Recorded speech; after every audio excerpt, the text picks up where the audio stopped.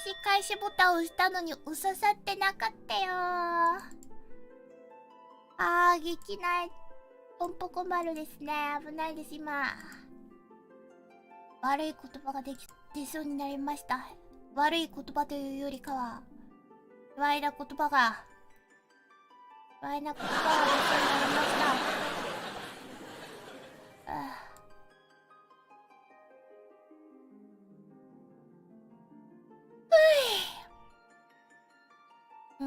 なんかそんな気してたでしょ悲しい。チャンネル登録と高評価の方もよろしくお願いします。ゲームじゃないや、配信側の音量は少し小さめで流していこうかなと思うので、だろうな、これがいいんだろうな。わかんないよね、ちょっとね。はよみんな、今日の PLL はちょっと画面を変えるんだけど、どうだったかな。だ、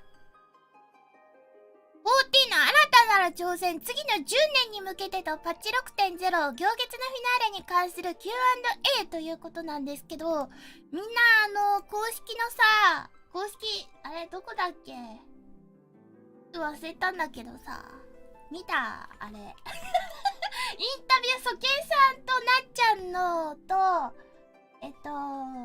サウンドの2人のインタビュー記事読んだ。あれさ、マジでさ、早くサットローってぶっとりをくれって感じの話にはなってたんだけど、7.1 6.1 もうさ、この辺もふわっとしてんだけど、6.1 か。6.1 の BGM の発注数が 3.0 と 4.0 を足してもそれよりも多いんだって。やばくない？どういうこと？だってプレイヤータウンプラスフィールドの夜と昼の曲があったとしてもね、少なくともどういうことなんだろうね。早くサントロをくれって思いながらね、YouTube で曲名を入れて検索してたんですけど、面白いことがあってあと4分あるから喋るんだけど、全然さ、自殺願望とか一切ないんだけど、アマロの曲のタイトルが生きる理由っていうタイトルなんだけどちょっとなんとなく察しがついた人はいらっしゃると思うんだけどさ、生きる理由っていう曲タイトルなんだと思って、バカなのでね、生きる理由っていうだけで Google 検索してしまった結果ね、なんか自殺を考えているんじゃないかとGoogle 先生に心配され、ちょっとサイトに飛ばされて、電話番号とかも共有されて、違うんですってなったのがちょっと面白かったです。そうだよね、いきなり生きる理由とか検索されたら Google 先生も焦るよね。生きる理由はもうファイナルファンタジー14の存在がそれこそなんですよ。いやー、でもやっぱりそういうさ、きっかけがないとさ、アマロの曲ってアマロのマウントに乗った時ぐらいにしか聴かないけど、そんな素敵なタイトルだったんだとか、なんでアマロの騎乗 BGM で生きる理由なんだろうとかいろいろ考えちゃってさ、またちょっとね、テンションが上がる要因になってしまいました。ちょっと笑っちゃったけどちょっと笑っちゃったけど、プロの健康相談の電話番号を教えてもらいました。こういうのもあるんだなって思った。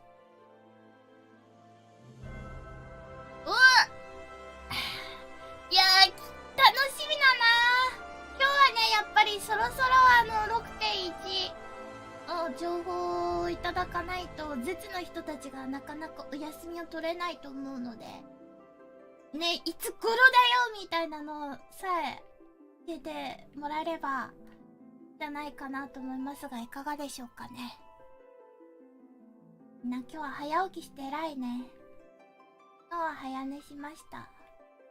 たっぷり寝たんだけど、なんか犬がやたらとうるさくて、8時前ぐらいかな、なんかバッタバッタバッタバッタしてて、どうだったのあれは。なんでうるさくしてたの？わからないですけど。皆さんおはない。みんなおはよう。アグさん、つやくささん、アルトさん、アキラさん、シエルさん、まゆさん、ゆつきさん、種田みこいさん、平山さん。あきさん、ささねさん、えのさん、おはようございます。久しぶりなのに言っときます。おはない、おはようご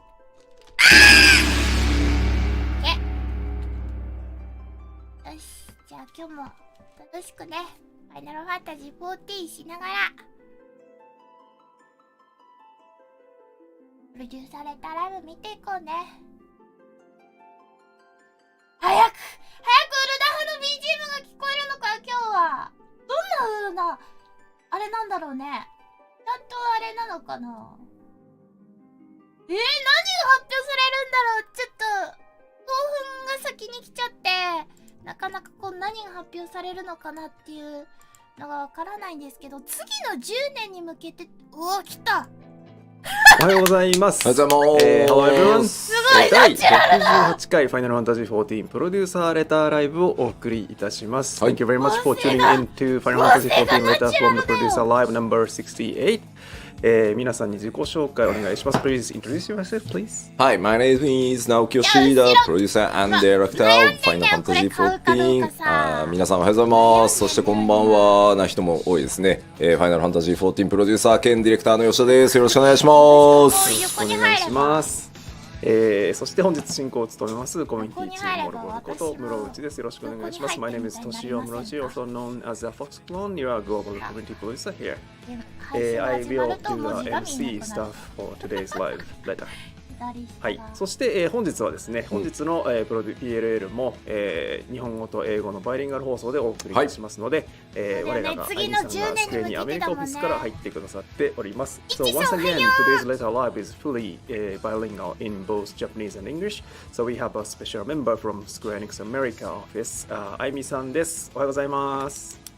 おはようございます。スクエアニックスアメリカの徳武あいみです。通訳を務めさせていただきます。よろしくお願いします。Hello everyone, this is Aimi from the Square Enix Los Angeles office. I'm going to be supporting for the translations today. はい。で本日の、PLL はですね、このセットアップをご覧になった方もいるかと思いますが、吉田さんが話したことは、あいみさんが通訳してくださいます。で、私が喋ることは私が自分で、翻訳しながら進めていきますので、で、対して私からは大して重要な話は出ませんので、私が私のことを翻訳し忘れてるなというのはスルーしておいていただければと思いますので、よろしくお願いします。So today's setup is 吉田さんexplain things in Japanese, and then あいみさん will do 吉田さん 's voice in English, and I will translate myself. Okay. はい、そして今日の PLL はですね、前半戦は、ファイナルファンタジー14の新たなる挑戦、次の10年に向けてということで、吉田さんからいろいろご説明いただきます。そして後半はですね、休憩挟みまして、後半は、フォーラムで事前に募集しました、パチロック0をプレイしてみての、Q&A セッションをお送りしたいと思います。So today's letter live has two major parts, and then first half is the kind of presentation by producer director Naoki Yoshida, which is where we are and where we are going for next 10 years. And then we have a taking break, and then latter half is the Q&A session based on your gameplay of 6.0 expansion. はい。はい、ということで、始めてまいりたいと思います。ですね、私がこっちを見てるとき、こうなってるときは、皆さんのコメントを見てるときなので、今日こういうシチュエーションすごい多いと思うんで、ご理解ください。コメントが来るのおもろいよな、これね。So you might see me turning my head sometimes when I'm speaking, but I am actively looking at the comments that people are making as they watch the stream. So you may see me turn this way, but I am still participating. So just wanted to let you know. まあちょっとね、日本のコメントでね、この手の通訳放送はテンポ悪いんだよなって言ってる人いるんですけど、まあグローバル全体でね、お届けしているので、そうだぞ吉田の長い話をですね、あゆみさん一生懸命ね通訳してくれてるんで、そうだぞそこはねそれを言われると我々ちょっと悲しくなるんで、そうだぞ、そういう日本人って落とフされてァンフェスのステージぐらいで思っそうそうて見てもらえると嬉しいかな。And we do see some comments about how translations kind of drag on the pace. It doesn't feel as quick. But I mean, it's here to try to facilitate communicating Yoshida's comments. It makes us sad if you're disappointed that it's in two languages. But perhaps if you look at it like a FanFest stage event where we have the Japanese and English, maybe that might help it make it more fun. コメントで要は 6.1 はがっつりじゃないんですかっていうのもあるんですが、So we see some comments. Do we have any further updates for 6.1? So 6.1 がっつりってことだけはないんですよね。そうですね、パッチ 6.1 の内容と紹介に関しては、3月4日はい4日ですに、パッチ 6.1 特集パート1の PLL をやる予定なので、6.1 のまあでも今日ちょっと出ますけどね、6.1 の詳しいところはそっちに譲ります。So yeah, today's broadcast is not literally going to be just about 6.1. We may touch upon it, but then the details are going to be explained on another episode of the live letter on March the 4th. This is JST, but we will go into details at that timing. あとはまあなんかこう重大発表的なねニュアンスで取られてるけど。楽しく気楽に行くので皆さんもですね緊張せず気楽に今日は見てもらえると嬉しいです。And some people might be bracing for a very important announcement when we talk about today's broadcast, but that's not the intent. We would love for you to just relax and just have fun with the broadcast. なんかこういうこと言うたびにさ、うちやめんのみたいな出るんだよな。ついにこう俺さでも。いつだっけ新情報発表会でさ言ったばっかだよね。ライフワークだって言ってるんでそういう話じゃないんですよ。I understand we were talking about like the future of Final Fantasy XIV, but every time we mention something like that, people are like, "Oh no, is Yoshida going to quit?" And no, I think I told this when we were doing our announcement showcase in February. It's like 14 is my life work. It's not like I'm going to just up and leave suddenly. ね、新成人は確かに4月はきついだろうけど3月の微妙かもね。そんなね自分の去就をね重大発表をしますみたいなねこと言わないですよ。新商広めじゃないのな大きな。I don't want people to be going around saying, "Oh, you're such a liar," because I mean, I'm not the type of person who would make these kinds of like my personal announcements on a live stream. So. さあではだって少なくともね、昆虫版からやってる人たちはもう10年くらい経ってるわけでしょ。2時間ぐらい、後半も多分2時間ぐらい使うんじゃないかなと思います。だそうです。なのでご飯食べたりですね、今日土曜日なんで飲める人はお酒飲みながらとかでも全然いいので、楽しくいきましょう。はい。So we're looking at at least for the first part, we're looking at about 2 hours broadcast. And so you're free to do like you have dinner or like eat lunch as you're watching the broadcast. It is a Saturday, so if you want to start drinking early, you're more than welcome to do so. さあ行きましょう。では、画面切り替えてもらっていいかな。はい。はい。じゃあ早速いきますが、改めて今日お話しする内容のトピックおさらいしておきましょう。Okay, so jumping right in, let me go over the topics we will cover.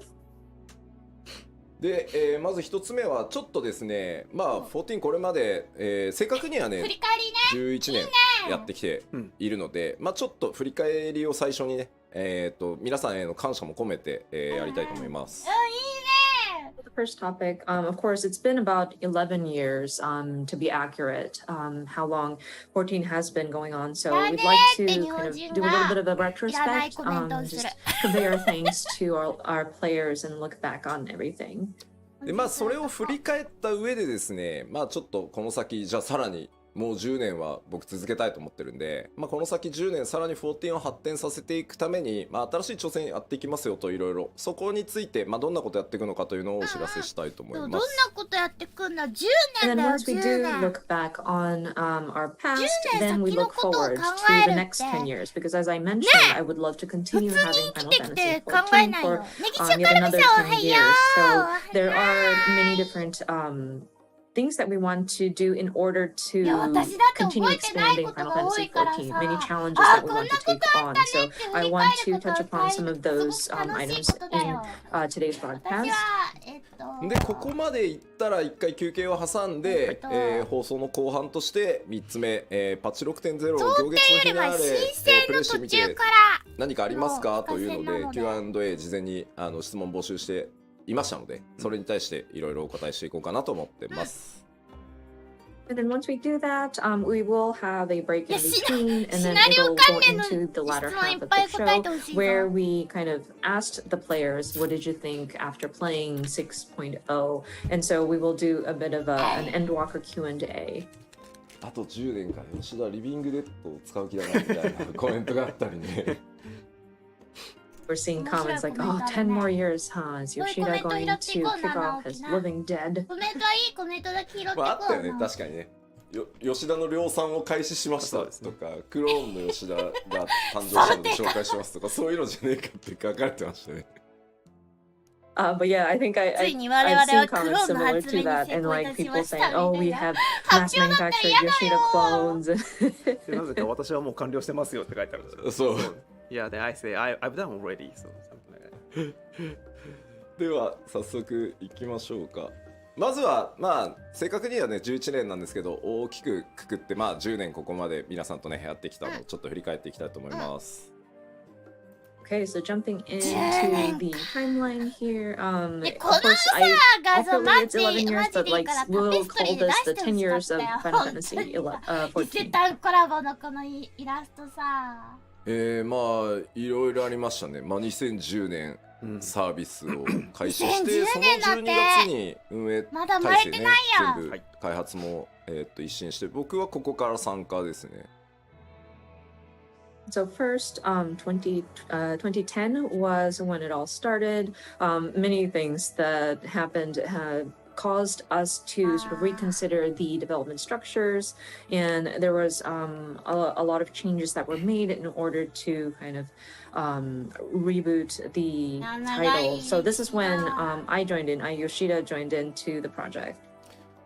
で2021年の2011年の10月14日に、まあ、14日が縁起がいいだろうっていうので申請をやりますよという発表してますね。そういう理由なんだ。 And then 2011, October 14th, we were thinking 14th must bring us good luck. And that's when we announced that we are going to have Final Fantasy 14 Reborn. 海外の皆さん詳しいよね。あゆみさんもインタビューにいてくれたと思うけど、9番を遊んでみたいので9番のサーバーを復活させる気ありませんかってクラシックファイナルファンタジー14やる気ありませんかってナイトメアって答えたやつみんな覚えてて、ナイトメアってすげえ言ってんねコメントで。何ナイトメアって。 I love how the comments from the West are I love how they know all these details, and I'm sure Aimee had sent into the interviews as well, but people were asking about, oh, are you going to make an FF14 1.0 classic like WoW Classic did theirs? And Yoshida answered Nightmare, and so people are calling the time of 1.0 in Nightmare. It's awesome. でまあ2012年の11月11日にですね、時代の終焉トレーラー公開とともにですね、一旦申請の準備のために Q14 のサービスを、終了させていただいてます。辛かっただろうな。 And of course, in November 11th of 2012, we titled it The End of an Era, and we sort of closed the service for the original version of Final Fantasy クソっ 14. て言われて。まあ、9番からねやってくださってる方も結構いるし、9番の捉え方って結構まちまちだとは思うんですけど、9番のラスト付近はそれはそれでまた独特のゲームデザインの MMO として結構ね好きだった面白くなったんだよって言ってくれる人たちもたくさんいて、モルゴロがさ、皆さんを攻撃してたのは私ですみたいなこと言ってたの面白かった。評価をもらってたりするのはとてもありがたいことなので、僕らもすごいね実は励みになってました。And of course, people who have been playing since the original 1.0 may have their different opinions about how the game had played. But there were people who thankfully acknowledged how 14 was starting to shift, and they did take notice about how the game design was unique, despite we were looking to sunset the original version. And so it was wonderful that people acknowledged that, and that was very encouraging for us as a team. ちなみに9番から今日視聴してくださってる方でQ14 からやってるよって方、どうですか？手を挙げてもらってもいいですか？So if I could have people in the comments, by show of hands, I don't know how you raise your hands, but like anybody who's been playing since 1.0, the original Final Fantasy 14, we would love to see who's been with us since then. めっちゃいるな。オースラッシュはお手手を挙げてるってことなのか。Thank you very much. すごいありがたい。いや、泣けてくんじゃないか、これ。私だったら泣くぞ。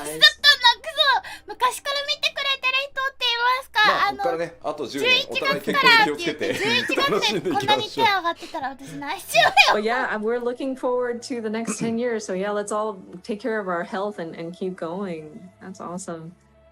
で、2013年ですね、ベータテストをやりながら、2013年8月27日についに新生オルゼア正式サービス開始することができました。ありがとうございます。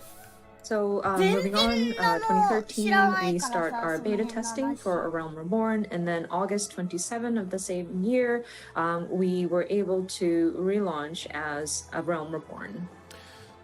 振り返るとですね、2011年の3月ぐらいから一気に新生14の設計だけ5人ぐらいで設計をスタートして、2011年の6月から6人のプログラマーがコードを書き始めたのを覚えてるので、実質そこから2年2ヶ月で新生リリースしてるので、そんな簡単にできるのって思っちゃうよね。2年で作ったのこのゲ And ー looking ム。 back, so that it was 2011 in March.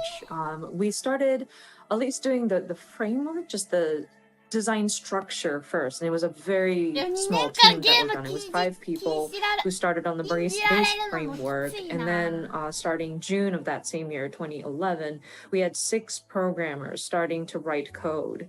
And considering it took about 2 years and 2 months to relaunch, that's just incredible. 泣いちゃうかも。で、念願だったですねファンフェスっていうのを2014年の10月からですね、スタートすることができました。今でも覚えてます。And of course, by 2014, October, we were able to hold our very first fan festival. That was something that we really wanted to do. 初めてやった北米のファンフェスの基調講演でステージに上がった時の大歓声でですね、もう足が震えてI still remember it today. The first time we did our fan festival, and we started out in the North America region. And when I took the stage to do my keynote presentation, and just the cheer that I received from the audience, man, my legs were shaking when I was up there. で初の拡張であるヘブンズワード、2015年の6月にリリースして、その後の8月に、全世界累計登録者数が500万人を突破したと。課金だ課金。 And then next we were able to launch our first ever expansion pack, Heaven's Word, in 2015 June. And then soon after we reached 5 million registered players. でこのあたりはですね、我々開発チームもですね、高難易度って言われてよしやっちゃうぞって言ってもうキリッキリなのをやったらですね、いや難しすぎんだろってなってですね、我々もいろいろな失敗を繰り返しつつですね、今につながってる本当重要な時期だったと思います、ここは。But this is around the time when people were starting to clamor for higher difficult content, and the dev team got so excited about, oh yeah, you want difficult, and so we gave you a really tough content, and people started complaining now about, oh no, this is too difficult, Yoshida, this is too difficult, and so we were trying to find that balance. It was trial and error trying to get to that nice balance. But I think it was really important that we're making that conversation. あれでね、僕は人生の格言の一つをね、学んだんですよ。プレイヤーの皆さんには、いやー、ちょっと簡単だったなって言われるぐらいがちょうどいいんだなと。機動律動、私ちょうどやめてたかも。It was then that I learned this very valuable lesson, which is, I think it's best to keep the difficulty where the players would walk out of it saying, that was pretty easy. で、グレノリベレーターを発売したのが2017年6月で、この辺りからようやくこうバトルコンテンツ以外のその40の世界に住むみたいなことをより具体化していけるようになったのがこのぐらいの時期で、それがね、功を奏してですね、登録者数がこの時点で1000万人突破と。そもそも挑戦権がもらえてなかった。Then, of course, Stormblood released in 2017 June. And we started looking at various other types of content aside from battle and combat, content that would involve the feeling of living in the world of Final Fantasy XIV. And I think that really struck a chord with people. People were resonating with it, which thankfully got us to our registered player number up to 14 million players. 思い出されるグレンのリベレーター初日のね、ラウバーン透滅戦。And I still remember when Stormblood first launched, Rauban Extreme. ありましたね。I think で we も all ラウ remember バー that. 動いてない。あの失敗があってね、今の安定したあれはキューね、リングシステムがあったりするからね。もうすごい But I 先 mean, まで with 来たんだけ even ど with that failure, we learned ラウ from バ it, ー抜け and た we were 先に able 今度 to ピ build ピンがいると a 思わ much なく better てさ queuing system. そしてですね、2018年になると、ラウバー倒したと思ったらこのピピンが待ち構えてるっていう1400万人を突破して、2019年には、ウルズでホーリー1600して万人をた頃は突懐か破しいですね。と。ありがとうございます。So I'm sorry, this is where we hit 14 million is 2018 August. And then moving on, we reached 16 million players by 2019 May. So thank you so much for all the players that are staying 評 with 価 us. があってよかったよな。私そは大体して誰かやって続たからけてですね、あんまりできなかった2019年に、漆黒のヴィランズを発売し、その年末にはですね、全世界累計登録者数が1800万人を、突破となりました。数が。 And moving on, we released Shadowbringers in 2019, and soon after, we surpassed 18 million registered いや players. グレンで一気にドカンと人が増えて、数字に関して言うと、単純に数字だけをもうドカンと増えたんだよこう見ていくと、ね。そのなんていうの、増えるペースっていうのがばらついてるように見えるのかもしれないんですけど、実は体験したことのある人が増えれば増えるほど、新規が当然減るんですよね、パイが決まってるところから新しい人を呼ばなきゃいけないので、だからここまでの数字になってるのにさらに数百万増やしていくっていうこと自体はとてもすごいことで、これは本当ね、開発運営チームの努力もそうなんですけど、マーケティング PR チームが、コミュニティの皆さんと一緒になって達成してきてる数字なので、本当にこれはね、誇らしい数字だと思ってます。And looking at the numbers, it might seem like there's no real, like nothing of note. Oh yeah, the numbers are just increasing. But if you consider this, if we have a certain number of people already playing the game, and if we have a single pie that we're taking numbers out of, like you would expect the numbers to start going down, but it's it's interesting that we see more and more players join us even after all these years. We are seeing millions signing up. So, of course, I really want to acknowledge the development team, operations team, but also the marketing and PR teams working with the community to promote the title and get the word out. So I'm very proud of their achievements. そして2021年、去年ですね、12月2日にはですね、全世界累計登録者数が2500万人を突破し、ちょっと昨日の数字とかは見てないですけど、まだ全然まだ上がってってると思うので、で12月7日ですね、すいません、2週間ほどちょっと遅延をさせていただくことにはなってしまいましたが、暁月のフィナーレを発売して、ハイデリンゾディアーク編完結というところまでこぎつけてこられたな。Of course, 2021, which is last year, we surpassed 25 million registered players. I did not see yesterday's numbers or like as of yesterday's numbers, but I do understand that our numbers are still increasing. And then afterwards, I know we had to delay the release by about 2 weeks. Again, apologies for the delay, but we were able to release Endwalker, and finally we were able to conclude the overarching story of Heidelin and Zodiark. まあ長かったようで、僕は結構あっという間の11年でした。でも本当にね、世界中のプレイヤーの皆さん、光の選手の皆さん、メディアの皆さんもね、関係各社の皆さんにも本当にものすごくこんなに支えてもらうタイトルは他にないだろうと思うぐらい支えていただいてここまで来れたので、改めて本当に感謝をいえいえ、こちらこそ。ありがとうございます。私の人生を作り変えてくれたよな、今日。It feels like a long time, but man, these 11 years went by very quickly for me.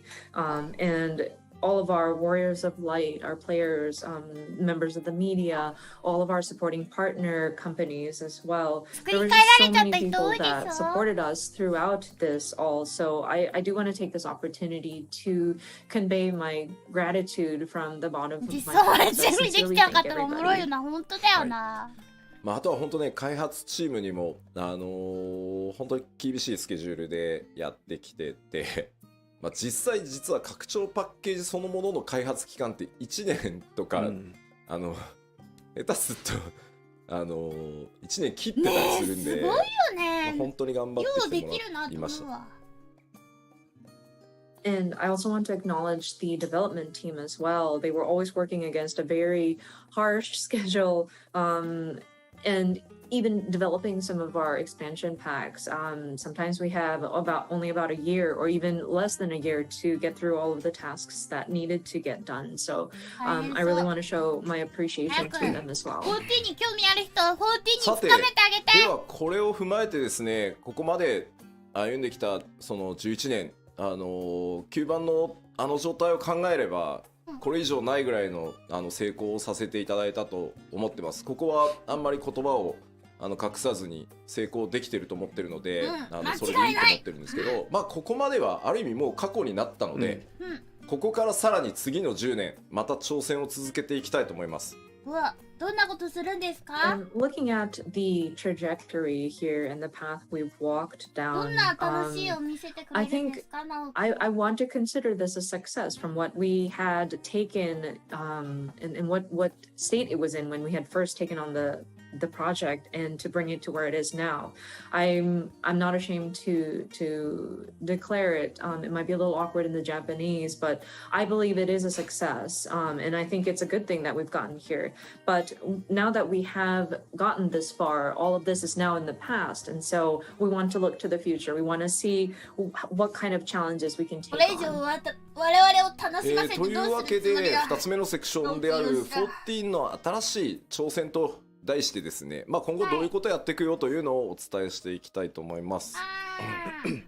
So, for the second part of this presentation, as you see, it is entitled Newfound Futures. So, I would like to discuss what we are intending to do. まずですね、僕としてはですね、社長からやめろって言われるか、やめろって言われても抵抗するとは思うんですけどやめろなんて言わないだろう。チームからやめろって言われるか、死ぬかぐらいの以外では14をやめる気がなく続けていきますんで、この先もぜひ皆さんよろしくお願いします。ありがとう。その And 言 me 葉は本 personally, 当 as 安心する Yoshida, よな。unless the CEO says they need to leave, and even then, I think I'm going to break him. Or if like the development team, the operations team want to kick me out, or if I, God forbid, die. Those are the only extreme cases I would even consider leaving the 14 project. I want to continue working on Final Fantasy 14, so your continued support will definitely be appreciated. というわけでですね、まず今回その10年さらにこう14をせっかくねここまで日本初のサービスでこの規模まで来れるってなかなかあることじゃないので、どこに行くんだろうね。この先のエメピが言10ってた年さに向けてまずは私は見たぞ。7.0をめがけエメピが見たて、景色は新しいことどこから見にに挑行戦していこうとける思ってます。んでしょうね。 So of course, with this いや、マイディ title, さんの話をや and めてくれ。 considering that this game was launched from a マイディさんの Japanese 話 development を studio and 直 being 樹も泣い able ちゃ to うよ。 expand to this global scope, it's a rarity, I think. And so my next goal, my future goal is now looking at 7.0 and leading up to that, what can we do? コメントが7.0 って言ったかで大丈夫大丈夫。もうシナリオ会議の7.0 の話はもう何回も言ってるじゃん。7.0 はやるよ。People are already speculating about, oh no, 7.0 confirmed? Well, I mean, we are already talking about scenario for 7.0. 2年後か。 I'm not afraid to say あない that もまだ we do 9歳だ intend な。 on doing a 7.0. まずここに向けてちょっとコンセプトを話をさせてもらいます。まずその一つ目がこちらになります。Now, that being said, I do want to establish what my thinking is and the concept behind it, what we're trying to do leading up to 7.0. And this is the first point. まあこれ具体的にどういうことっていうのはこの後ちゃんと、お話ししようと思います。オフライン版出たらパパにあげようかな。What this exactly means. そしてですね、7.0 に向けて、チャレンジとしてですね、こちら、第1次グラフィックスのアップデートの準備開発っていうのをやっていきます。ラフェルがさらに可愛くなるぞ。 Leading up to わかる、フレンドいなくても楽しい。でもフレンドできたらもっと楽しくなった。 graphical update, at least the preparation and the development for it. まあ、なんで第一次ってついてるかっていうのも後でねこの項目の掘り下げでちょっとお話ししようと思います。And of course, when we dive into each of these different points, I will touch upon why we are calling this the first graphical update. まあ一応先に言っとくコメントが結構多いんで7.0 で PS4 が遊べなくなるってことはないです。それはないのでお約束しておきます。残念ながらね。 I do want to clarify though, because I am seeing a lot of comments wondering about this. This does not necessarily mean that we are ceasing the support for PS4 as of 7.0. So I do want to clear that out first. そしてですね、今日3つ目、せっかくなのでパッチ 6.x シリーズでどんなことをやっていくかというのもお知らせします。And then the third point, I mean, since we are here, I would like to take the opportunity to cover what we are planning to do throughout the 6.x series as a sort of roadmap. はい、では各項目、詳しくよりお伝えしていこうと思います。メッシュ3人です。やだやだ。まずコンセプトの一つはですね、一人でもみんなでも遊べる RPG へ、まあ、さらなる進化をしていきますと。ずるいじゃん。 So our first concept, an even better RPG, alone or with friends. これまあ何かというとですね、まあ読んででも当時のさみんなでさ端のさ隅っこは歩きながらやってたさプライトリウムとかめっちゃ楽しくなかった？ So, I mean, 見つかるな見つかるなって言いながらみんなでさ端の隅っこをさ壁伝いに歩いてた頃あれ楽しかったよ。今はねそう思うだけなんですけど。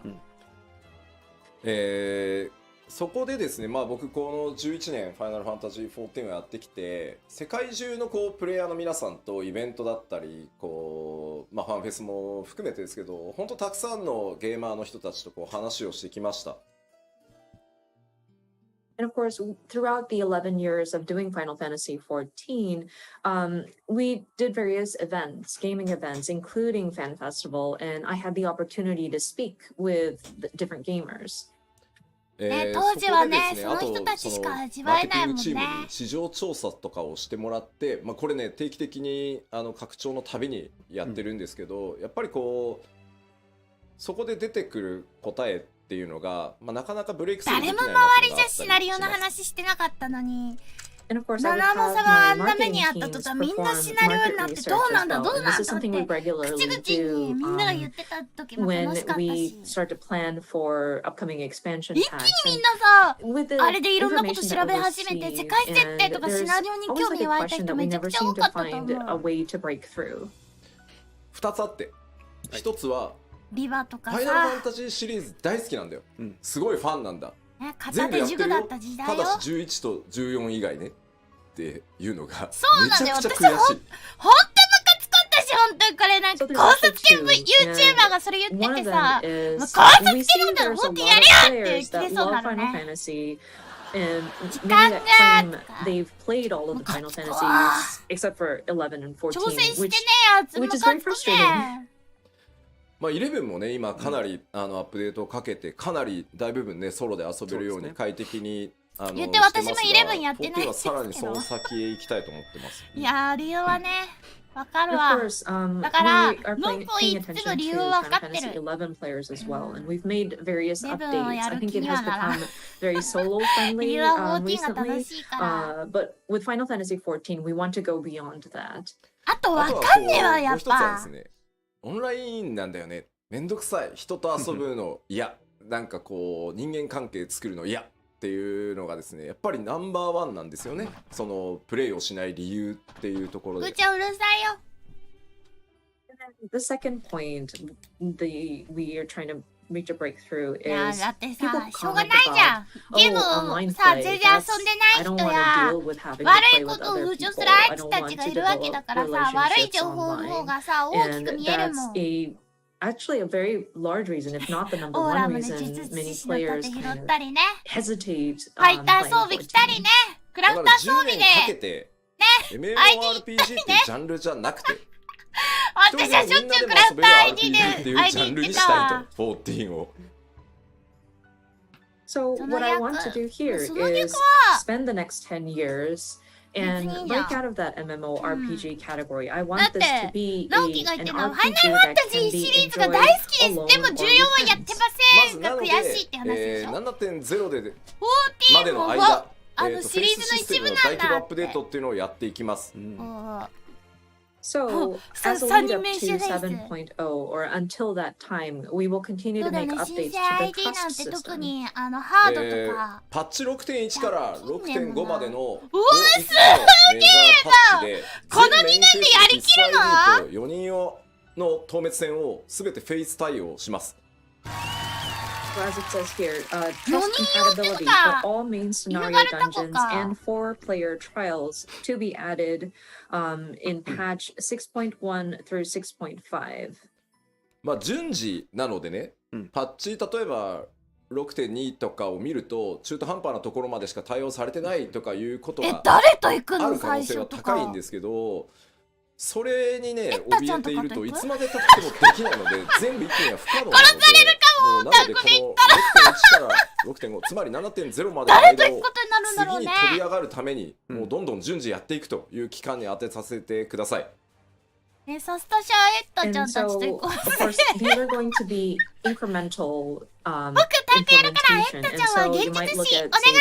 patch 2 point something and 6.2, and you might notice that maybe not all of the い dungeons や、 have 漆はフェイス been 化されたら、い supported with the や、 trust それこそ system 最初から全部 compatibility. やり But て if we are afraid to make progress and be just in the middle of work in a certain major patch update, we won't be able to make progress. I think it's impossible to do everything at once. So we are trying to address this as we can, and we're looking at this as a preparation for 7.0. And so we would like to ask for your understanding as we lay these ミス foundations. ID ってことはカルンとそかはの第ダメってこ1弾と？となるパッチ 6.1 では申請や編のうち、2.0 範囲をすべて対応します。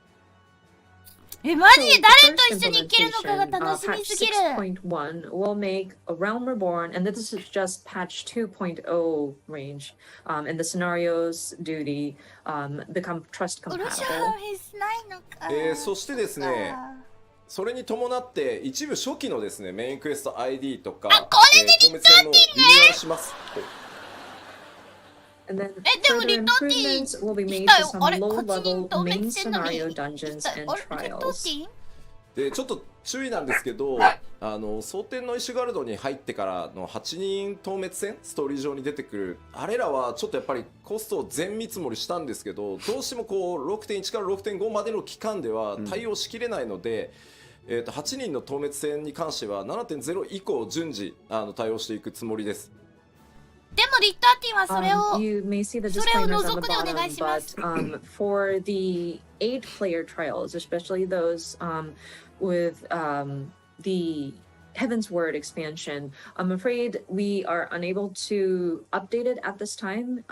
We tried to calculate all the cost and the resources that it would take for us to address all of this within that sort of 6.1 through 6.5 timing, but I'm afraid we would be unable to allocate the resources for it. So we will get to it after 7.0. Yeah, these updates will be considered for 7.0 or later. まあもちろん皆さんご存知の通り、その通常のねマッチングがなくなるわけじゃないので、あくまでストーリーを一人で進めていきたいっていう人のための機能なので、レベリングルーレットだったりねマッチングっていうところはそのまま継続していくので、そこはご承知おきください。And of course, we don't intend to do away with the regular matching systems. Your leveling dungeons and queue matching in duty finders will still be active and available. These trust compatibility is primarily for those who have a strong desire to play through these story dungeons on their own. で、ですね、8人透滅戦は今回行月のフィナーレでハイデリン透滅戦でテストケースをしても含めてやったんですけど、やれることは犬がずっと置いててミュートにしてました。確証を得られたんですけど、まあ相当やっぱりコストがかかるっていうのと、ギミックから調整していかないといけないっていうこともあって、まずは数の多い ID から優先させていただいてます。あとはね8人なんで責任犯のかかり方がちょっと減るんで、やっぱり。まあここはでも道に迷わないと逆にマッチングの面白さみたいなところも味わってもらいたいので、一旦7.0以降にさせてください。未だに空いてない人普通にいると思うよ。 Of course, with these 8 最初からやってる人 people たちの trials or 中でも 8-person battles, we did try it out with the Mother Crystal trial, and we were able to see success as like a test case, but it did require a lot of resources for us to build it. And then if we were to start applying that system to existing dungeons, we'd have to adjust the mechanics so that it would accommodate for the trust system. So at this time, we made the decision to move forward with just the instanced dungeons. And with an 8-person trial, I think that sort of reduces the responsibility per person going into the match, hopefully. So we're hoping that players would still jump into like a duty finder and hopefully get the enjoyment out of matching up with random people.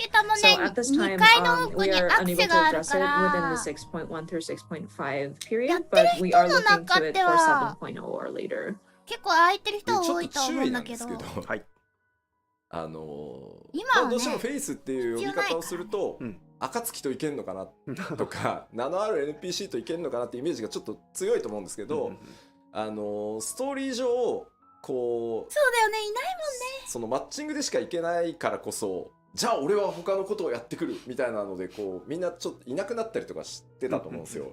あれまで全部変えるはさすがに無理なので特に序盤とかは冒険者ギルドのメンバーだったりとか、暁の光のなんだろう、こう光の加護を持っているであろう他のメンバーみたいなイメージで組むケースが多いです。といけるって言おうと思ったけど、 And 光 I の want 加 to 護は make 必要なの another ね、やっぱり。point of caution here. Whenever we say trust compatibility, I think the thought that, oh, can we go into this dungeon with members of コ the メント欄にも Scions 終わりボロだって書いてあっ or て in 笑 sort う of わ。 named NPCs? 終わりボロだ、 And 光の加護ないよ。 some of these story dungeons have key players kind of leaving the scene, like where the warrior of light goes into a dungeon and say somebody goes up and say, oh, I'm going to take care of matters over there. We can't have them come back just to join you in the dungeon. So in those cases, especially the earlier dungeons, you will see your trust members as like members from the Adventurers Guild or maybe other people who have the Echo accompany you in these dungeons. ただ、まあ、あの二人がいるってことはストーリー上のキーになるポイントで、東大オタクの人まあ、ってつこいいてくるじゃつはやっぱないですか。り本当はダンジョン一緒に行ってほしかったなってプレイヤーの皆さんが思ってるようなポイントは、シナリオ一部カットシーンも含めてちょっと変更してでもできるだけそれにまあ添えるように、やっぱりニゼックと対峙するときはエスニアンも行って欲しかったなみたいなやつは、できる限りそういうシチュエーションはなんとか対応していこうと思ってるので、そうだよね。スティー一部ねはずっと立ってるだけだもんね、あそこで。部分があるかなとはお目思います。目ずっと全部は無理なん手をで掲げてるだけですからね。But that being said, there are certain key points in the story 大変だっ where たな。 we do understand players might have a very strong desire to ドラゴン have ゼアリーも particular さ、 NPCs accompany you in a dungeon. レベルで引っ So からと当 in 時、 some あの絵に extreme 入って cases, くれ and ない not 人が extreme 多く cases, て but like some 大 key 変だったよ。 points, the team will make some adjustments. We may have to change a part of the script so that it'll make sense for the character to join you. An example I can come up with off the top of my head is 当時思い probably 出 the されますわ。 Nidhogg battle. I'm sure a lot of people would have thought like, oh, it would have been nice to have Estinian join as part of the trust また吠え NPC. そう。 So ミュー we're ト。 considering having that available. So there may be some content that accommodates for certain NPCs to join you. I'm afraid we can't address all of them. We can't make it happen with all of the dungeons. So your understanding on that would be appreciated. そしてですね、ごめんねちょっと長くて、6.1 特集パート1の時にまた詳しくお話ししようと思いますが、新生オルゼアの後半って結構今のレギュレーションと違ってしまってるこうダンジョンとかが多いので、かなり手が入ってます、いろいろ。どういうこと？ And of course, with the details of 6.1, we will have a dedicated live letter for that, and I will delve into details at that time. But I do want to mention that much of the content, especially in the later half of ARR, differ in how the regulation is set up. So there are changes that have been made. まあ例えばトトラクとかの、ドゥーンってなってヘビースローがかかるヘビーがかかる床とかなくなってます。For example, like when you go into the Thousand Laws of Totorak, and you step on those like poison floors, and all of a sudden you are hit with heavy or slow, you're actually getting rid of that.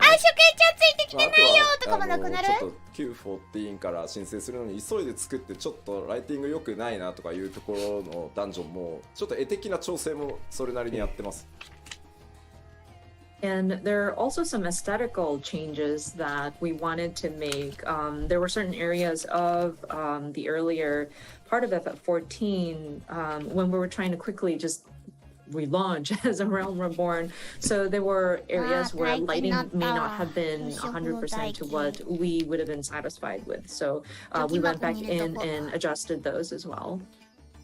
そしてですね、まあ他にもですね、8人パーティーバトルの一番最初であるビットアッティン教習戦なんですけど、なくなります。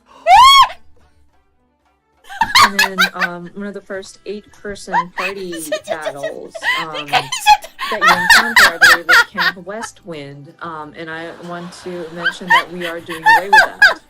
大ショックを受けておられますね。People are getting shocked. 帝国の盾としてね、武人として身を挺してやってきたね、帝国将軍の一人、まあ将軍ではないけど正しくは8人でフルボッコはいかがなものかということでですね、はい、ちゃんとコストをかけてですね、クエストインスタンスバトルとして、生まれ変わりますので。おー、いいね。Considering Litatine is like the いやでも shield 近 of 代 the やった、お疲 Garland れ様ですが Empire. なくなるのはちょっと I 悲 mean, しい he's な。 technically not a captain, but like, I mean, he's like a very prominent figure. I think it would be very humiliating for 8 people to come in and やった、 just お beat 疲れ him 様 up. でした。 So we actually allocated the resources to rebuild that battle so that it's going to be a quest instanced battle that you go in. まあ他にも内閣外閣と呼ばれている8人ダンジョンあれらもですね、今回すべて4人用 ID に作り直して4人用 And ら of しい course, よ。 the Praetorium and the Castrum Meridian. Sorry, I can't pronounce it. Meridianum. Meridianum. Those very long Guardian bases that you need to go. They were originally 8-person content, but we are going to be changing it so that these are 4-person instanced dungeons. なのでアルテマウェポン戦も切り出して、4人用としてシナリオモードを作って、であとラハブレアが憑依したサンクレットさんを8人でただひたすら無言で殴るっていうのも早く取れるーっていうのもなくなる。クエストインスタンスバトルとして作り直してるので、早く晩秋剥がれろっつってピョンピョンピョンって And してる時 so, 間も your battle with Ultima, or the Ultima weapon, ツイッターのトレンド will さ be changed to a 4-person battle. 個人ト We レンドだ are からな、あ adjusting れ the な。 scenario mode 私 for んとこだって that. アルフィ And ノだも then ん、トレン where you ド。 go in and silently beat up La Habrea, aka Thancred being possessed by La Habrea, is also going to be adjusted so that it's like an instance during a story quest. というわけで、まあそんな風にコストもですね、レギュレーション今のプレイフィールにできるだけ近づけられるように、いろんな改修をしつつですね、パッチ 6.1 から 6.5 にかけて、4.x までの ID ですね、全部対応していこうと思いますので、よろしくお願いします。So, ガンスボン yeah, パ in チャ a レンジ nutshell, は we are 未だに going ある in and making はずだよ。 many ムービーだ adjustments から so あれは。 that it fits with kind of follows suit better with how the game feels at this time. トラックも入ってるね。 Throughout patch 6.1 through 6.5, we will be looking at the various ナウバンと content めっ up ちゃ to あ the れ 4.x マルの入ってる series, ぞ。 the different instance dungeon to make adjustments. 失礼しました。さあではこのセクション以上で次へ行きたいと思います。 Okay, so moving on to the next section. アレンバルド、ラウバーン、透滅戦。2つ目の新しい挑戦ですね。この、6.1 から 6.5 までの期間、まあ、7.0 リリースまでの期間を使ってですね、まず、まあ、長期運営やっていく上で第一次のグラフィックスアップデートを、裏でね作業させていただきます。ちょっと切ります。 So our second concept, and again, this is going to be the preparation that we will be doing throughout patch 6.1 through 6.5, leading up to the launch of 7.0. It is a long-term, or like preparations for long-term operation of the game, and we want to be doing this in the background, but we'll be preparing for our first graphics update. ただ、まあ、なぜ第一次グラフィックスアップデートと言ってるかっていうと、まあ2時も3時もあるんだろう、もしかしたらってことなんですけど、なぜかというともうここまで11年運営してきてるともう尋常じゃないリソース、グラフィックスアセットが存在してます。はい。So the reason why we named this the first graphical update, and that's of course to imply that there will probably a second and or third after this, but our game has been in operation for about 11 years, and considering all the graphical assets we have produced, it's an insane amount. やっぱり一気に極限まで上げようとすると絶対コンバートミスがあったりとか、そもそもコンバートの物理時間が足りなくて、もうデザインチームが無理です絶対できませんっていう答えになってしまうので、まあやれることを一回やって引き上げたらまたその状態で安定が見えたら次のをやってっていう形で、まあその第1回目が来るんだというふうに思ってください。And so if we attempted to update every single piece of graphical asset or resource that we've put into the game all at the same time, we might run into issues of conversion errors, or it's just physically takes a lot of time to convert everything. And consulting with the graphics team, they already know that we can't address everything all at the same time. And so what we're trying to do is address these in phases so that we can test out certain elements, see how they work, and if it seems to be stable, we move into the next phase. And so I think with our first graphical update, this will be like the first time we start testing some of these elements. 4K グレープスでめっちゃ吹いたんだけど。I saw a comment that says 4K grapes. Thank you so much for that. That is hilarious. あそこに 4K とかね、なんか40万ポリゴンとかかけてると、それこそ940みたいにキャラクター全然表示できねえぞってことになっちゃうので、まあちょっとこれから詳しく説明はしますよ。That's hilarious, but like imagine spending so much resources just to get the grapes to be 4K resolution, and imagine spending 400,000 polygons just to depict a piece of fruit. We won't have enough resources to render our characters on screen. But let me go into the details. そのグラフィックスアップデートは一気に、7.0 での投入を予定してます。So again, these graphical updates are intended to be implemented in 7.0. まあその次期拡張パッケージまでの間っていうのを、まあ、僕らのそのグラフィックスのアップデートのシェーダー追加したりとか、いろんなものを追加していくテスト期間だったりプログラム期間だったり、それに合わせたグラフィックスアセットのコンバート期間というふうにさせてください。いやー。So until 7.0, this will be, again, our preparation period. So this is where our team will be testing out various additions to the graphical elements, including different shaders. We'll probably need to write more programs. This is where when we're going to be doing our asset conversions, etc. で、ここが重要なんですけど、あくまでやっぱりマルチプレイのゲームであるっていうのをぜひ覚えておいてほしくて、やっぱり画面全体の美しさ、9番から申請した時に感じていただいたように、やっぱり総合的な美しさ、世界の美しさっていうのを追求していきますよと、コンセプトとしてはね。And of course, one key point that we want players to understand is that this is still a multiplayer game, and so we want to strive for the aesthetic quality of the overall picture and looking at the sort of beauty or the element, aesthetically pleasing sort of overall picture. だってこうまさにね、発売されたホライゾンのさクオリティでさ動くと思われたら困るわけだよ。あれで俺たち300人とか描画しなきゃいけないんで、いやできはするんだけど、みんなの PC 動かないよ。確かに。And I see games like Horizon Forbidden West, and I don't want to get people to think that we'll raise our graphic quality to that. It's amazing, yes, but imagine having to have to render 300 different characters on screen at the same time at that quality. And it's not physically impossible, but then I don't think it's going to run on anybody's PC. そこは覚えといてね、みんなね。So please keep that in mind. ここをね、なんか勘違いされるのが一番怖い。That's the scariest thing for people to kind of misconstrue. で、当然なんですけど、アニメーションとか、まあその世界全体、画面全体の美しさっていうところにやっぱりアニメーションとかライティングシステムっていうのも大きく寄与していると思うので、このあたりもアップデートしていきます。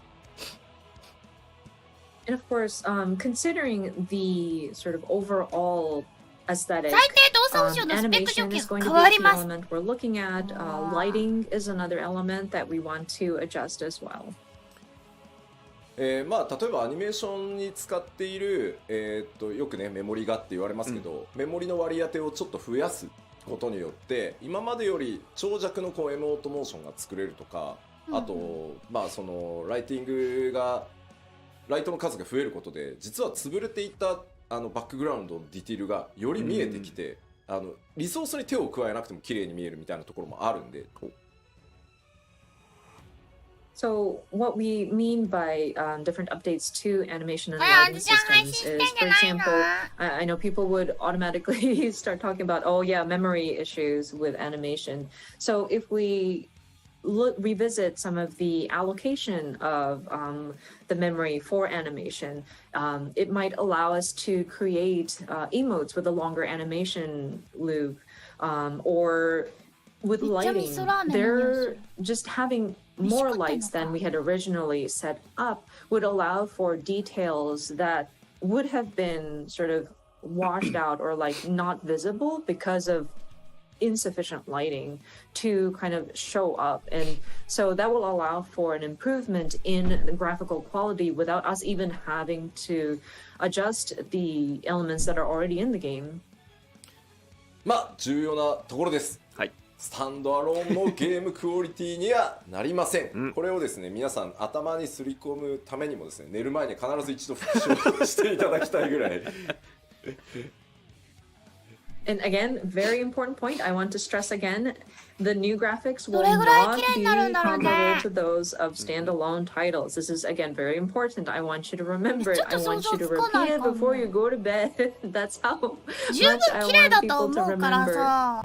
まあとはいえやっぱりグラフィックスいろいろ手を入れてパフォーマンスというかね処理はより動作が重くなるはするので 7.0 では最低動作保証スペックの条件が、変わるのは確定です、ただできるだけ多くのスペックにね対応できるっていうところはこれまでのポリシーでもあるので、捨てずにやっていきたいと思ってます、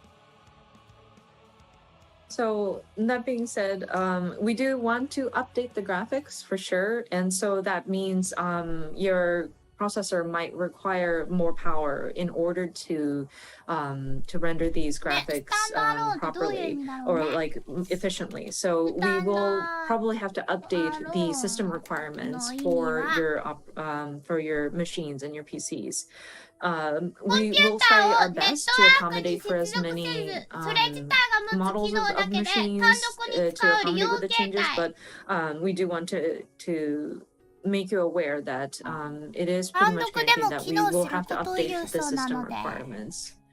でやっぱり気になるプレイステーション4なんですけど、この 6.x 期間中に、先行投入すると思いますけど PS4 版の最適化をやっていきます。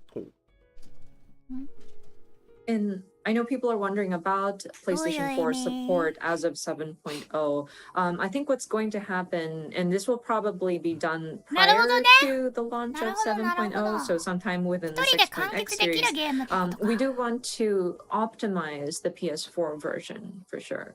で、そのさらにですね、PC 版にあるようにグラフィックスオプションのカスタムっていうの PS4 版少ないんですけど、あれを増やしてですね、新しいその描画とか入れるとやっぱ重くなる部分があるので、重くても綺麗でいいやという人はオンにしてもらえばいいんだけど、オフにしてそのフレームレートを優先するみたいなことができるようにしていくので、PS4 のサポートっていうのも少なくとも 7.0 のタイミングではしっかりやりますので。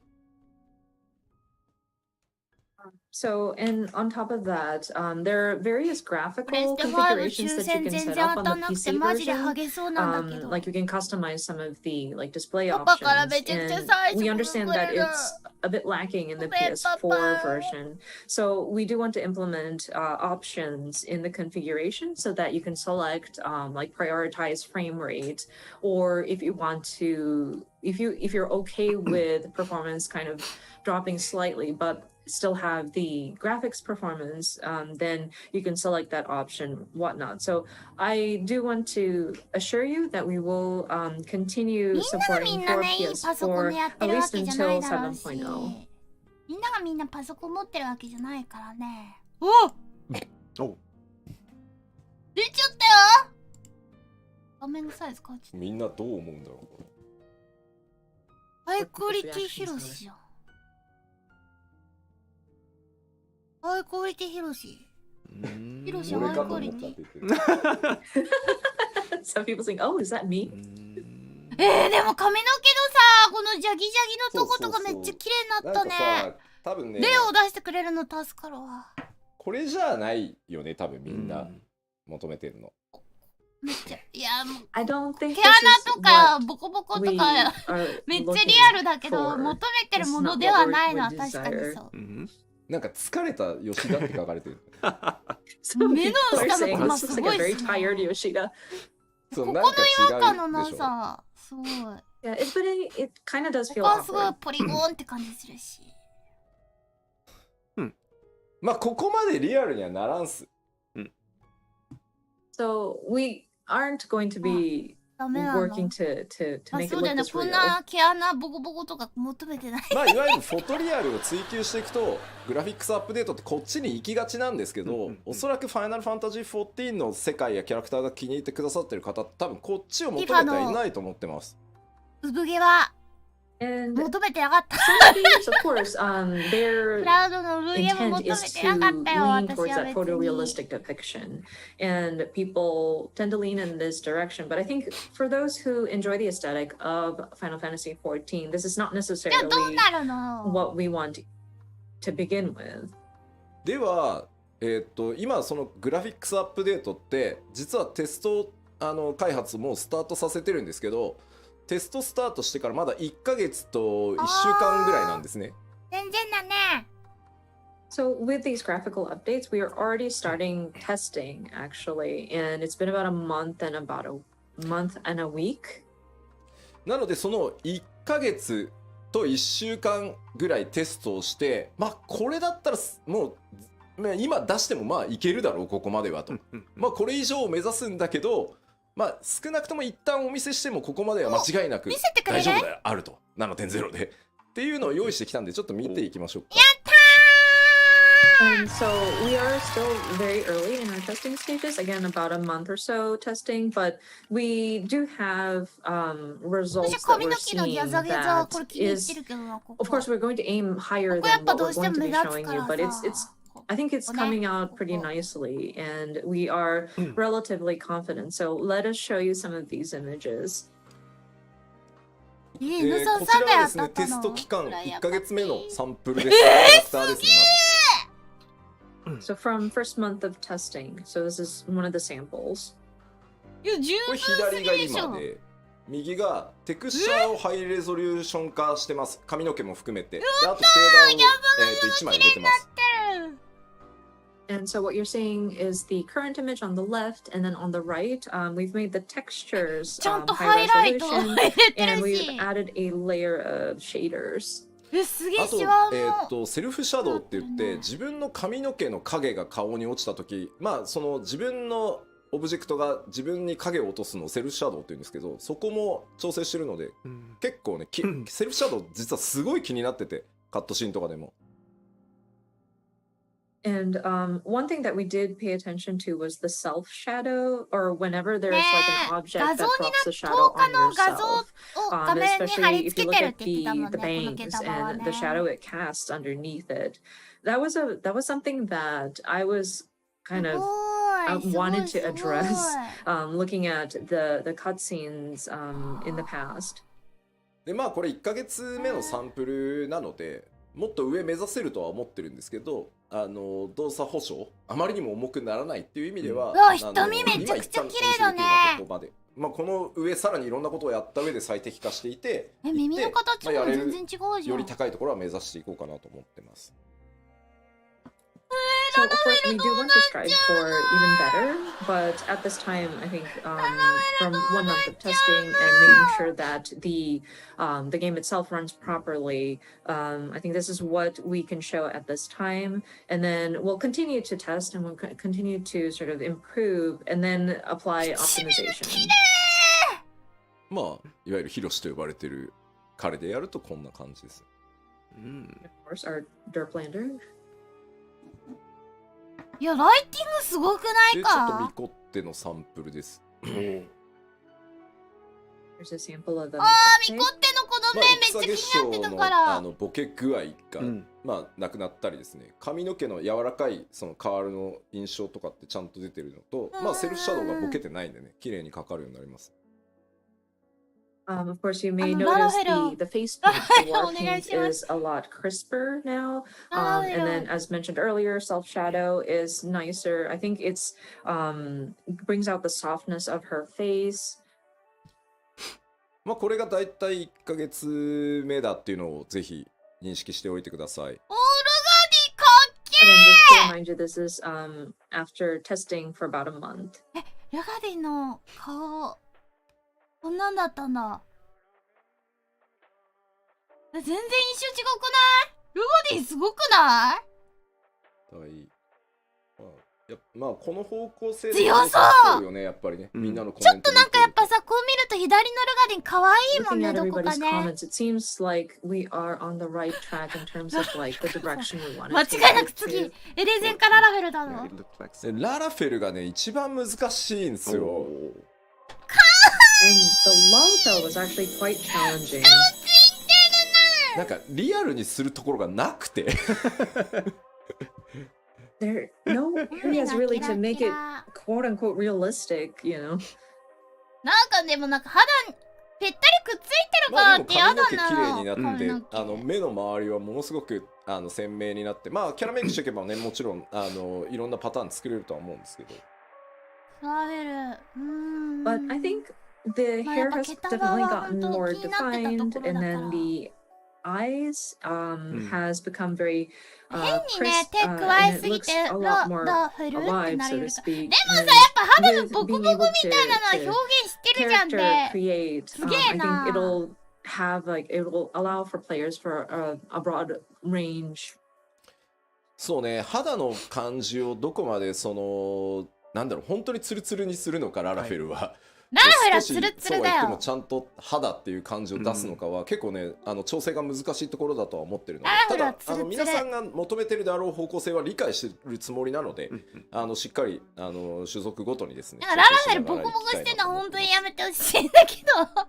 And it's still a challenge to figure out how do we depict the surface of their skin. Like, do we make it completely like flawless, spotless, or do we actually give it some texture to make it look like skin?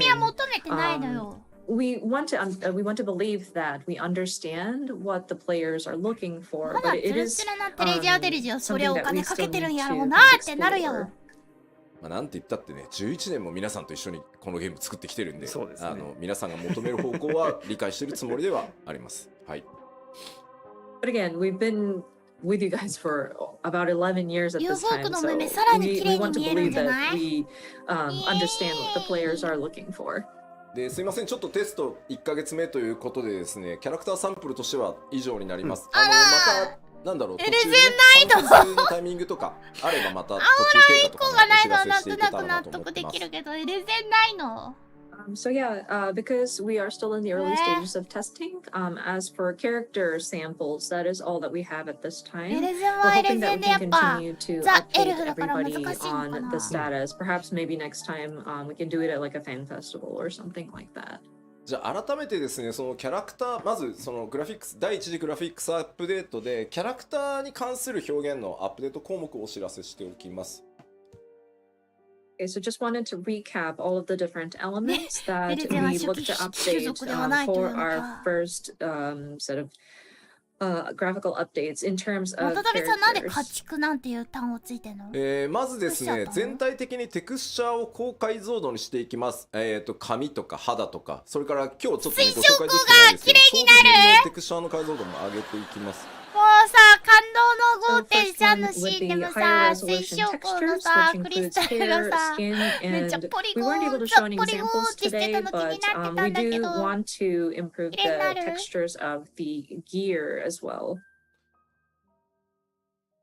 でさらにですね、これはシェーダーと呼ばれる、処理になってくるんですけど、質感の表現というのを向上させていきます。例えば肌、それから装備品の金属部分、あと布って、布用のシェーダーっていうのが実はあって、Q14 では入れてたんですけど、重すぎて外してるんですね。そろそろいけるだろうということで布がもう少し滑らかに布っぽく見えるっていうシェーダーなどを今、研究トライしているところです。エレゼンバグなんであん And な the 多いん next だろうね。 item, and this is relating 本当に to 錬 various 金エレゼめちゃくちゃ好 shader き。 processing, which is improved material 再生2 qualities 層 on 影 skin, 影の metal, せいや and つ fabric. エレゼン練習 It's され interesting るやつめ because ちゃく in ちゃ好 the きだわ。 1.0 or 私あ like れ the old 遭遇し version た of こと Final ないんだ Fantasy よな。 14, there was a shader, エレゼン or ま like で a なんか process 知ら that ない just 人いるんだ applied けどっ to て、あ fabric の so 動画め that ちゃくちゃ好きだ it わ。 would look the textures would the texture quality would look like fabric, but it was too heavy of a load on processing, so we had to remove it in the relaunch. But we're testing various ways to see if we can apply something like that to make あ fabric と a ク bit リスタリ more ウムのマー well ケットの smoother 奥 and の more 方 fabric-like, and え we're 無限に still 生ま kind of れるエ researching レゼン and とか and 読め trying なかった out な。 various methods. そしてですね、キャラクターに対してのライティングとシャドウの強化というのもやっていきます。特にね、見栄えに直結しやすいこうセルフシャドウに関してはすごくずっと気になってたんで。そうだよね、ララもみしぐんすごい顔してること And 結 then 構多 again, かったからな。 lighting and shadow, better lighting and shadow effects, especially for the player's shadows. まあさっきもお話しましたけど、できるだけプレイヤーの皆さんの今のキャラクターに持ってるイメージっていうのが変わらないように、綺麗になったな俺のキャラって思ってもらえるようにしていきたいと思ってます。Of course, again, our goal is to make it so that the overall appearance of player characters will be altered as little as possible. We want you guys to see the graphical updates and think, oh wow, my character's become pretty.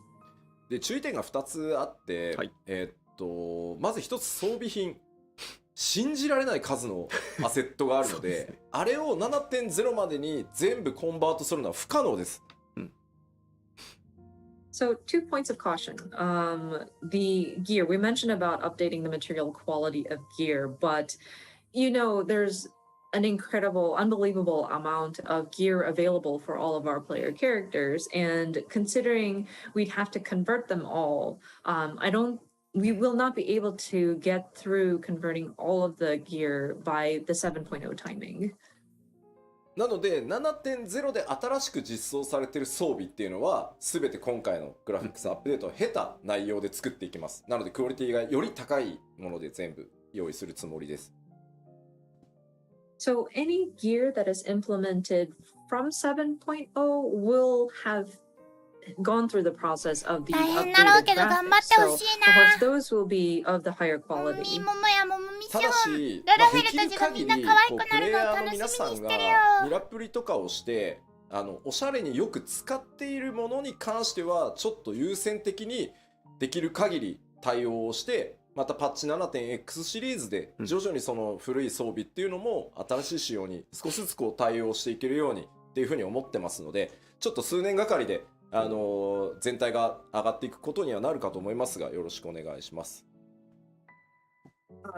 But we understand that there are certain glamours that people use often, so we want to look at those and try to get those done with a higher priority in terms of like which to get to. And throughout the 7.x series is when we will address the rest of the previous equipment or gear. So I'm afraid it will take at least a few years to address all of the different textures. 楽しみな。頑張あとってくださ NPC いで。す。応援して今ます。回ねプレイヤーのキャラクターみんなクオリティアップするじゃん、バーンって。NPC 全員も無理だと思っていて、70までには。メイン暁ぐらい The は other 綺 thing are 麗 the なんでしょ。 NPCs. I know we talked about updating the player 特に characters ね、アルフィ and ノ the の前 graphics 髪 on はず those, っと気 but になってる人多いと I'm 思う afraid の we're で、あ not りの going あり to be で able の。 to address all of the NPCs by 7.0. まあ申し訳ないんだが、クオリティの高くなった NPC とまだなんて順番が回ってこない NPC っていうのが出てしまうと思うんですけど、ちょっとそれも許していただけると助かります。アルフィノは綺麗になってるの So に、 I'm アリゼはってこ Terribly とがあ sorry る to って say こと。 this, but you may start seeing NPCs that have gone through the graphical updates and those that have not gone through the ヤシ updates. トラとかオリエージェは Please, さ your understanding サ would サン be プレットもかな appreciated. サンプレットオリジナルこれをね全部やれって言うといやもうじゃあ、うんオリジナルじゃないから無理ですさ暁の一部はさちょっとちぐはぐっていうのが出ちゃうタイミングがあるとは思うんですけど、全然いけるんじゃそないれをやっぱりあでも髪型とか承認していかないと装備いつまでたってもできないあでもと思ってるので、オリエージェとかフルシアじゃないなのでサンプレイルベルドットとかははまだ後でいいかなみたいな。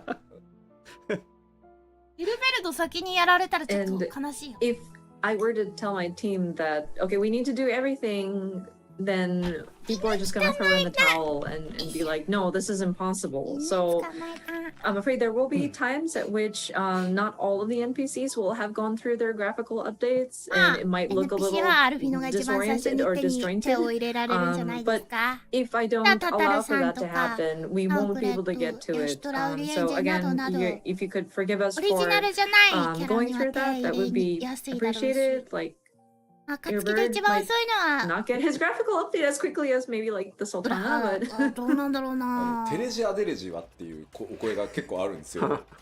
ただですね、残念なんとテレジアデレジってプレイヤーのなんだろうキャラメイクで作られてるんで、僕らが手を下さずともあいつ勝手にクオリティ上がってしまう可能性が高い。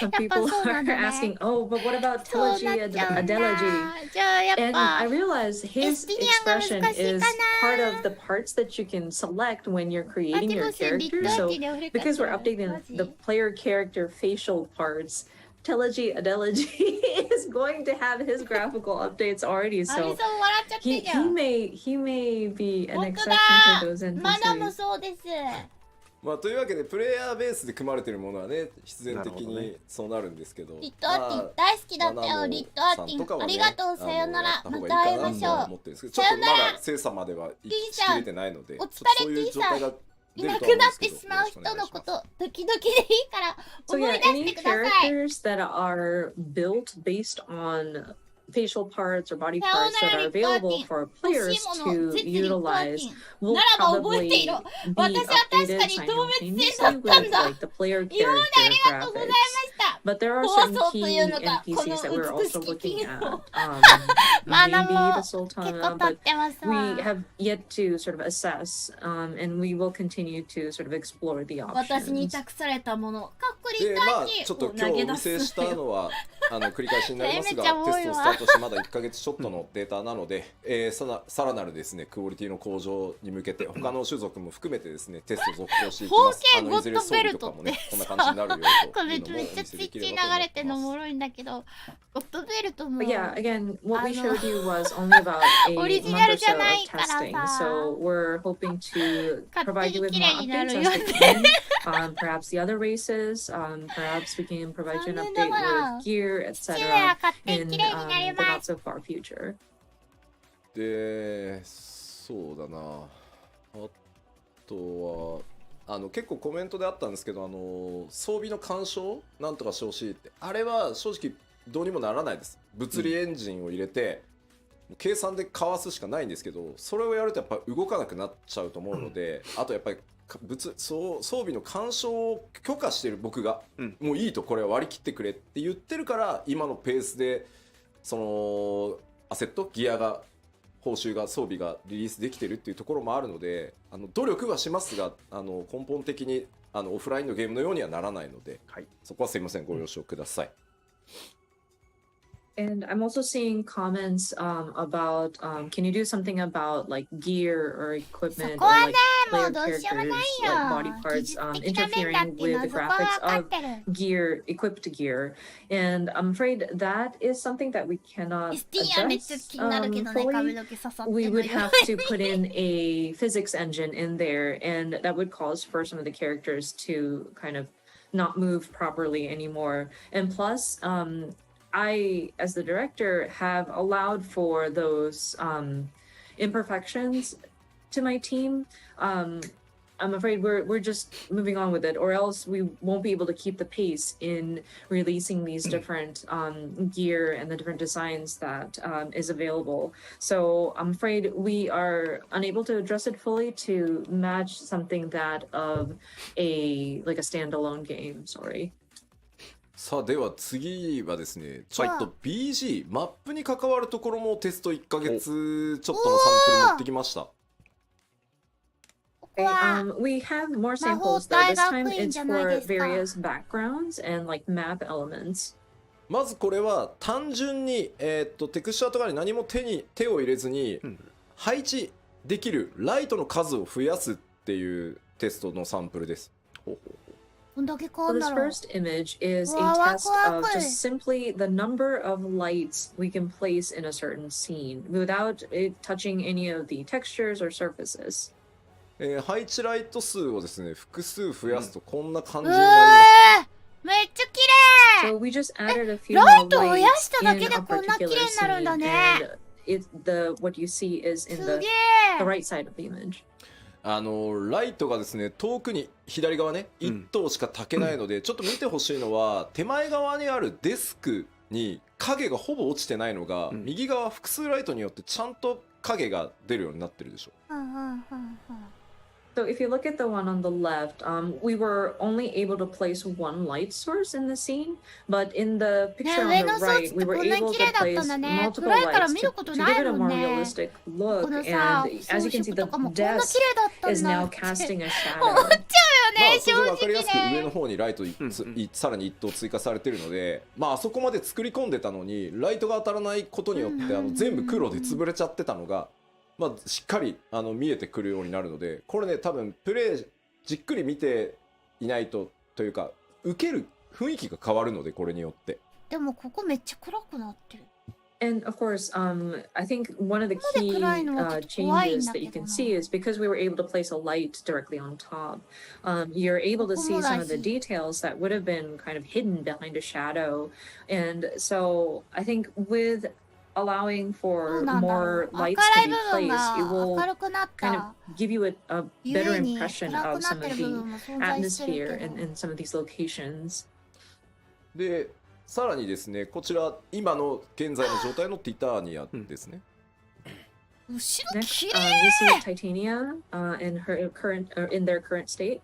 でこれはシャドウです。シャドウのテストをお見せします。So this is where we tested out how shadows appear. まあ影に使ってるテクスチャーの解像度と計算を上げていくので、これぐらいくっきり見えていくようになると思います。幻想的だ、後ろのライティングが。So this is where we tested the texture as well as the calculation formula behind how we're displaying the shadow underneath Titania. And we believe that we were able to improve the quality and the resolution up to what you see on the right image. さらにですね、これ複数ライトも置いてみてるので、もう今の14だと左の環境しか作れないんですけど、複数ライトさらにカラー変えたりしていくことで右のようにね、かなり複雑なライティングの絵作りっていうのができていくようになります。And as you can see, we have multiple lights again in this updated picture, and then plus we put some colored lighting. So the background is exactly the same, and it was actually quite intricately built, but by having these different sort of lighting available to shine on it, you can see the complex details that was part of the structure. ちなみにこれ左のティタニアのストーリー的には左の雰囲気がいいなって言ってるコメントがあるんですけど、はい、実はこの状態をさらにグレードアップさせたバージョンを BG チーム作ってきたんです、サンプルとして。ただ開発者目線で見ないと分かんないからライトの色を赤とかにして複数ライトが混ざってるっていう環境を作ってくれって言って僕がわざわざデザイナーがセンスよく統一してきたものをバラしたんで、なるほどデザイナーのセンスじゃないので、これね僕のプレゼン用だと思ってください。デザイナーの名誉のために言っておきます。デモ用ですね。はい。One thing I do want to clarify, because somebody pointed out they liked the look of the original Titania, where it has that sort of mood with all the muted colors. Yoshida wanted to, or I want to point out that this is the developers actually brought to me an example of what improved graphics would look like with that stayed within the color palette of the original picture. But that's very much in the developer's perspective, and I wouldn't be able to tell the difference of what has improved. That's why I had requested my designer to intentionally place red lights, something that's more obvious, just to show an example. So don't worry, this is not what we're trying to do. We're not trying to like destroy the atmosphere. The designer was very mindful about keeping the tone of the story, but I wanted a more like overt example. So just wanted to clarify that. でここでちょっとね特に注目してほしいのが画面右の奥、上の方に見えてるステンドグラスのあたりをちょっと見ていただきたいんですけど。くっきりしてるわね。And one part that I do want to point out, if you look at the upper part of the image, where the stained glass is.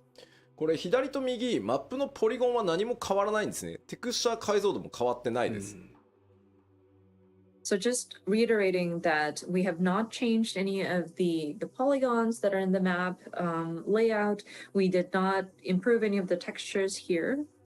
なのでライトを変える、複数置けるようになるだけで、実は BG アーティストたちがこだわって作っていた箇所っていうのがより明確にちゃんと見えるようになるんですよ。左は全部影で潰れてるんですけど、もともとちゃんと凹凸あるんですね。本当だ、ここのさ、ステンドグラスの上とか全然気づかないね。Being able to place multiple lights in a scene, we are able to showcase the details that our background artists have put into the structure. So above these stained glass, you might see these sort of like tiered sort of molding on top. And the picture on the left, it makes it unnoticeable because it's kind of drowned in the shadows. So by being able to place multiple lights, we're able to accentuate those details that our background team has put into the structure. ちなみにバックグラウンドアーティストたちはライトの追加をやっていこうって言ったらめっちゃ喜んでました。よかったね。So when we were talking about adding multiple lights, the background team definitely いろんなとこ見に行くのだけでも楽しいけどさ。よかった。さあで次はですね、こちらは金属表現をその質感を上げますというサンプルになります。So next sample we want to show you is how we depict like the texture of the 装備品で見 metal. せてくれよ、装備品で。こちらもですね、デザイナーの趣味というよりはですね、悪趣味なぐらい変えてくれって言ってるので、それをご承知おきください。And of course, this again is supposed to be an example, and so I asked my designer to make it very gaudy at this point. So please understand, it is not necessarily the designer's choice. もともとやりたかったけどシェーダーがなくてできなかったので、まあこれぐらいゴールドをちゃんとピッキピキここの反射すげえ。Up until now, we didn't have the proper shaders to apply, but we would love to improve the look of metallic surfaces. For example, gold here. すごいですよね。コメントで吉田の家じゃんって書いてあるんだけど、オレンジこんなんだったら仕事してないわ。ホリホリもあったんだね、こことかも。 People are saying, "Oh, is this Yoshida's house?" I was like, "No, if I were that rich, I wouldn't be working." ここめっちゃカラフルだけど、怖いもんでそれ消えて今までるよ。我々は左を金だと信じてまいりましたけど、なんかもうブラスにしか見えないですよね。Yeah, actually, we trusted left side screen is gold up until now, but now it なんか only そう see そう、 brass. 周りの影響なのかわかるけど、 No more. これはでもこういう形で鮮やかだな金属の、質感強化っていうのもやっていきます。まあこれはねとても分かりやすい例じゃないかなと思います。Thank you for that. But yeah, again, we're そう trying だよね、こん to な make 綺麗にさ、ラ improvements イト to が the 光ってんの material にさ、なんで quality, 金 so が the こん look なに of 進んでんだ metallic よっていう surfaces 話は as well. 確かにそう。なんでさらライトこんなにですね綺麗でこ続いんなては金が。マップに使えるメモリっていうのも、上限を上げてあげようと思っているので、それによってですねより多くのオブジェクトが配置できるようになっていきます。And next was to look at the memory resources allocated to rendering a particular area on a map. And I'm looking to raise that sort of cap so that we can place more objects in a particular field. まあこれ左側が現在よくちょっとマトシャと出会ったりするところですけど、こんな感じになってます。これ現在ですね。So the left side, you may remember your first encounter with Matsuya. でそれがですね、今回このぐらいまではいけるだろうと。おー、すげ And with testing, we are seeing that we could possibly place more ー。あ、オブ objects ジェ like クトが単 these. 純に増えてるのもあるけど。左と比べてですね、やっぱりまず注目点としてはその物が1枚のループで作られてたその階段状になってる部分っていうのがそれぞれ素材違いをしかもこう組み合わせでずらして配置したりすることによってこう使い込まれた感とかより出せていける。このあたりはね実はすごく大きいと思い後ろあんまり変わます。ってない、この辺。And so in the left, you may notice that it's just a repeat layered on, like a repeat layered on top of each other. But in the updated graphics, you can see that we are able to place objects not exactly like on top of each other, but like you can shift it by a little bit. It'll allow for a more realistic depiction of the area has been in use. So this is actually quite it helps with like the すごい石 immersion. とか葉っぱであとも生えはそてるよ。の床ですね。実はほら床の上にもう一枚テクスチャーを重ねてブレンドさせることでですね、床のこうひび割れだったり、細かい今だとねメモリがないので巨大な床を1枚貼ってどうにかところなんですけど、そこをさらにこうスカンマ上げていけるようになる。And then the floor or the ground, with the graphical update, would be able to add another layer on top to give it more texture and kind of blend it in. So like cracks in the ground. 線なんだろうね。 Previously, we wouldn't have enough memory, so we would just have to paste one giant floor and deal with it. But with the graphical updates, I think we'll be able to improve on the texture quality as well. そしてですね、続いてからちょっと BG でお知らせする最後になるんですがおせんちゃん。 Next is, I believe, the last set of samples that I've seen for the background elements. こちらです。我々開発チーム最大の敵自動草って呼んでるやつ。これは So this is one of our pet peeves, arch nemesis, I should say. These are like these automatically generated grass. これがですね、カットシーンのチェックをやってるとですね、割り込んでくるんですよ。自動で生やされるんで。多分カットシーン作ったスタッフの時には生えてなかったんでしょうけど、僕がチェックする時は生えててですね、このジャギジャギがすごい入ってくるんですよ、カメラに。And this is so, it takes away from cutscenes when it barges in. I'm sure when the cutscene team is creating the composition, they don't see the grass because this is just automatically generated after the fact. ね、この時点でも十分綺麗だけどさ、確かにこんだけ良くなるとギャザギャザが目立っ it ちゃうのは bothered me 確か very にそうか much. も。今回もね、実はちょっと裏話ですけど、はい、まあエルピスでヘルメスにね、メーティオンにせがまれてエルピスの花をこう見せるシーン、夜空でねあるじゃない。でヘルメスがこう仮面を外す、あそこがですね、何度チェックしてても自動草が入ってくるんですよ。で頭にきたんでもう BG 班に頼んでこの辺もう草生やさない設定にしてくれって。あ、なるほど。除草剤を撒いてしまったんですね。So one behind the scenes comment I wanted to make when I was looking at the cutscene in Elpis, sorry spoilers, but Hermes, when he's talking to Meteon about, oh, I want to show you the flowers in Elpis, and he removes his mask, the grass automatically generates. And it gets in the way. So I got so mad. I told the background team, like, can you make it so that you don't have grass being generated in this part of the ground? でそれがですね、今まだテスト中ですが、こんな感じになります。But that will be updated hopefully. Again, we're still testing, but this is a sample image of what it could look like. で、まあ種類もね、複数持てるようになるので、これね、草原から上は何も手入れてないんですよ。向こうに見える木とか、全く今のままなんですけど、まあこんなに変わるんですよね。So, and plus, we are able to generate a variation of different grass or plants. And so, while we haven't added or modified anything in the background, like the trees and the field in the background have not been modified, the look of it is different because of how we can process these automated grass. これはですね、自動草そのものを入れ替えるので、申請から行月まで全てのマップで自動で生えてる草がきれいになります。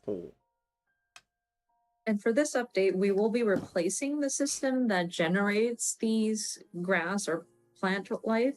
And so this should be applied throughout all of the areas from A Realm Reborn throughout Endwalker. さあ、ではバックグラウンド、実はねまだあるんですけど、ちょっとどんな表現バックグラウンドを上げていくかというのをお知らせしておきます。We've done various other testings in terms of background elements, but allow me to summarize again. まず先ほど、サンプルでも見ていただきましたライト配置数の追加、質感、凹凸表現ね、雰囲気の強化っていうのがこれによって、行われます。So again, we are going to be doing additional lighting points, so improved visual quality, depth, and immersion. そしてですね、影の高解像度化、影のテクスチャーを高解像度にすることでですね、ちらつかなくなったりですね、影がよりメリハリが効くようになります。And then higher resolution shadows. And so we'd be improving the texture of the shadow and how it's depicted so that it will allow for like flickering, decreased flickering. ちょっと嘆きの海のマップを思い出していただきたいんですけど、あそこ実は雰囲気を宇宙空間にするために、ライトの距離をすごい遠くして、全体の暗さをこう締めるようなことをやってるんですけど、結果そうすると影がものすごく長く表示されるんだけど、テクスチャー解像度が低いがゆえにすごいじらついたりボケたりする箇所が結構多いんですよ。ただ雰囲気を優先したんで我慢してたんですけど、そういうところもですね、より綺麗にちらつかずに影が出てくるようになると思います。So if you would recall Mare Lamentorium and how we were trying to depict or make it seem like you're in outer space and make sure that the lighting had been placed in a very distant location so that we emphasize that sort of darkness that surrounds you. Because of that, whenever you're on the moon, your shadow gets to be very long, but because the shadow textures were not optimal, you would see frequent areas that would cause the shadows to flicker or it could get blurry. So with the graphical update, we're hoping to improve so that those shadows would come out a lot crisper. そして質感表現の向上です。これもシェーダーでですね、金属とか布とか、まあそれ以外のこれを2年でやるのか、すごいな。 And then, of course, いや、 improved 今の textures, 綺麗なね、 which 丁寧 includes な比 metals, 較画 fabrics, 像見 and せら we're れた also ら期 trying to 待しか consider ない what よ。 other elements can we improve. そして最後にご覧いただいた自動配置植物の強化、高解像度にしたりですね、あと植生をね、種類を増やしたりしていきます。 Lastly, more and better auto-generated greenery, which is increased resolution, variety, and etc. 画面全体にフィルター効果として非常に重要なアンビエントオクルージョンっていう機能だったり、フォグ、いわゆる霧をこう重ねるみたいな、それをフォグって呼ぶんですけど、これらに関しては今テストをしてるんですけど、まだちょっとサンプルをお見せできない状態です。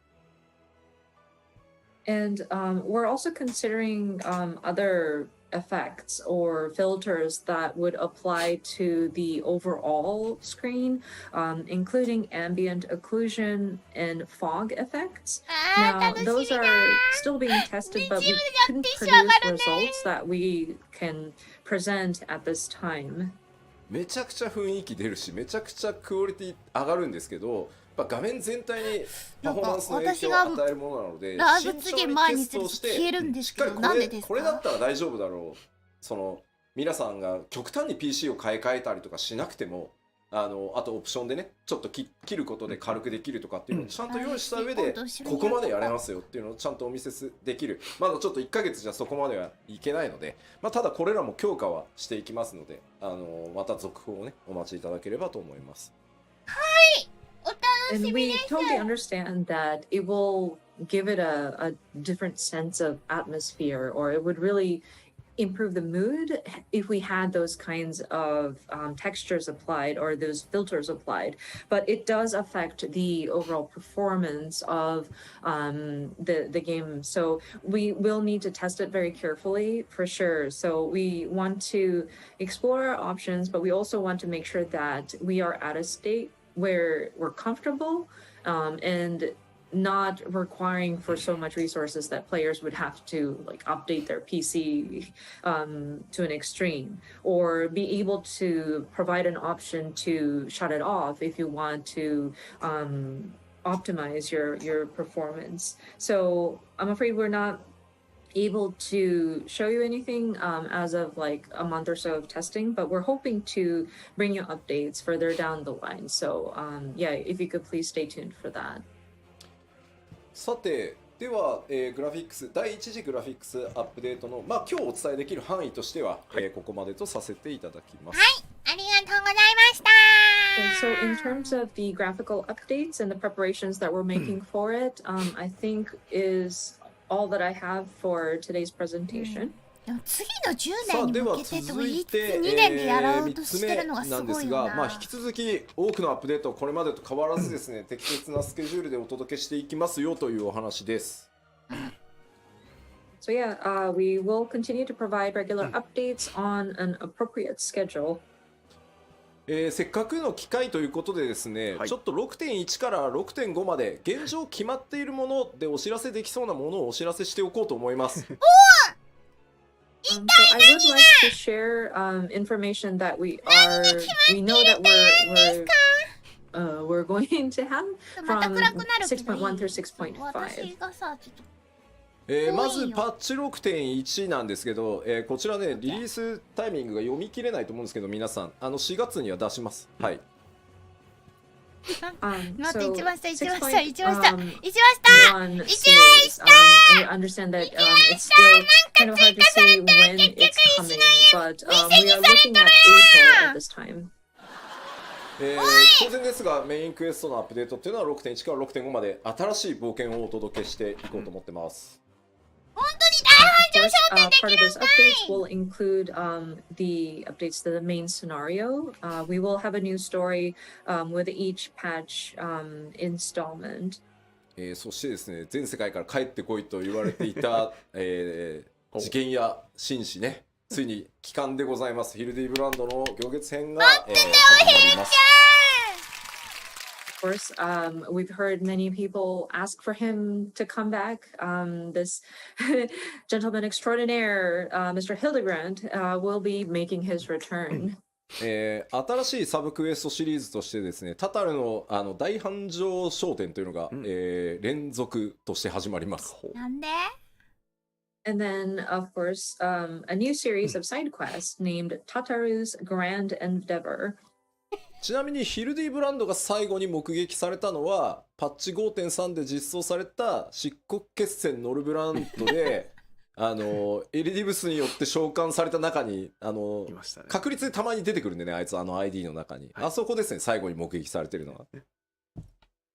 I believe the last それ一 Hildebrand, 回しか見たこ last と time ない。 Hildebrand だ was ま seen れ。 was in patch 誰かの 5.3, 初 the 見に Hero's ついてったら Gauntlet, ちょ and う this ど is い a て。 random occurrence, so you may or may っ not て have なっ seen た him, 記 but 憶 when がある。 you are doing your Warrior of Light battle, he is one of the people that is summoned. さあどんな冒険とかね珍道中になるのかぜひ楽しみにお待ちください。But yeah, we hope you enjoy whatever odd adventures that he gets into. まあどんどんいきます。86.1 まだまだあってですね、アライアンスレイドミソロジー・オブ・エオルゼア12種にまつわる物語ですね、スタートします。Continuing with patch 6.1 updates, we will have our Alliance Raid Myths of the Realm Part 1 implemented. This is going to delve into or touch upon the mythos of the 12 gods.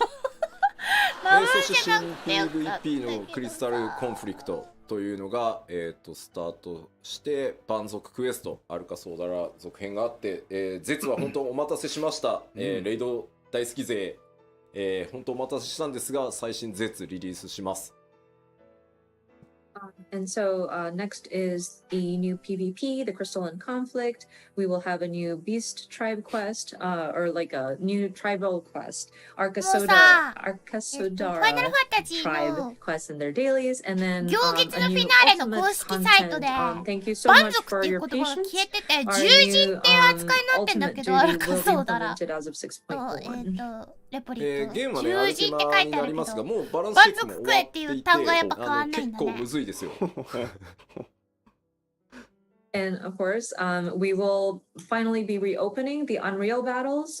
Ultima's Bane will be what's coming for the next battle. We are currently testing this out, but it's quite challenging.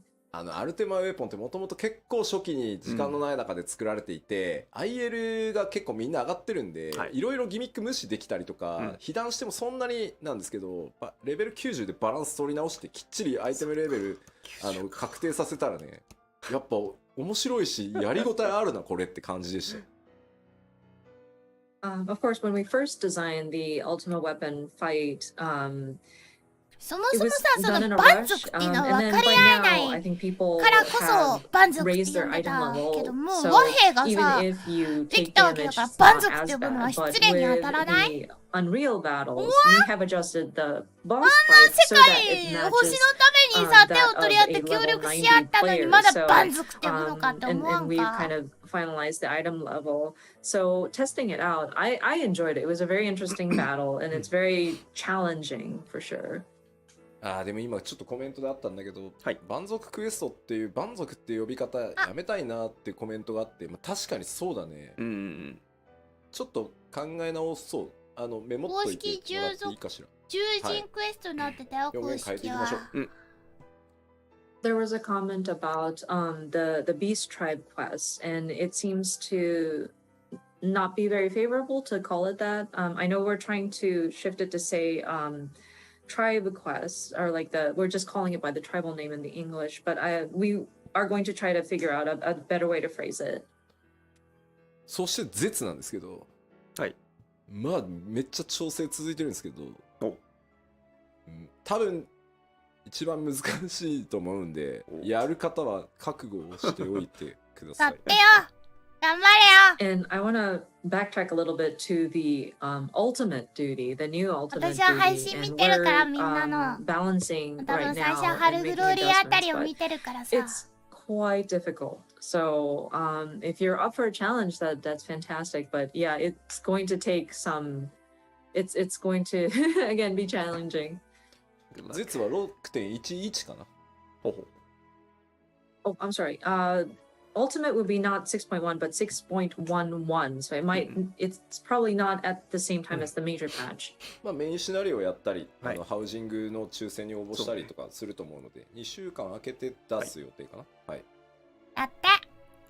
We are hoping that players would enjoy the main scenario first, and then 6.1 is also when we open up the Ishgard housing. So I'm sure people will want to sign up for like housing plots. So we're going to wait 2 weeks after the launch of the major patch and then release the ultimate duty. まだまだあってですね、6.1、さっきお伝えしたメインクエスト ID のフェイス対応 2.0 半やって、それ以外のID もちょっとグラフィックの調整とかいろいろやってます。オメリオス So continuing on with the 6.1 series updates, so the main quest, the trust system for A Realm Reborn Patch 2.0 main scenario あの絵もっとすることになるよ。そして新しいリワードシステムとしてですね、キャラクターカードっていうのも、ルメイユル様いつもお世話になっておりますってなるじゃん。And then a new calling card style UI. So this is going to be a new reward type system that we plan to start implementing. まあこの辺の詳しい内容はね、3月4日からのまたパッチ 6.1 特集パート1パート2の方でお伝えしていきます。そしてお待たせしたロスガールの、新髪型対応がスタートとなります。So for this calling card style UI, this is something that we'll cover in our next two live letters. There's one definitely planned on March the 4th, and we'll do like a 6.1 feature, part 1 and part 2. So we'll delve into details at that time. So next item would be new hairstyles for Hrothgar. Thank you so much for your patience on this. そしてハウジング、石屋ガールドハウジングが開き、お得意様取引はなんとアルフィノ・アリゼのお母様であるアメリアンス編となります。The next two items is the opening of Imperium or Ishgard housing, and then custom deliveries. You get to meet with Alphino and Alizé's mom, Amelians.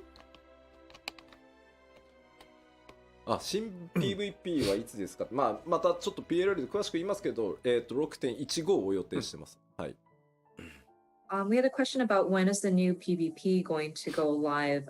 Again, we'll cover this in the upcoming other PLLs, but we are looking at 6.15 timing for that. まあそれ以外にもですね、透滅戦など多数のものが、まあ透滅戦名前言えないですけど、ありますんで、ぜひご期待ください。これここまでがまあ6.1のざっくり概要です。And of course, new trials, we can't say what, but other assorted updates are planned for the 6.1 series. そして続いて 6.2 ですがこんな感じになってて、まあ一番の注目はやっぱりお知らせしていた、無人島開拓が 6.2 からスタートになります。So next up is the 6.2 series. This is one of the large, like the anticipated content, I believe, is the Island Sanctuary. That's when we're going to start opening this up. 昨日全体を一通りチェックしましたけど、めちゃくちゃでかいんで規模。だいぶね組み上がってるんでもう。I had the opportunity to check the overall sort of content yesterday, and it's quite large scale, but I think it's coming along nicely. またちょっと今日は時間がないのであれですけど、詳しく説明する機会は取ろうと思いますが、基本的には外の世界と全く異なるそこだけで完結できる遊びになってますし、まあゆっくり本当にゆるくやれるので楽しみに待っていただけると嬉しいです。So I'm afraid we don't have the time to cover it today, but we will take the time at another opportunity so that we can explain the details of this. But it is going to be a different sort of area that you can enjoy, and it's a very self-contained sort of content that you can enjoy. でまあ2.x 残り新生オルゼアの 2.x シリーズのメインクエスト ID を全部対応し、想定編にも突入します。あとは武器強化コンテンツの新しいシリーズをスタートしますとかですね。So going back to the earlier bullet points, we will be applying the trust system for the 2.x main scenario dungeons, maybe partially into Heaven's Word. It says here. そうだ、もうね多すぎて入れてないんですけど、ミラプリの拡張もね 6.1 から第1弾始まるんで言っときます。そういうの。We also want to mention we will be expanding on glamours. ミラプリのごめんなさい、ミラプリはグラマープリズムの方でしょうか。言えない感じですか。第1弾はプレート増やすをやっていく、まず第1弾。So glamour related updates. I'm sorry, I wasn't sure how to phrase it, so I squeezed it out of Yoshida-san. We will be addressing and expanding upon glamour plates as part of the first glamour related updates in 6.1 series. まあちょっと全部書ききれないけど、いつもの討伐討滅戦のノーマルと極があるとかいうのは、まあいつも通りやっていくので、まあその辺は書かれてなくてもあると思ってもらえるとそういう助かります。極か。透滅性って And 新 of 透 course, 滅だと we 思 will ったら have 極の whatever ことか。 content that you can expect in a patch update, so like new trials, etc. It's not written here because we couldn't fit it all in the slides, but yes. 収納数増やすトライもしてるから、ごっそりどっかのタイミングで増やします。And we're also looking at like how to expand upon like the number of sets stored. So we're hoping to find an opportunity to do that update, like like not an overhaul, but like an update on that as well. そしてですね、さりげなく書かれてる新しいこの 6.2 から新しいバトルコンテンツ、タイプが全くこれまでと違うコンテンツを今開発中です。And then the fourth bullet point, it's just kind of snuck in there as part of like the updates, but it's a new thing that we're trying to do. It's a dungeon with variable difficulty. これ難易度可変ダンジョンって今開発コードネームなんですけど、1人から4人でチャレンジできて、1人で行く、2人で行く、3人で行く、4人で行くっていうので、自動的にそれに合わせて難易度がコントロールされるっていうチャレンジ型のコンテンツになります。And so the code name that we're using here is like Criterion Dungeons, but so we can attempt this with 1 to 4 people. And what makes it variable is that if you go in, depending on the number of people you go in with, so 1 person, 2 people, 3 people, 4 people, the difficulty sort of varies. It will automatically scale. So it's like a content where players can sort of challenge themselves. まあこちらも組み上がってはきてるんですけど、まだ調整いろいろチェックやってたりするんで、まあ6点に近づいてきたらしっかり特集していきたいと思います。It is coming along nicely, but and we're still performing checks on the content. So please stay tuned for new information as they become available when we can talk about 6.2. そして6.3 になるとですね、メインクエストの ID フェイス対応が想定編をここで完了させる予定です。And then moving into 6.3, so we continued to add more trust NPCs. We should be able to address the remaining main scenario instanced dungeons in Heavensward. でかいのはですね、世界中からですね、ディープダンジョンシリーズの新しいのがやりたいという、お声をたくさん頂戴していたので、今企画をやっている最中です。6.3 で、ディープダンジョンシリーズの第3弾実装予定です。And then players from around the world had asked about when do we get a new deep dungeon. And so we are in the planning phases at this time. We're hoping to launch the 3rd in the series of deep dungeons at 6.3 series timing. そしてですね、すでに、開発スタートして進んでるんですが、Z シリーズの第5弾を、6.3 でリリース予定です。なんだろうね。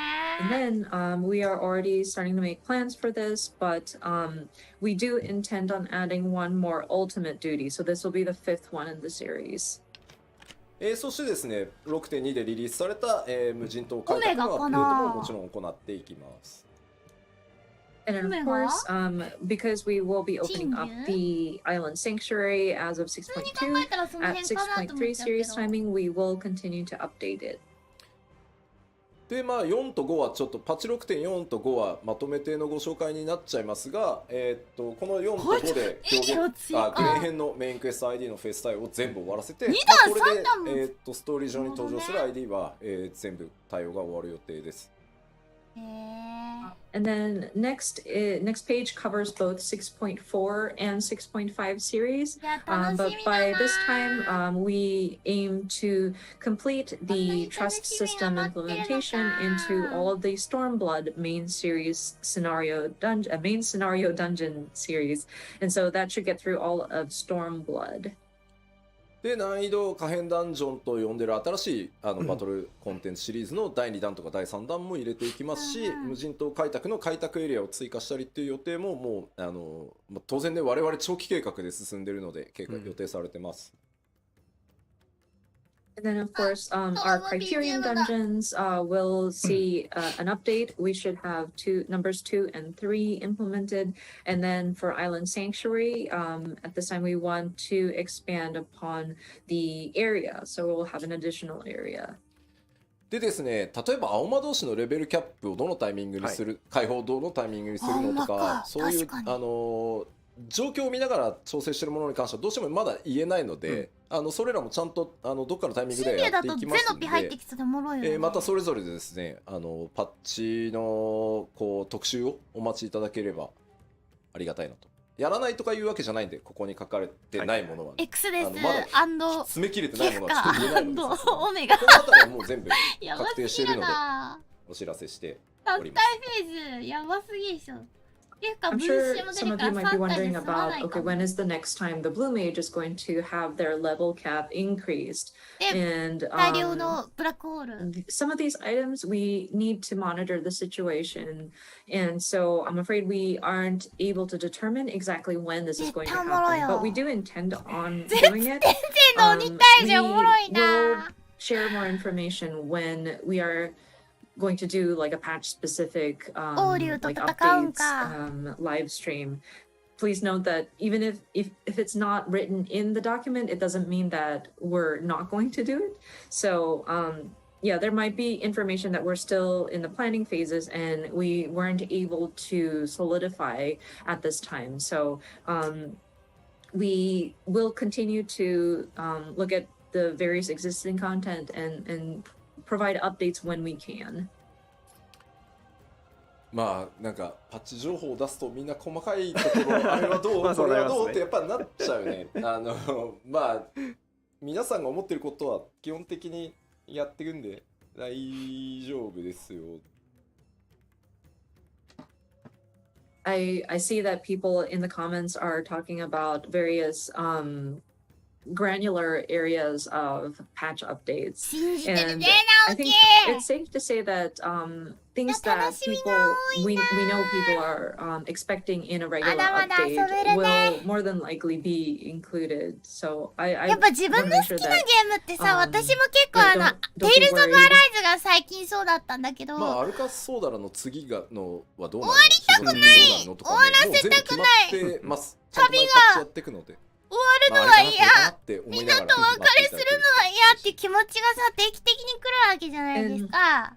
The tribal quest beyond Arcasodara is I'm sure a mystery, but we have a plan. We do have like which 40のみんなとお別れになることはほぼない。focus in on, and we do want to have content available for each of the patch. So, やっぱ自分の好きなゲームが一生続いていくっていうのは本当に素晴らしいオンラインの利点だね。Kind of imagine which tribe will we だってどんなファイナルファンタジーもジタンとの別れはあるし、ゲーム内でのねお別れはなるか5になるかまだ決まってないんでちょっと待ってください。死のお別れはもう関係ないです。We do intend on making Gold Saucer updates, but we still haven't determined if it's going to be 6.4 or 6.5, so that's why we're not mentioning it at this time. さあというわけでまあまあ変わらずですね、もりもりでやっていきますよというお知らせでした。But yeah, just wanted to go through all of these roadmaps just so that we know that we continue or we plan to continue providing very hefty updates. ただですね、一個皆さんにこれを踏まえてですね、ちょっとお知らせをさせてください。But with that being said, allow me to make one announcement. 3-4ヶ月に1回じゃなくなるってこと。メジャーパッチのサイクルについてです。And this is regarding the major patch cycle. これまでですね、申請スタートからですね、まあずっとできるだけこの 3.5 ヶ月に1メジャーパッチ配信っていうのをまあ目標に掲げてやってきました。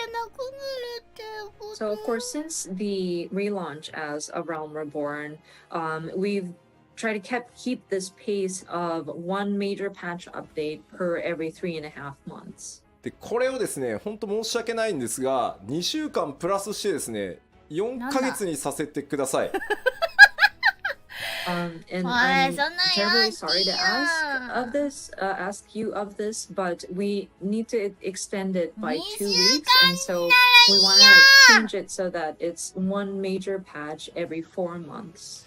でこの2週間って何かっていうとですねまあ我々開発内では実装期間っていうのと調整期間っていうので大きく2つあるんですけど、この実装期間にプラスあと1週間、それから調整期間にプラスあと1週間の時間をいただいて、マイメジャーパッチを 3.5 ヶ月でなんとかやってきたのをちょっと4ヶ月、プラス2週させていただけると助かります。So of course we have periods of our development cycle where it's development and then implementation, and various adjustments, fine-tuning that we do. So those 2 weeks that we ask of you for your patience is 1 week for additional implementation, and then 1 week additional for fine-tuning. So that makes it that 3.5 months now turns into 4 months. でですね、夏季休暇期間とか、我々やっぱりサマーバケーションスタッフに渡したりですね、年末年始やっぱり家族とねゆっくり過ごしてほしいっていうのがあるので、夏季休暇期間とか年末年始の場合には、これにプラス1週間ねさせていただくことがあるかなと思います。And in addition to that, we do have breaks, like summer vacation or summer holidays, New Year's holidays. I'm sure people have family that they would visit over the holidays. だからこそさ、ディープダンジョンとかエウレカみたいなコンテンツが欲しいのよ、ナウキさん。もうずっと困ってられるエウレカが欲しいのよ。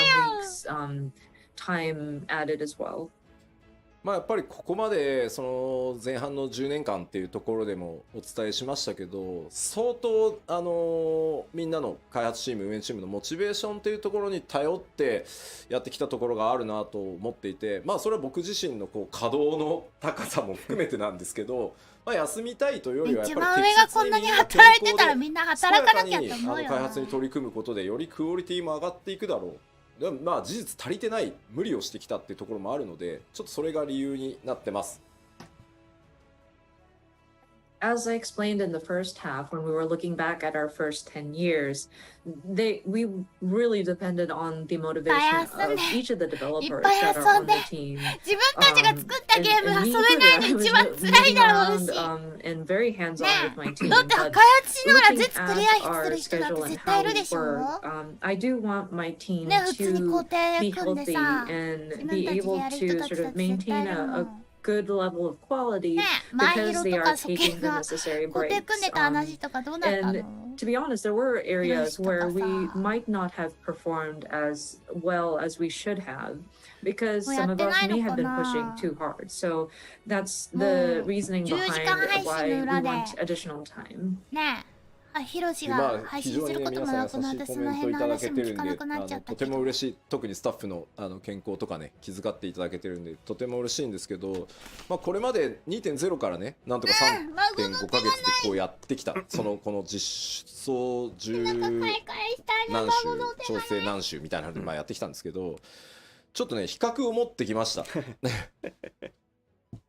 And thank you so much for the kind comments regarding our staff and making sure that you're showing your concern to our staff members. It really warms my heart, and I'll make sure to relay that. But considering what we've been doing in terms of providing an update every 3.5 months since 2.0, and we work with a schedule of like such and such weeks for implementation and whatnot. So we put together this comparison chart for you to take a look. これまで、企画、開発、調整、デバッグっていうのを、3.5 ヶ月でやってきてたんですけど、もうディフューザーの水もないのでちょっといろいろ取ってくるね。あ、いや、もう Of すぐ course, our development largely is broken down to planning, development, adjustments, and debug. And this is some of the numbers that we've pulled up. まあ、パッチ 3.3 の時が左の列、5.3 の時が右の列です。やばすぎん So the column on the left is patch 3.3 series timing, and then the column on the right is patch 5.3 series. まあ、コンテンツ数がねそこまで極端にってわけじゃないんですけど、やっぱジョブ数がまずね11だったのが18になってたり、ボス数が作ってるボス数がもう17から23って増えてるんですね。これ当然調整コストめちゃくちゃ増えてるんで、増えましたね。やばいな。So, I mean, the number of content, like types of content, may not have varied over the years. But if you look at, say, like the number of jobs, from patch 3.3, 11 jobs, we've now jumped up to 18 as of 5.3, which means a lot of different balance adjustments for those. Number of bosses have gone from 17 to 23. もちろんね、開発スタッフっていうのも皆さんからいただいた月額課金で、まあ、どんどん採用してどんどん増やしていて、チーム規模も当然上がってるんですけど、じゃあ人が増えればそんなに簡単に僕ら工場製品作ってるわけじゃないので量産が上がるかっていうとやっぱりそうではない。トレーニングも必要、経験も必要。やっぱりそんなスーパーエースたちが中川とか須藤とかがバンバン育っていくわけじゃないので須藤氏のコンテンツがやりたいよ。Our development team, thanks to the support via monthly submissions or subscriptions from everybody, we are able to strengthen our team. We were able to hire additional staff, and so our team has definitely grown. But I mean, we're not in a factory manufacturing, like. We're not an assembly line, so we require training. We require for our staff to gain experience. Not everybody is a super ace player like Nakagawa or Sudo. 例えばこの開発チーム運営チーム三角形だとした場合に、この三角のスケールはめっちゃ大きくできるんですよ。はいはいはい。だけど結局上の方に行くと、どこまで行っても最後は頂点はディレクターとかプロデューサーってなってくると、ここがやっぱそんな簡単には増えないんで、まあ、何でもかんでもたくさん調整もチェックもせずに出すってわけにもいかないから、まあ、吉田を別に分身させろとかその培養して増やせばって考えもなきにしもあらずだけど、ちょっとまだテクノロジーがそこまで追いついてないんで。So if you would imagine our sort of team, I guess, でもホライゾンみたいに自分以下のクローンができるかもしれないよ。And we can always scale the triangle to be larger, but I mean it's still a triangle, so the tip is very small. And when you get to like the director and producer level, I mean we train fantastic people, but like it doesn't grow in numbers as much as like when you scale the lower part of it. And there still requires a lot of adjustments that need to be applied on the things that we do create. And of course, it would be awesome if we can create like multiples of Yoshida. Maybe if we can clone him or like, I don't know. But still, it is quite a challenge. 吉田にハイデリンキックして分割しようって言われたけど、それ薄くなってんじゃん1吉田。14個に。Somebody's saying, perform the Heidelin kick on Yoshida and sunder him, then we'll have 14 of him. But then, wait, no, but he's sundered, so he's like thinner. Like, you have a diluted version of him. いやいや、まあでもね、例えばそのカットシーンの数字なんてね、2時間25分トータルだった。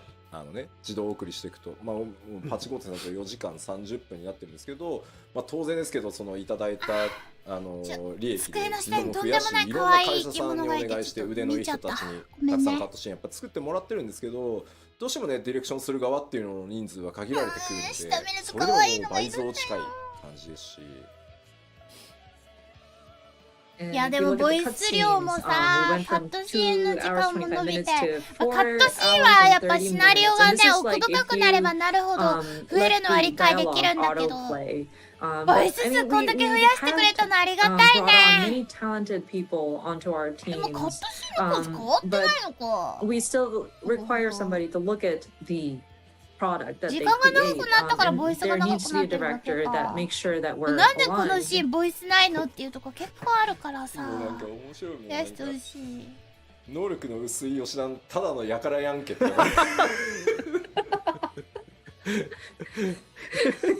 Comments still going on about Sunder Yoshida, like, well, but what if he's like that's like a low quality Yoshida?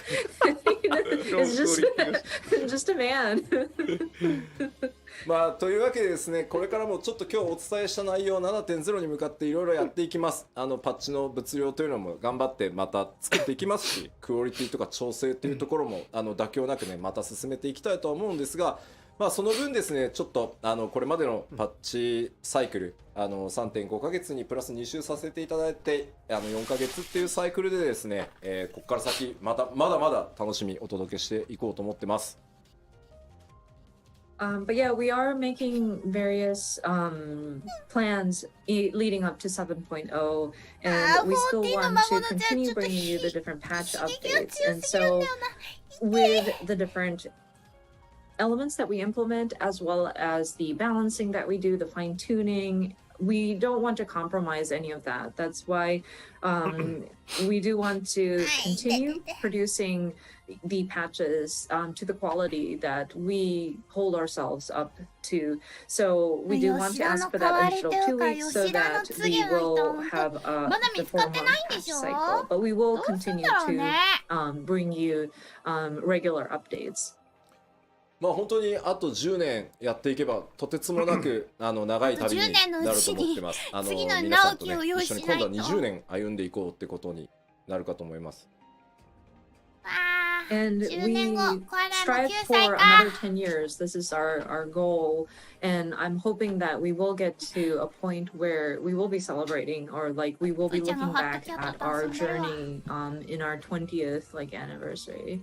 まだまだやりたいことね、チャレンジしてみたいことあります。驚いてもらえることやっていこうと思いますので、ぜひこの先もですね、一緒にまたポッティ作っていただけると嬉しいです。ずっと一緒に遊ぶよ。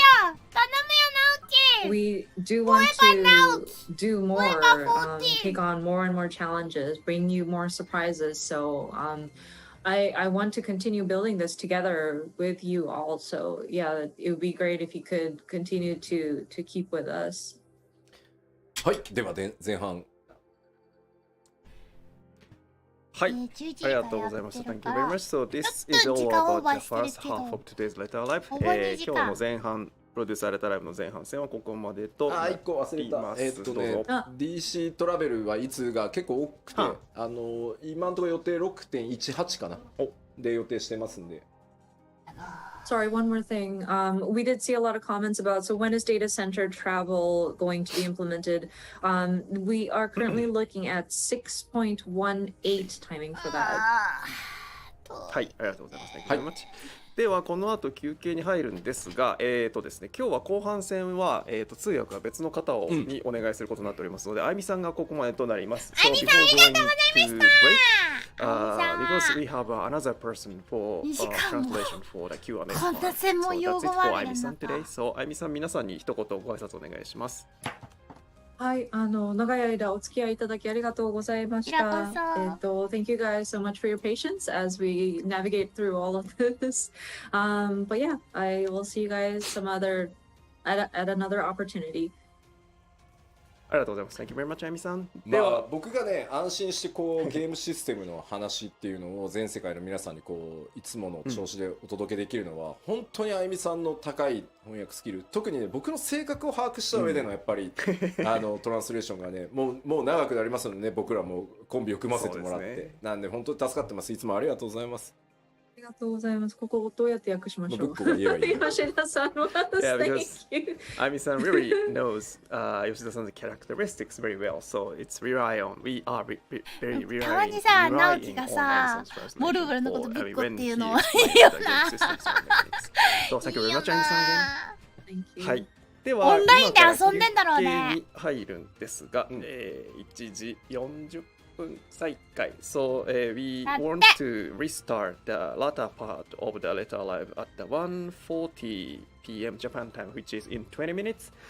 でですね、今日の休憩の音もご紹介したいと思います。So During the break, we have 2 videos today for you to enjoy. 20分あるから1本ならいいやと思ったら2本あんのかよ。Yeah, we have a 3-second digest preview of all the songs from the upcoming Endwalker soundtrack, and a time-lapse video of mosaic art we created live using screenshots that we were submitted by our players during another broadcast. 2本ありまして、1本目は、先日つい最近公開しましたエンドウォーカーのサントラが出ます。それの、3秒ダイジェストの全曲紹介の、トレーラーがありますので、そちらをご覧いただき、その後ですね、これも先日ご紹介しましたが、別の生放送企画でモザイクアート、皆さんからお送りいただいたスクリーンショットでモザイクアートを作るという企画がありまして、それのタイムラプスビデオがありますので、そちら2本続けてご覧いただいて、また、1時40分から再開したいと思います。はい、それでは休憩です。ビデオをご覧ください。どうぞ。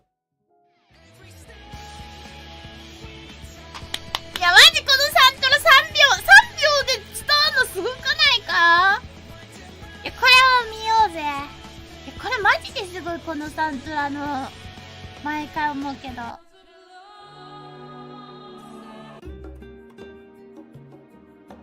インタビュー記事読んだ方がいいよみんな。ただね、サントラが手に入ってから読んだ方がいい。マジで聞きながらやりたくなるから。語れないよ。この曲いいよねがってさ、全然できないじゃんね。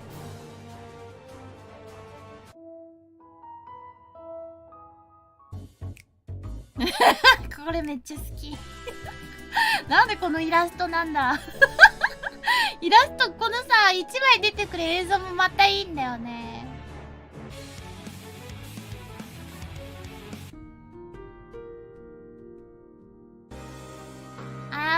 早く届かないかな、サントラ。私は E ストアで買いましたよ。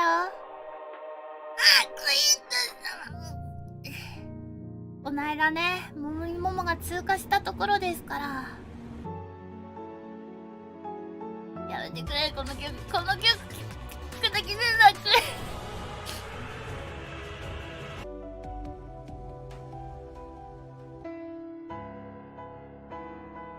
いや、この曲マジでいい。ピアノの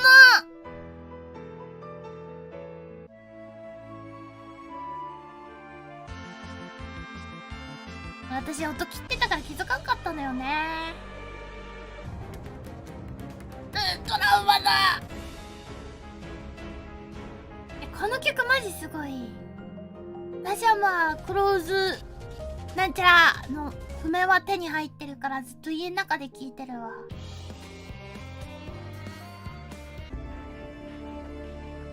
いやー、そうインタビューでさキッコさんの話もあってすごいよかったよ。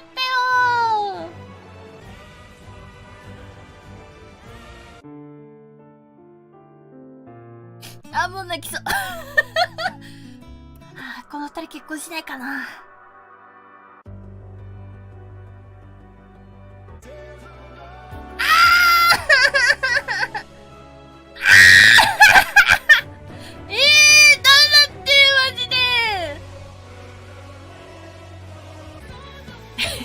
いや今の3秒だと完全にただのラスボス曲に聞こえなかったよ。ただの神竜の曲だったじゃん。3秒だと一番流れないフレーズなのに。クローズインザディスタンス。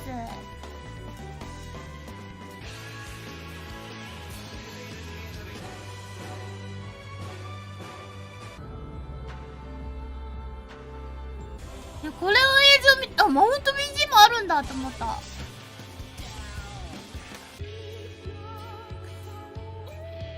のさフロートギャザーじゃあフロートギャザーとフローのボーカルが違うっていう話もインタビューにあったので、マジで見てほしいんだけど、インタビュー記事マジでよかったんだけど、すっげえ遅れてチーンが鳴ったわ。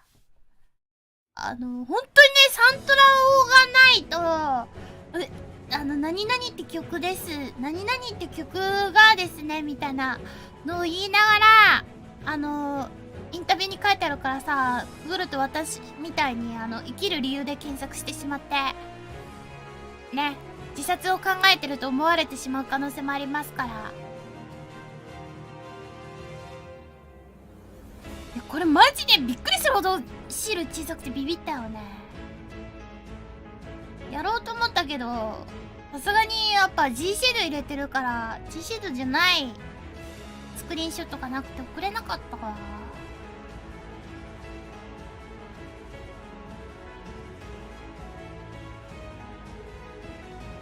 モザイクアートってすごいよな。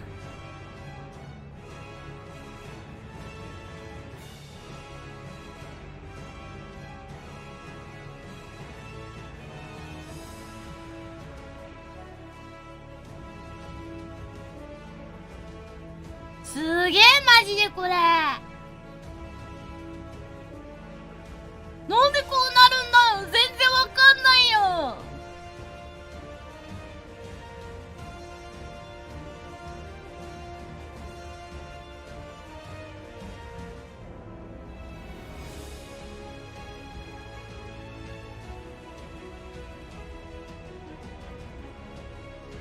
すげえ。でもやっぱこう近くで見るとなんか文句の顔は全然文句の顔じゃないんだよな。でも見えるんだよね、やっぱ知ってるからこそ。うわー、休憩の音も速攻終わっちゃったよ。どうするみんな。休憩が来てしまった休憩が来ちゃったよ。休憩しよっか。みんなも晩ご飯じゃないお昼ご飯取ってきたりね、トイレ行ったりするだろうし、私もちょっといなくなろうかな。休憩しましょう。13時40分からの再開だそうなので、13時40分から再開って書いときます。だけど色が見えないので押しときます。はい13時40分再開です。皆さんゆっくりお休みください。それでは私はハンバーグ温めてこようかな。帰ってきたらすぐ喋るのでね。とりあえずハンバーグ温めてくる。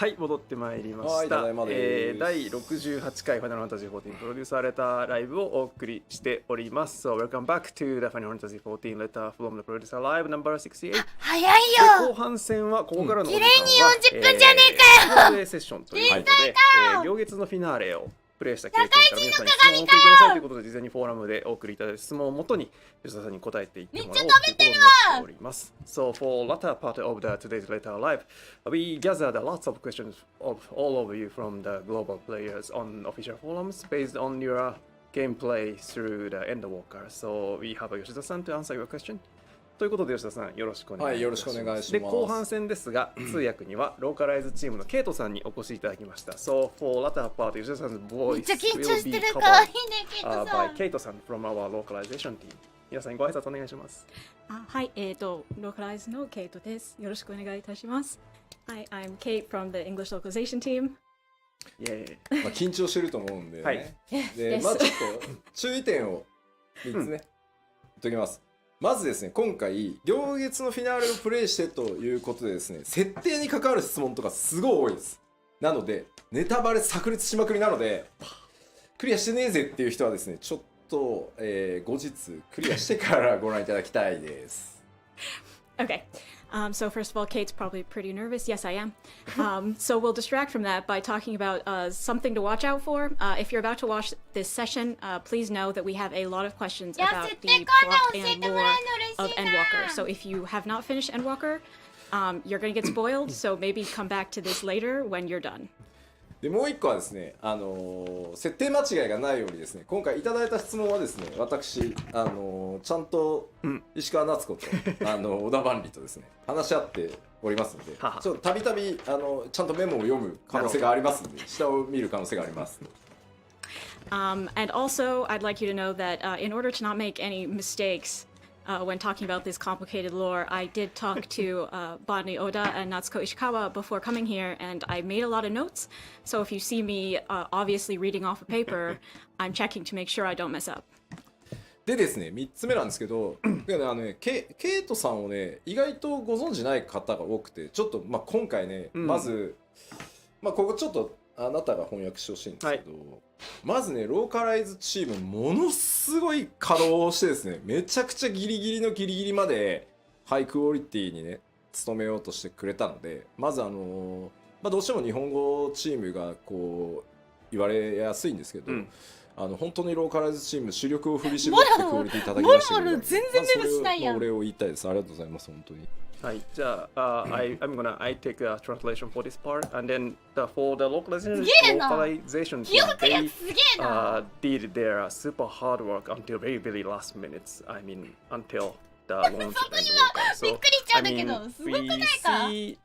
we tend to receive lots of the appraisal voices to the Japanese team, but Yoshida-san would like to take this time to thank you to all the localization team members. Thank you very much. でですね、特にね、ケイトさんの場合、まあ、北米の皆さんがね、よくね、こう、レディットとかで、講師ってなってるんだけど、漆黒のヴィランズも、行月のフィナーレも、ケイトさんがメイントランスレーターなんで、英語は。So also, Yoshida-san would like to address one thing. I mean, since Shadowbringers, especially on Reddit, people are excited about, hey, Koji, yeah, he's great, Koji. But the truth is, since Shadowbringers, the Kaito-san is the person who is taking the lead of the English translation. いや、もちろんね、コージだって、作詞協力だったりとか、まあ、ケイトさんが悩んだ時にコージが相談に乗ってたりとかっていうのはしてるから、別にチーム離れてるわけじゃないんだけど、今メインほら、第3開発事業本部もう一個 FF 作ってんじゃん。まあ、コージはちょっとそっち側もね、なんで、はい。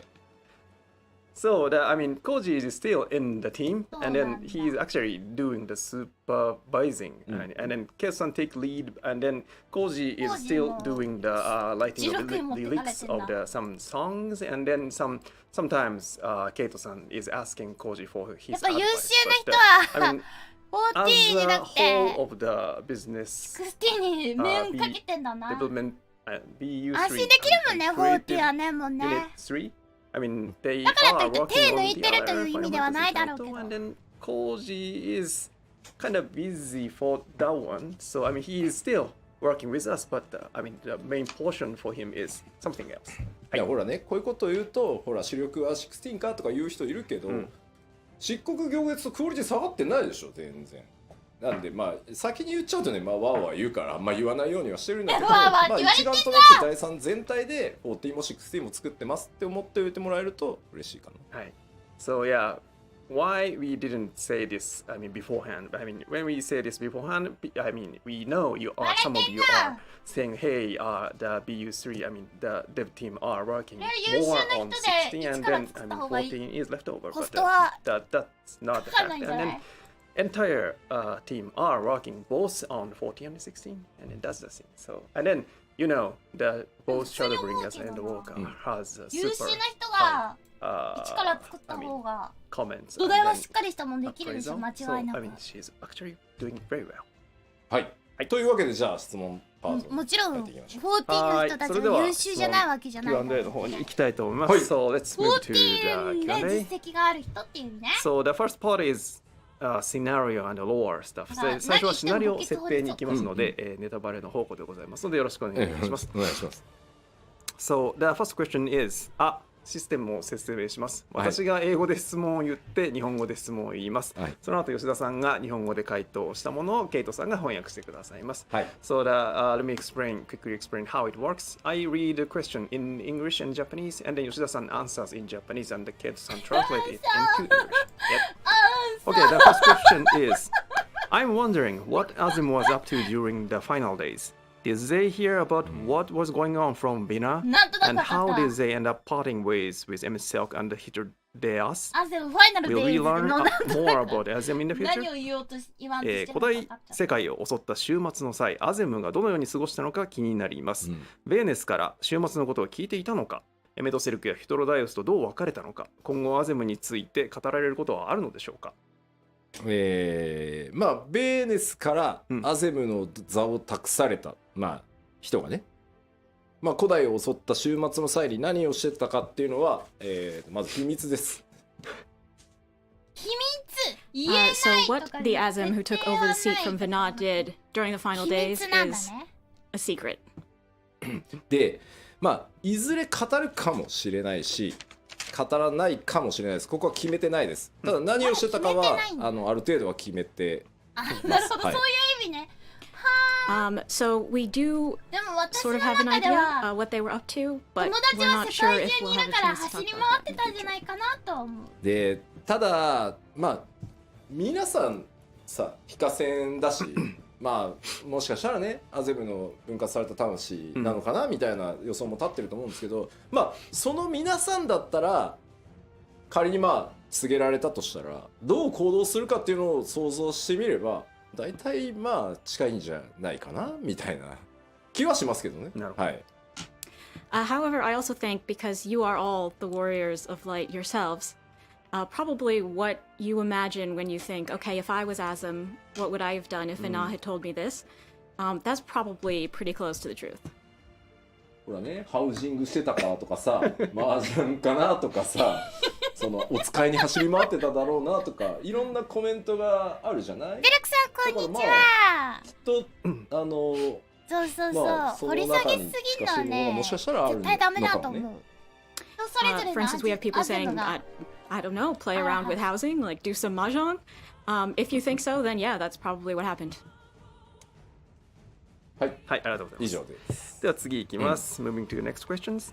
Why did Xenos dream of Armorod's final days? Also, how did he come to be a Reaper and learn to manipulate his avatar in time before 6.0? なるほど。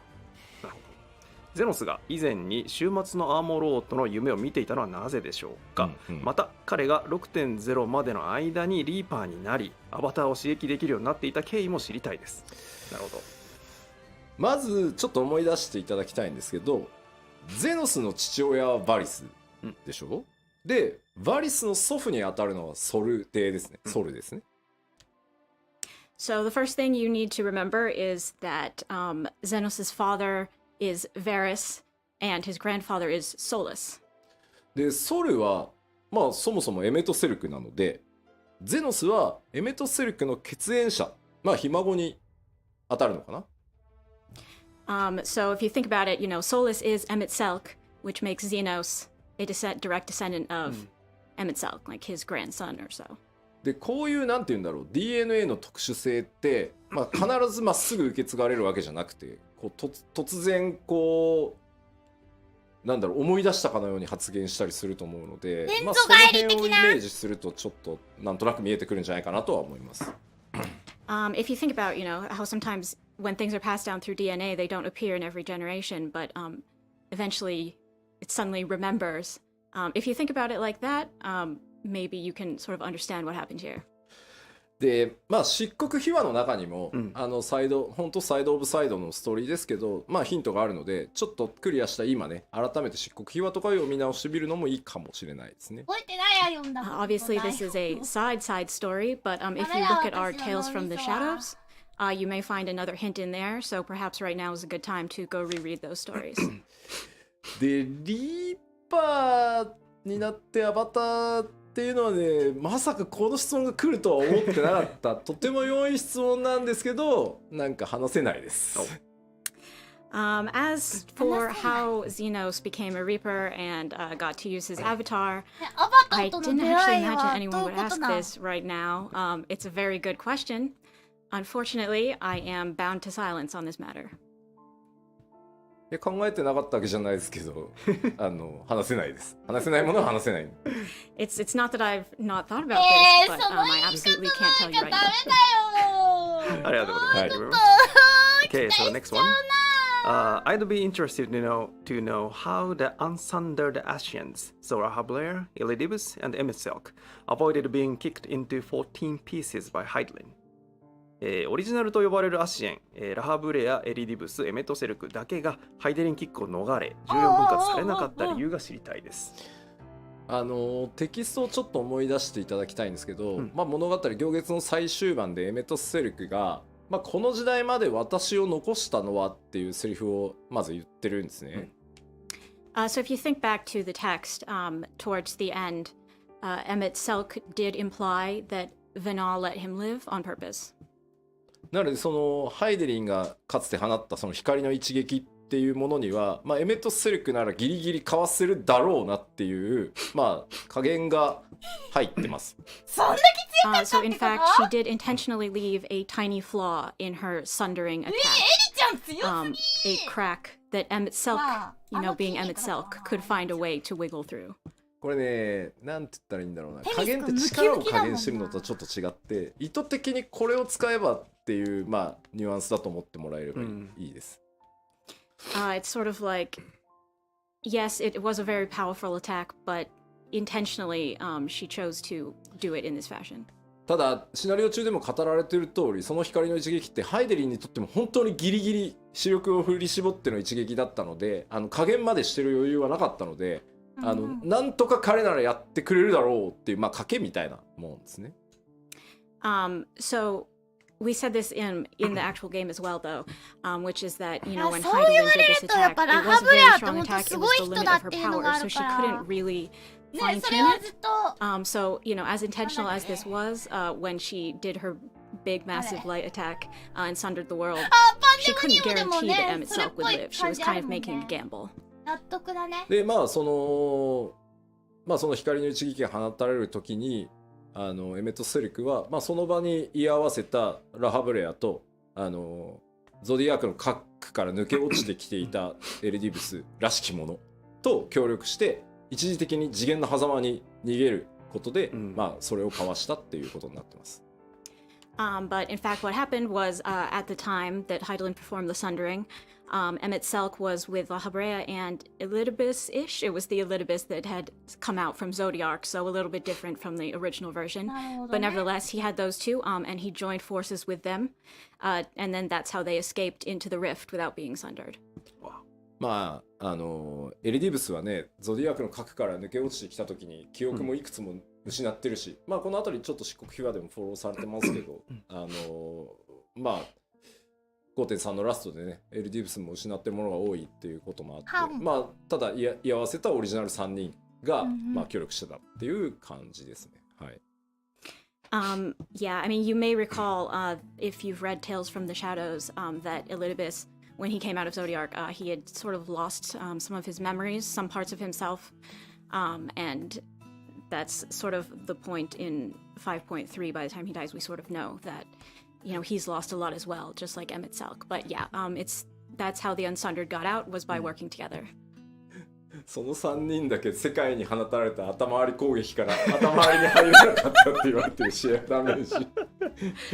How is it just the 3 of them that managed to do this from this thing that busted the entire world into 14 pieces? Well, you know, good question. ありがとうございます。では次です。Okay, next question. Are there sundered Asians other than Fandaniel or Black Master Asians of lower rank still around? I'd also like to know which Asians those two red masks that Darius carries around belong to. なるほど。ファダニエル以外の転生組アシエンや黒い仮面のカイアシエンたちはまだ残っているのでしょうか。あとできればガイウスに駆られた赤仮面のアシエン2人が誰なのかも教えてほしいです。細かいなところをしっかり見てくださってますね。転生組のアシエンはまだ確かにまだ何人か残ってるかもしれないですね。That is a really good question, and wow, you guys are paying close attention to this game. But yes, I do think that there are probably still some of the sundered blast mask wearing Asians around. ただその転生組のアシエンが、何人か残ってたとして彼らが原初世界にいるのか、共造世界のどっかに身を潜めてるのかっていうのに関してはちょっとまだ分かんないですね。But those sundered Asians, however many of them there are, we can't really say whether they'd be in the source or in one of the reflections. 確かに壊滅するの見えてちなみにたからダイウスが持ってたその仮面は、ウルテマとデュダルフォンです。As for the other part, the masks that Gaius carries around, they once belonged to Ultima and Dudaliphon.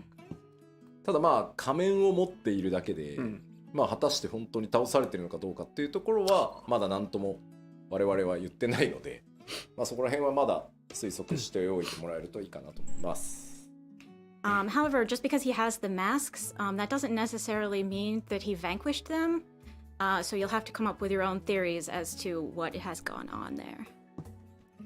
そのアシエンを倒すっていう方法って、これまで何回かね描いてはきてると思うんですけど、その辺ともこう重ね合わせて可能性とかを考えてもらうのもちょっと面白いのかもなとは思います。We've had a lot in the story so far about what it takes to truly defeat an ASEAN. So maybe think back on those things when you're theorizing. 消せなかったわけだからね。はい、ありがとうございます。ガイウスなんか魔法使えないのにどうやってやるのとは思うわ。In your mind, in Yoshida-san's mind, how much time has passed during the story spanning from 1.0 through Endwalker? I want to know how many years older the Warriors of Light is now. 吉田さんの中ではQ14 から、行月のラストまでで劇中ではどのぐらい年月が経過した想定でしょうか。ヒカセンが14の世界でいくつ年を取ったのか気になります。なるほど、言われてみればこれね実は特にはイメージしてないんですよ。でトレーラーをその字根底文字の根底を書いて、このぐらいのその風貌にしてほしいっていう時ってなんとなく現実の経過時間、拡張だと2年か2年半に1回とかっていう間で皆さんと同じようにそのヒロシと呼ばれてるウォーリアー・オブ・ライト代表もいろんな冒険をしてこうなってるだろうっていう予想で作ってます。So to be honest, that's really hard, and I don't have a particular figure in mind. When we're making the trailers, when we're coming up with the storyboards and things like that, we actually think about like, okay, you know, the Warrior of Light has done these different adventures. How would they look now? Imagining it with a time frame of 2 or 2.5 years each time, just like in reality, what you all have done. なのでトレーラーとはあんまり作中ねゲームの中を紐付けないで時間経過のイメージをね結びつけないでいただけると嬉しいです。But the trailers are really not reflecting the length of the story itself. So I would appreciate it if you guys could think of them as separate things. 世界を救うまで。で作中での時間、その 2.0 から 6.0 まで、もうなんか数年としか言いようがないです。あんまりイメージしてないです。As far as the actual story is concerned, I don't really have an exact figure in mind or an exact imagining of how long it's been since 1.0. もう突っ込み出すとキリがないでしょ。じゃあアシトラの実年齢は何歳なんだとかさ。Yeah, I mean, because if I go down that rabbit hole, like I will never 21歳で stop. すけど。 Wait, how old is your soul? I don't know. I don't want to think about it. まあなんであんま深く考えない。フィーリングで感じる。It's better not to think about it and to just 23だっけ vibe. 21だっけ Yes. 分かんなくなっありがとうございます。感じて考えて。 Hear, feel, think, perhaps. Thank you very much. では続いていきます。Next question. As I understand it, Emmett Silk and his Histlodeas returned to the Ethereal Sea, so they can now be 多 reborn. いね If 答 their え souls are 人説は reincarnated, will the people they become to be able to use creation magics like the ancients? なるほど。エメトセルクとヒトロダイウスは正解に帰り転生できるようになったように見えますが、彼らの魂がもし転生したら古代人のような想像力を持つのでしょうか。まあ正解に帰って魂が浄化され再び肉体に宿るとしても、まあそれは原初世界の人としておそらく宿るのみですね。Well, their souls have been cleansed in the ethereal sea, so even if we say they're めっちゃ reincarnated, 声エー that's テ just ル their で souls 出てこ being ないんだ reborn into new bodies in the source like everybody else. 自動的に14分の分割 1? されてないっていう、まあアゼムとハイデリンの術で一時的とはいえ復活してるのを改めて正解に帰っていきましたけど、まあほぼ前例がないんで、まあ、どうなるのかっていうのは分かんないですね。まあおそらくは普通の人プラスアルファちょっとぐらいなんじゃないかなっていうのがイメージですけどまあ分かんないですね。As for what would happen if they were reincarnated in that fashion, も we've う never 二度 had と an 光 example の of 加護を someone 持 who った was 人は生まれて uncentered こないかな being reincarnated like this, so we can't really say for sure. I think maybe it would be just like a normal person, but maybe a little bit cooler, a little bit better, but there's really no way to say. まあこっからは僕個人の妄想ですけど、はい、まああれだけやれることをやり託して世界に戻ったのであれば記憶も焼き付かず綺麗に現れるんじゃないかなって思ってるので、そんなもれを引きずって転生するイメージは僕の中にはあんまないかな。In my opinion, they really, at the end, they had accomplished everything that they had set out to do. So their souls would be completely purified. And I don't know if they'd even really want to come back. They have nothing remaining. They have no lingering memories to address. はい、ありがとうございます。Thank you very much. So the next question. Please tell us whether the star will be named Isserius going forward, or if we are sticking with Hydaelyn. Also, does everyone know the name Isserius, or just the warrior of light and their allies?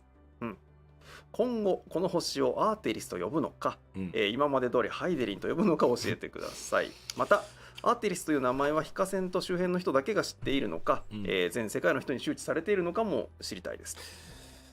まず今のところですね、光の戦士、まあ、主人公プレイヤー皆さんですね、はい、その周辺で、まあ、週末の仕組みとか週末の結末っていうのを詳しく知ってる人はおそらくアーテリスって呼ぶことになるかなとは思います。I think people who are close to the Warrior of Light or otherwise very familiar with what happened actually in the final days might start to call it Etherius. 旅の魔法って言ってたもんね。で逆に世界中のそれらの真相を知らない大多数のエウロジア人はこれまでと変わらず別に惑星ハイデリンって呼ぶと思います。On the other hand, most of the people on the star, most of your average Eorzeans would probably just keep on calling it Hydaelyn because they don't know any of that stuff. まあただそもそも東方の人たちとかそれから新大陸にいるような人たちっていうのはもともと惑星ハイデリンと呼んでない地域もあるので統一されてないですよ世界で。なので呼び方はまたそこに行くと星の呼び方変わる可能性はあるかなと思います。However, there are peoples in the East, for instance, or the New World who never called it Hydaelyn to begin with because they have different cultures. So if we visit those areas, we might find another name entirely. まあ一番実は困ってるのは宣伝チームじゃないかっていう気がします。I think the people who are going to be struggling with 惑 this 星ハイデリンってずっと言ってたもんな。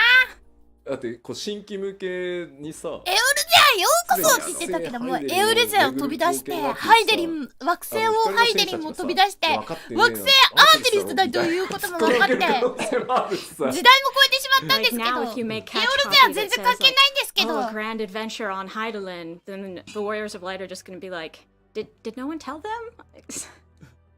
すでにね、エンドウォーカー前の時点で、エオルゼアなのかハイデリンか問題っていうのがすでに PR チームにありましたよね。We already, I mean, the PR team already had a problem if we call it Elzer or Heidelin. So, yeah, the bigger question.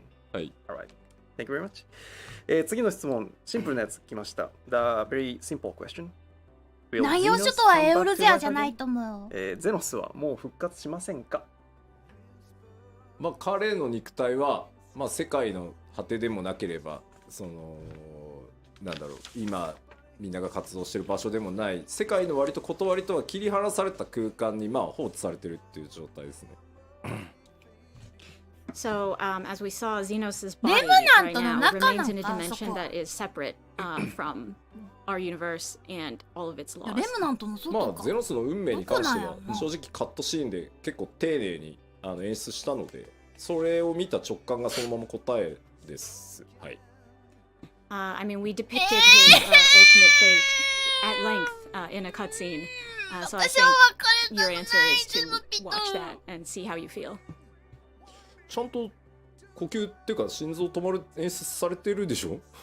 I mean, we did show him stop breathing and his heart stopped beating. 息は引き取ってた。はい、ありがとうございます。やっぱ死んだんだ。では次の質問です。ちょっときつきかも。If you look at the source and its reflections today, they are inhabited by various races such as Mikote, Aura, Lalafels, and the like. However, all the ancients seem to be of a hero-like race. Is there a lore regarding how mankind came to have such varied appearances? なるほど。現在の現象世界、共造世界にはミコッテ、アウラ、ララフェルなど様々な外見の人がいますが、古代世界にはヒューラン風の人しか存在していないように見えます。今のようにいろんな外見の人が現れた理由について設定があれば教えてください。全然質問が頭に入ってこなかった。コメントでさ、ごめんね。本当にいやまあゼノスがさ、友よ無人島で待っていたぞっていうのを見ちゃってさ。It's really distracting because I'm looking at the comments and everyone is writing like Xeno stuff like my enemy, my friend. So Welcome to our island. 無人島だっつってんだろ。Look, just leave us alone. Okay. で質問はですね。種族がはい。古代人は全部ヒューランっぽいんだけども、いろんな種族外見の人がいるけども、なんか設定あるんですか？確かね、ミコッテとかどうやって生まれた？涙で目がやばい。分かたれた時に、まあ人っていうのが全ての生物が不完全なまず存在になりました。Okay, so when the world was sundered, all livings became so-called incomplete. でも不完全だからこそ長所と短所っていうのがより強くこう現れていくことになりました。But it's that very incompleteness that allowed them to develop strengths and weaknesses, and that over time sort of compounded into racial traits.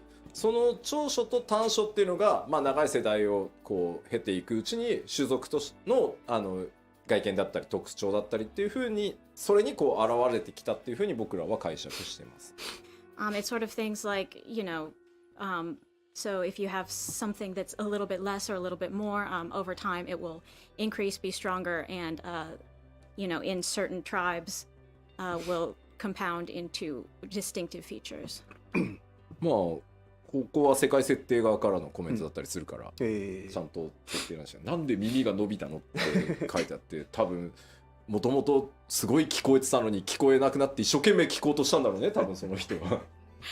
Look, I don't know the official lore for this, but people are asking things like, okay, but why are the Mikote's ears so big? And I think, you know, maybe they couldn't hear that well and they tried super hard to hear, and maybe that is what led to them eventually developing those big ears.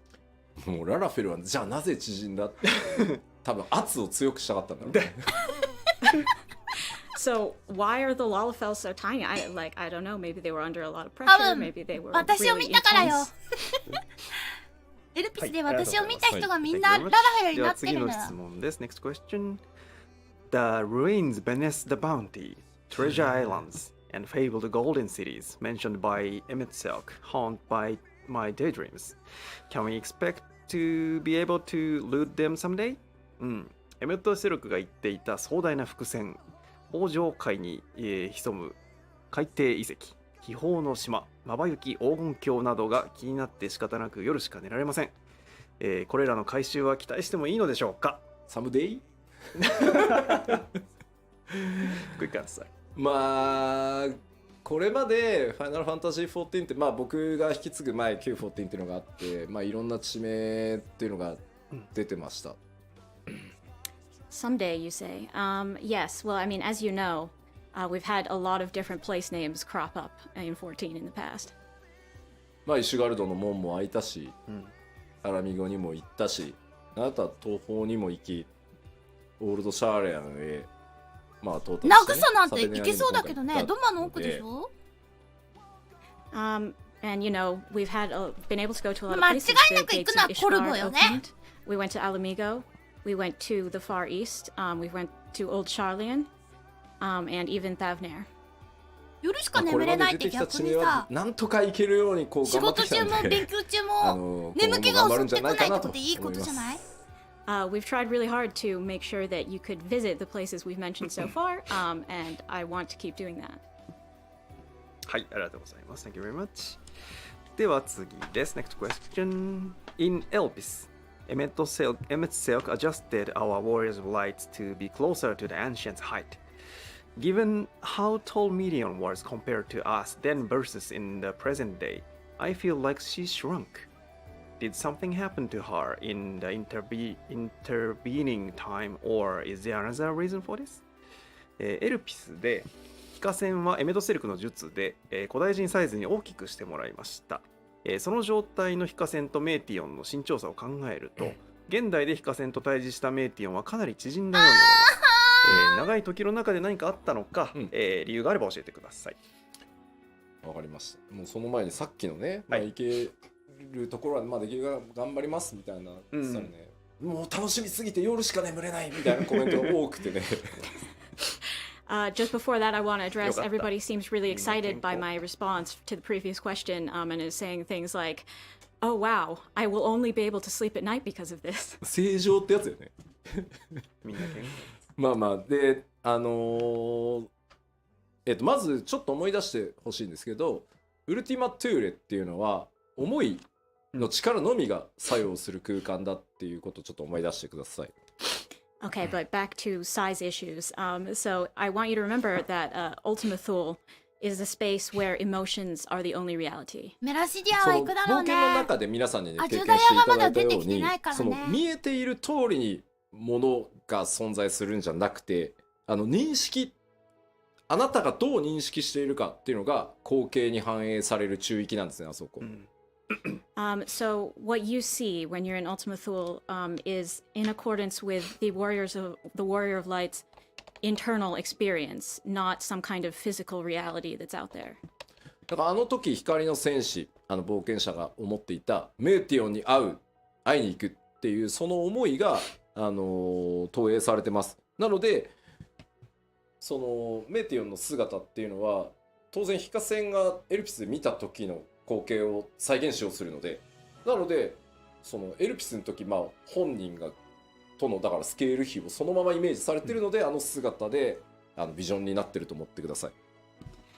So as the Warrior of Light, you are traveling to Ultima Thule to find Meteion. So the space reflects that, and it reflects your internal perceptions. And the Warrior of Light has memories of Meteion from それに Elpis したって in 鳥 a の大き certain さ半端なく proportion でか relative くな to んない？ himself. Right? So the Warrior of Light is thinking, she's それにし about たっ this て stuff. ね。And that's why she appears that way in Ultima Thule. だからこれはそのウルティマトゥーレに現れたエメットセルクやヒトロダイエスも同じで、そのあくまで中域はディナミス、思いの力がビジョンを取るので、まあ、やっぱり相対的に光の戦士である自分から見た時のスケールで、まあ、再現されてるって思ってもらえれば良いかと思います。So, and the same kind of goes for Emmett Selk and Hythlodaeus when we call upon them. Ultima Thule is a place controlled by dynamis and emotions. So really it is your internal conception of these people that determines how they appear. もう確かに光の戦士大概記憶ガバガバだって言ってきたけどよっぽどあれだったんだね、大事な局面だって思ってたんだろうね。This might make you judge the Warrior of Light just a little bit, but this is how it's remembered to them. はい。はい、ありがとうございます。Thank you very much. So the next ララフェル question からしたらみんなでかいしな。 I wanted to harvest some Savnarian onions while I was in Savner. Where are サ they ベ keeping ネア them? オニオン。サベネア島でサベネアの野菜を採集したかったです。どのあたりに生息しているのでしょうか。なるほど。こちらはですね、世界設定に確認してまいりました。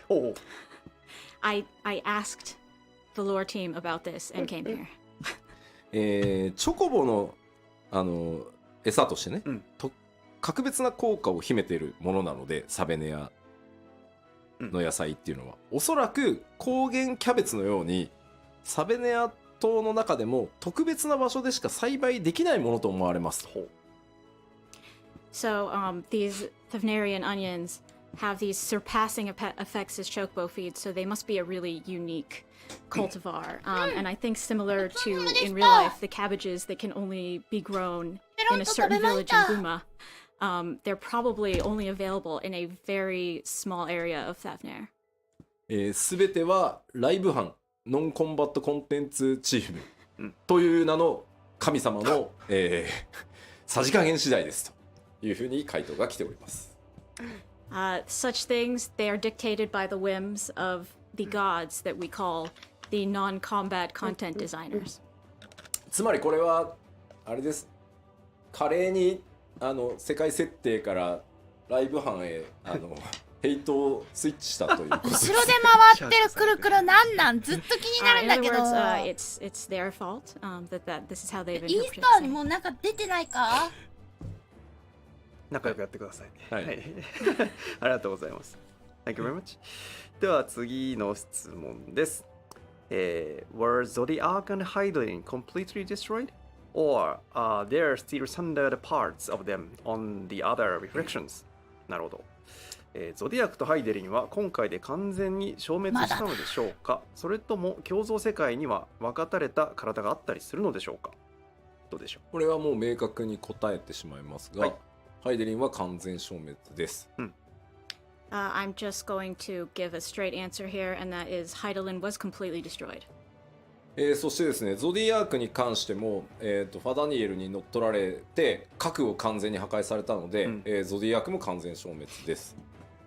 Similarly, Fandaniel crushed Zodiac's heart, which is his core, and that completely destroyed Zodiac. 各共造世界にこう分割されて封印されてたんですけど、ゾディアークって、だからまあ見てもらえれば分かるんですけど、ゾディアークっていくつかのパーツまだなんかこうワープしたかのようなこう次元の別次元にこの先あるみたいな感じになってると思うんですけど、各共造世界に当然封印されてたんですけど、本体が完全消滅したので、それらのパーツも全部消滅してます、同時に。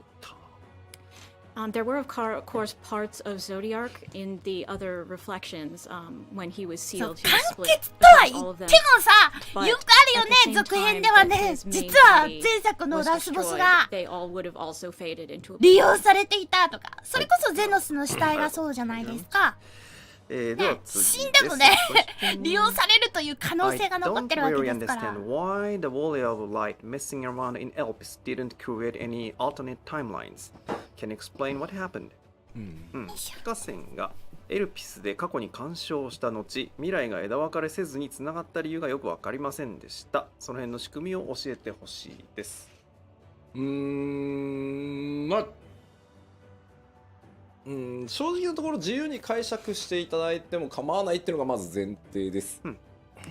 Well, I think the most important thing is to say I think you all can come up with your own theories for this one. ただまあ僕個人の解釈としては、まあそもそもつながっていたんだっていうふうに解釈してます。My personal interpretation is that the timelines were always 確 the かに same. でまあつながらない可能性っていうのも当然あったと思うんですけど、もともとは私が設定の世界で生きてたんだね、きっとね。全力で対応してきた結果、なんとかつながったんだろうっていう解釈もまあできるかなと思います。Another interpretation you could have is that maybe Vinal worked really hard behind the scenes to make sure that the timeline didn't go 旅に出てください。麻雀ばかりしていないで旅に出てくださいってずっとハイデンがずっと語りかけてたかもしれん。皆さんがこう対応していたことによってまあつながっていくっていう。どうかクラフターばかりやっていないで旅に出てください。キャサラばかりやっていないで世界を救ってくださいって頑張ってる奮闘してる世界線はたくさんあると思うぞ。私のサブキャラもそう。嘆きの海で初めて光の選手が降り立った時にアルゴスが懐いていたという時点で、つながることが確定したかなという認識ではいます。I personally think that when we went to Mare Lamentorum and we first met Argos, and Argos, really took to us and we were able to ride him, that is basically proof that, okay, at that point, the timelines were going to work out. 6.1 で強くてニューゲームに行月のフィナーレ対応するので、もし気になる方はもう一度ね、全部見た上でもう一回おさらいしてもらえるとまた見えてくるものあるんじゃないかなと思います。We are adding all of this stuff to New Game Plus in 6.1. So if you're interested in this, I suggest you replay it and think about this question while you're playing. はい、ありがとうございます。Thank you very much. So going to next question. 次の質問。次さん、おはない。 In the trailers, only the warrior of light seems to age, where the other characters always look the same. Will we ever get to see a grown-up Alfino and Alice? トレーラーでは主人公であるヒカセンの年齢だけが上がっていて他のキャラクターは年齢が変わっていないように見えます。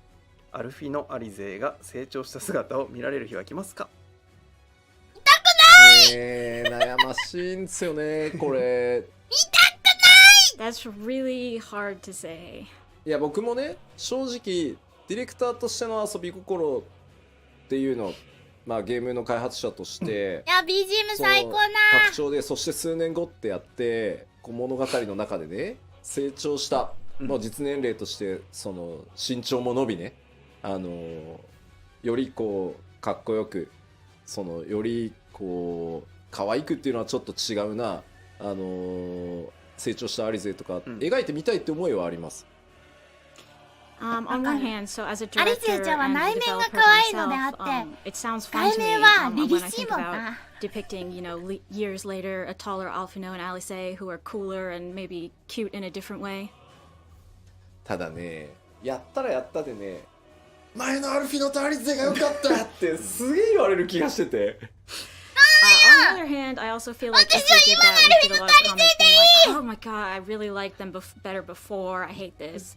でもさ、一回やったらさ、10年バズカもう方法がなくなるじゃん。10年バズカとよ。if we do it once, we can't go back, so that's a problem. だからなんかちょっとやりづらいんすよね。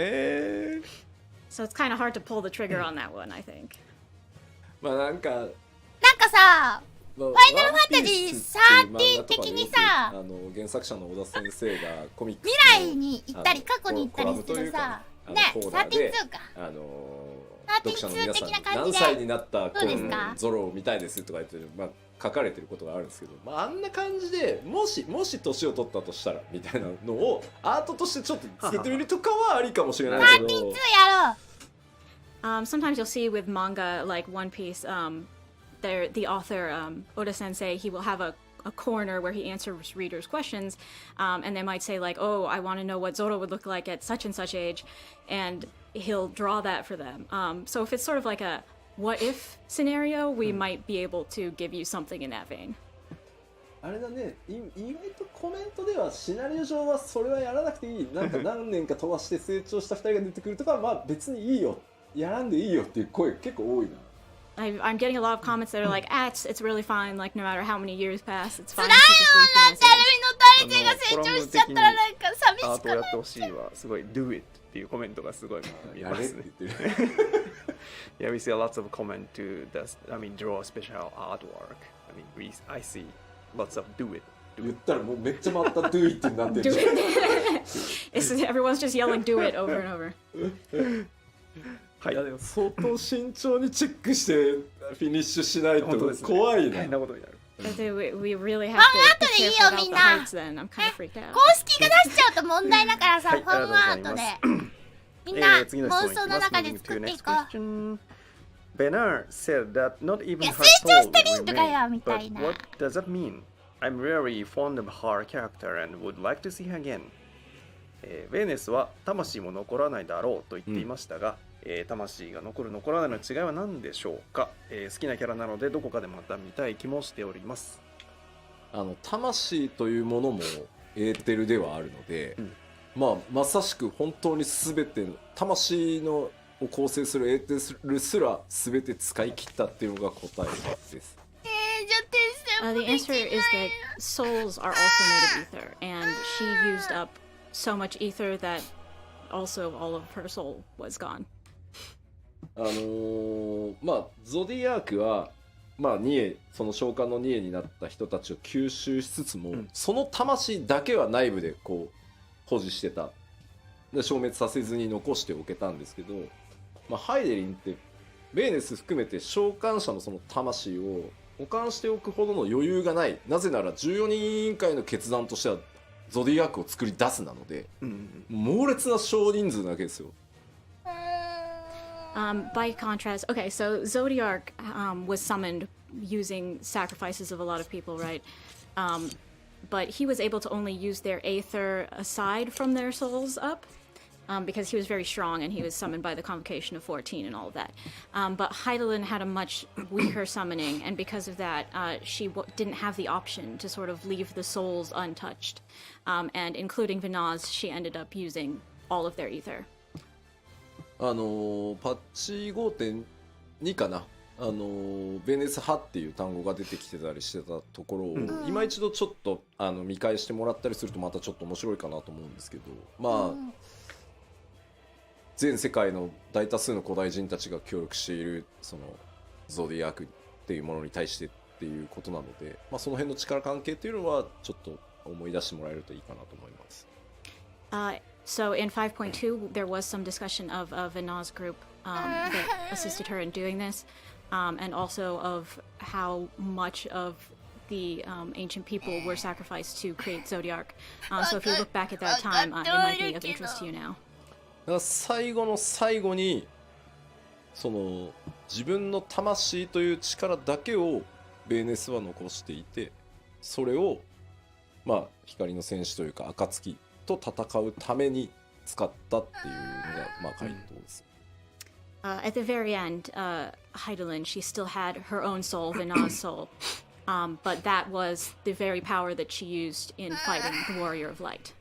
だから言ってましたよね。ベーネスあなたも力があって問いかけられたのに対して、大丈夫、この一戦をやり遂げるだけの力は残していましたって言ってるのは、自分の魂をそこに当ててるっていうふうに思ってもらえれば良いと思います。When she tells you before the final battle with her that she saved enough ether for this fight with you, that is Vinaz's soul that she's referring to. 絆よつなげになった。はい、ありがとうございます。Thank you very much. So the next 絆 question. よつな大変重要な質問な気がします。The very important question. Next one. Now that Heidelin is gone, will the warrior of light no longer have the blessing of light? Or will we stick to around like the illusory げ。早 armor? くサントラをし。今回のストーリーでハイデリンが消滅してしまいましたが、光の戦士にかけられた光の加護の術も消えたのでしょうか、それともアーモロートの幻影のようにまだ残っているのでしょうか。今後生まれないのか。ベーネスが施した光の加護は、消えないと思ってますし、消えないであってほしいなっていうふうに思ってます I really don't think that the blessing of light will disappear, and I wouldn't want it BGM 聞き to. て BGM 聞きて。最後にここが好きなんだよ。ハイデリンというか、ベーネスが、私の思いがいつまでも愛しき子らを守りますようにっていう願いがちゃんと加護として残り続けていくっていうのが、ある意味最後にかけ直してくれたかもしれない加護だというふうに思っていたい。僕個人的にもね。はい。Perhaps she re-granted the blessing at the very end, but either way, I want to think that it will always protect the Warrior of Light, just like she said, my love will be with you forever, my dearest children. BGM 良すぎてテンションが改めてね、光の加護かなという気がしてます。はい。はい、ありがとうございます。や Those words I ば think will be the blessing you carry forward. Thank you very much. では次の質問に行きましょう。はい So going to the お願い next question. In the cutscene after the level 87 dungeon, we see a red sigil appear before Emmett Silk's face. Does that mean such sigils aren't an Ashen thing, but rather identify one as belonging to the convocation number 14? ボルドラーだってさレあれベルじゃん 87ID の後のカットシ改ーンで造じゃんエメットセルクが顔に浮き出る赤い印をねこう発動させていました。ということはあの印はアシエンの特性ではなく14人委員会の身分証のようなものなのでしょうか。改めて設定を教えてほしいです。まあ身分証というのはちょっと違うかなと思うんですけど、まあ14人委員会のそれぞれの座に選ばれるような人っていうのは、まあ、膨大な魔力とかそれぞれとてつもない能力をまず持っているので、それらの力を解放した時にその浮かび上がるっていうふうに思って、もうリミッターというかねを解除したみたいななんとなくイメージだと思ってくれればいいです。So it's not really just there for identification purposes, but yeah, if you think about it, every person who takes a seat in the convocation of 14 has really intense magic あれ power. ってエメット So セル basically, クの模 it's 様 like it appears 歯です whenever ね they 模 use 様 grand magic, almost as sort of a limiter to constrain their magic. であれはあのマークは14人委員会のそれぞれの座を示すマークなので、個人族の祈りがないと俺は水の中では無力。俺も力を解放するぜってやっても出たりはしないです。However, each sigil does indicate the member's seat on the convocation. So, you know, even if someone 後ろの踊 who's り not on 子 the convocation was 気に like, なる oh な yeah, magic time, wow, it's not going to show up on anyone else's face. そう勝手にね、俺は第15の座を名乗るぜって言ったところで出ないです。You can't just name yourself the 15th seat and blast it and hope it'll appear. 後ろのさこれさ何、まあなのでまあわかんない、こんなグッズないよねいろいろ想像もできるかなと思っていて、まあそれだけ強大なパワーを持っていて世界から認められる14個の座についてるってことは、まあそんなに無尽蔵にバンバン力を振るうなよっていう意味もあってまあ出すと14人委員会の人間であるっていうのがバンって出る可能性はありますよね。だから座を引き継げば多分、ないなこんなグッズ。ヴェーネスには出ないですね多分、はいはい座を渡してるので、はい、いやマジこれ買うかな I think it's also probably connected to sort of the convocation's responsibility. These are people who have been acknowledged by society as having this grand power and taking up these seats. So, you know, you don't want people just randomly wandering around blasting magic without knowing who it is and for what purpose. So it sort of indicates that they've been chosen for this role and keeps them in line. And for that reason, I also think that when you leave the seat, for instance, when Vana gave up her seat, she would have also given up the sigil, so it would no longer appear on her. 吉田の座はって聞かれて吉田の座はね継ぎたい者が誰もいなくてちょっと寂しいんですよ。So people are talking about the seat of Yoshida, but it just kind of makes me sad because I think there's nobody who could take up the seat if I gave it up. しかも紋章も出ないからね。Also, I don't have a cool symbol on my face.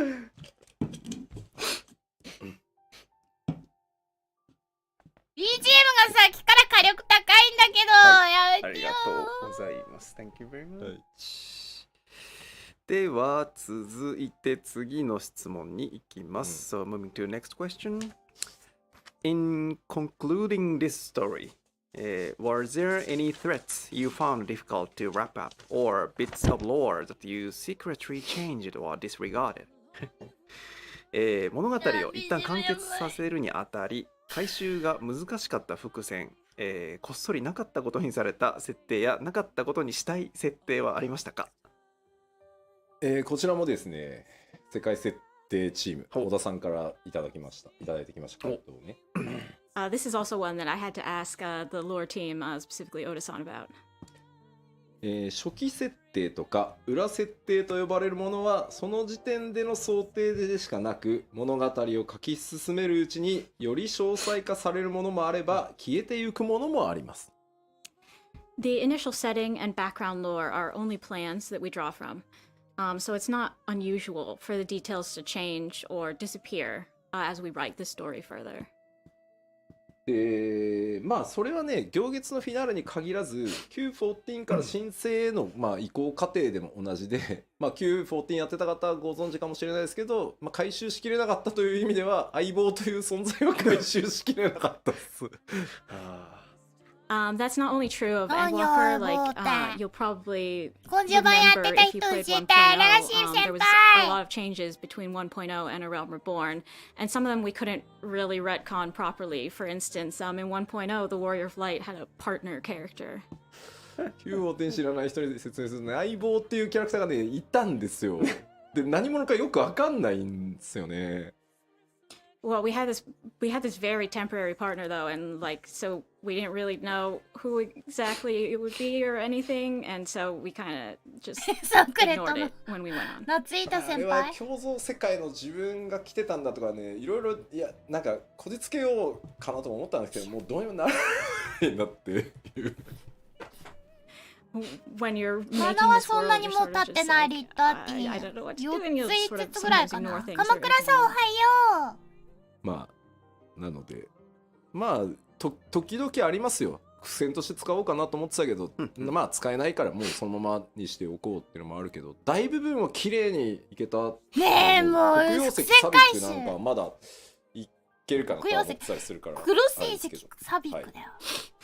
And so yeah, there are some things where you'll just be like, we'll just ignore that going forward. But in most cases, we do try to wrap up things, and maybe if there are things we haven't addressed yet, we can wrap them up in the future. はい、ありがとうございます。それでは続いてですが、next question. Will we have a chance to learn the identities of the full convocation of 14? は今後14人委員会の構成員について全員の、真の名前を知る機会はありますか？黒成績、黒曜石ってさめっちゃ突っ込まれてる。あ、黒成績ですね。はいはい。はい、黒成績。で、14人委員会のその座とともにあるその真の名マナに関してはすでに決まってはいます。はい。So yes, we have decided the true names and identities of every convocation member. まあそれらを皆さんが知る機会があるかどうかは今後の展開次第ですねって悪い顔をして終わっておきます。Whether we tell you that in the future sort of depends on how the plot develops. ここにご期待ください。スマイル。ありがとうございます。では続いていきましょう。次の質問です。Going to the next question. Benar had good intentions and her plan worked out in the end. But as a result, the world was sundered and most of the ancients suffered for it. Was sundering the star really the only way to save it? ベーネスは善意の上で行動して結果的に良い方向にはなりましたが、その経過では世界を分断し多くの古代人を不幸にはしました。今回の結果を導くためには世界を分断するのは必須だったのでしょうか？まあシナリオ系とかはなっちゃんとも話をしてこうテキストをまとめているんですけど、その回答をね、まあ少なくともベーネスってヤシトラがまあ推測したようにエーテルが強すぎる古代人ではデュナミスにそもそも干渉することができない。結果その終末を根本的に止められないっていうふうに考えてます。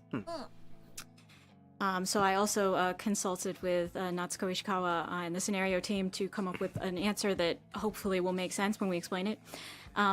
But at the very least, as Yashola theorized, Vina believed that the ancients, being so dense in aether, could not control Dynamis, and so she thought that they could not have stopped the final days at its source. じゃあ別にそのゾディアークで、まあ、根本的に解決できなかったとしても天の断り、まあ、つまり天脈を強化して、まあ、絶望ビームを弾き返してるんだからそのままなんとかやってきゃいいじゃん、としたとしてもいずれ今の古代人たちの考え方では、まあ、大敗的な末路をたどってしまうだろうっていうのもその14分割にすることによってね、ゾディアークの見てても自分自身気づかされるところがあったんだろうなというふうに思ってます。ね。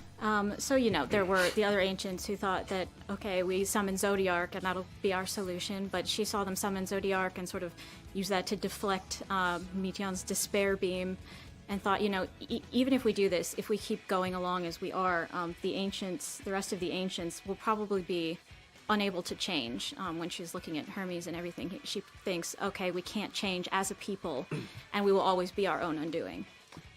まあ確実とは言いはしないですけど、最終ダンジョンのラストレムナントのフェーズ3ラーラーが暴れ回ってるところは、なんとなく古代人たちがあのまま続いてったらこうなってただろうなっていうイメージで作ってはいます。If you look at the dungeon, the dead やっぱ ends, そうなんだ at ね。 the very end, there's a boss そ called の予想 Dada, してた人はめちゃくちゃ多かったん and じゃない？ that is sort of our 私もそうだ vision ったけど。 for what probably would have happened to the ancients if they had just continued as they were. だからそのために世界を分割して人が持つエーテルをとにかく薄くしていずれデュナミスっていうものを使いこなし、人が終末そのものと戦えるようにしたっていうのがベネスの考えです。So for that reason, she chose to sunder the star to dilute mankind's ether, 公 so 式 that 書いて someday も they らっ might be た able で。 to use Dynamis and to fight back against despair and the final days at the source. まあ、本人も言ってましたけど、これは善悪で語られて良いわけではなく、その行いが果たして正しかったのかどうかっていう苦悩はベーネスが全部自分で背負っているっていう感じですね。As she herself says, this is not really a simple matter of good and evil, and she この agonized over BGM whether マ her ジで decision 私 was さ correct, 死んだと思っ and た。 took all of that upon herself for all of こ this の time. BGM あ私死ぬんだと思ったな。僕特に思ったんですけど、まあ、皆さんこうベーネスすごくいろいろな思いをねプレイヤーの皆さん感じ取ってくれて、すごくこうベーネス疑ってごめんよと、ハイデリン悪いやつじゃなかったよってなってるんですけどI think everybody has a lot of different feelings about Vina, and we wanted to communicate that Hyland's not a bad guy, but こんなね世界を分割して人を14に分けてそのデュナミストを使ってね、その終焉を歌うものにぶつけようなんていうことを決断し考えれる時点でやっぱり彼女も古代人なんだなって思うんですよ。めっちゃ but 納 it's this 得 very いっ decision た。 that she made to say, okay, I'm going to split everybody into 14 parts so they can use Dynamis, so they can kill the end そう singer. なんだよ That な。 decision really makes me think, yeah, she was definitely, Vina herself was definitely an ancient, huh? だから5.0エリオラさんオファーまあない。ラストでね助かってくれてよかった。コメントセリフ20ヶ月すごいね。これが最後ありがとう。の最低だ、反じるっていうことをやるでしょ。何度も反じてきたんだと、その度になり損ないどものなんかダメなとこ見てきたんだ俺って、もういいよじゃあ最後もう一回だけ見てやるよって言うじゃない。At the end of 5.0, so we find out that Emmett Silk, this whole time, he's been making these decisions about all of humanity, about how they were imperfect creatures these days. かわいい。 But at the very end, he gives you one more chance and reevaluates his judgment. で今回ヘルメスも私がさっきからずっとグズグズしてるから改めてプーちゃんが正しく反じを泣かないでってして人のきてる。行く先をものすごいなんか不必要なぐらい公平性にこだわるじゃない、その自分の記憶も全部消しておいて自分は人間側につくから何してんの君っていう Hermes is also concerned with this, 古代 to 人 the の degree 異常 that he erases his own 性がさ memories so he can once again reevaluate humanity and everything. He's really concerned with fairness and humanity's worth. でもベーネスこそ反じるっていう言葉は一度も使ってはいないんだけど、ベーネスの歩みっていうカットシーンの中で剣を構えてね、今から私は世界を分かつって、まあ、あれってまさにもう反じるだと思っていて、全世界丸ごと反じるんかいこの人っていうのがやっぱりね僕が思う古代人の怖さというか完全性というか、普通あの決断人間にはできないぞって思っていて、その先の苦労も含めて計算した上でというか計画した上でだから、やっぱり彼女も古代人だなっていうふうに思ったりしましたね。Vina herself never talks about herself in this lofty way that she's making a judgment on all of mankind. But when we see her in that cutscene holding the sword and saying, you know, henceforth he shall walk and sundering the world, that really is a very ancient moment. Like that shows you how different the wholeness of the ancients were, because normally we wouldn't be able to make such a decision for all of mankind. So when I see that, I really think, yeah, Vina was one of them. まあだからエメット・セルクね人気は高いけど、そもそも私が判じてやろうって、まあアルフィノに言わせればなぜお前にそんなもん判じられなきゃいけないんだっていう話だし、まあベーレスに至ってもそうよね。だから、その辺を意識してまた物語全体見るとちょっと違ったというか、もう一段その古代人っていうのがどういうこう人たちなのか、それがいろんなテキストにこうまぶされているので、今回サブクエストも含めてだけど、その辺見てもらえるとまたちょっと面白くなるかなとは思います。You know, in itself is very popular, but I sort of agree with Alfina when he was talking about judging people. What right does he have to do that? And that may actually be the case with Vina as well. Like, what right did she have to do that? We've shown various things about the ancients and how different they were from us as people and how they were sort of the same. So I think if you go back and look at all of the different parts, including the side quests with the ancients in them, you might find it interesting. そういうお前だって吸盤を判じてベッド落としたよって言われた。People are criticizing me as a hypocrite being the great decider here. 人間にはできない。どうしようもなかったんだよ。I mean, I had to though to make this. 古代人だったんだ。いやいやいや。He may be ancient? He insists he's not. はい、ありがとうございます。では設定関連もう一問いきたいと思います。The Solstice Moon was made to imprison Zodiac after the sundering, but what about the first moon?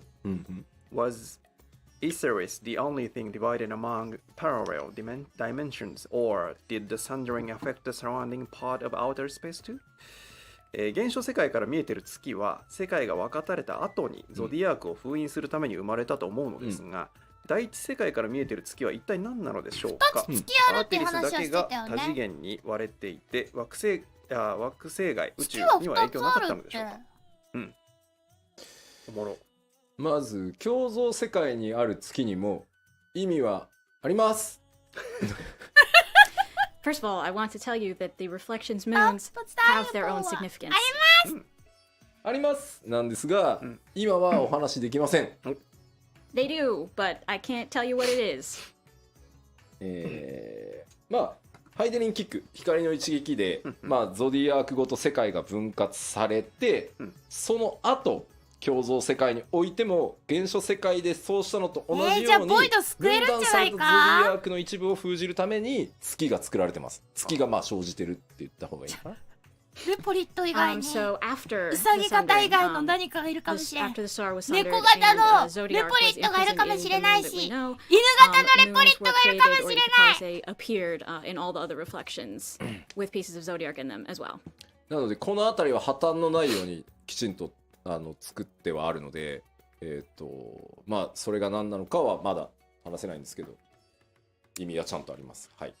We're going to show this properly later, so I can't give you spoilers now, but yes, there is some meaning to these. はい、ありがとうございます。Thank you very much. それではですね、ここからはですね、シナリオとか設定以外の、動画関連の質問に行きたいと思います。So from this point, the questions are not related to scenario or the lore stuff.So the question is, during the development process, what part of Endwalker were you a perfectionist about? は行列のフィナーレの制作の中で吉田さんが最もこだわった部分をお聞かせください。すごい海外インタビューみたい。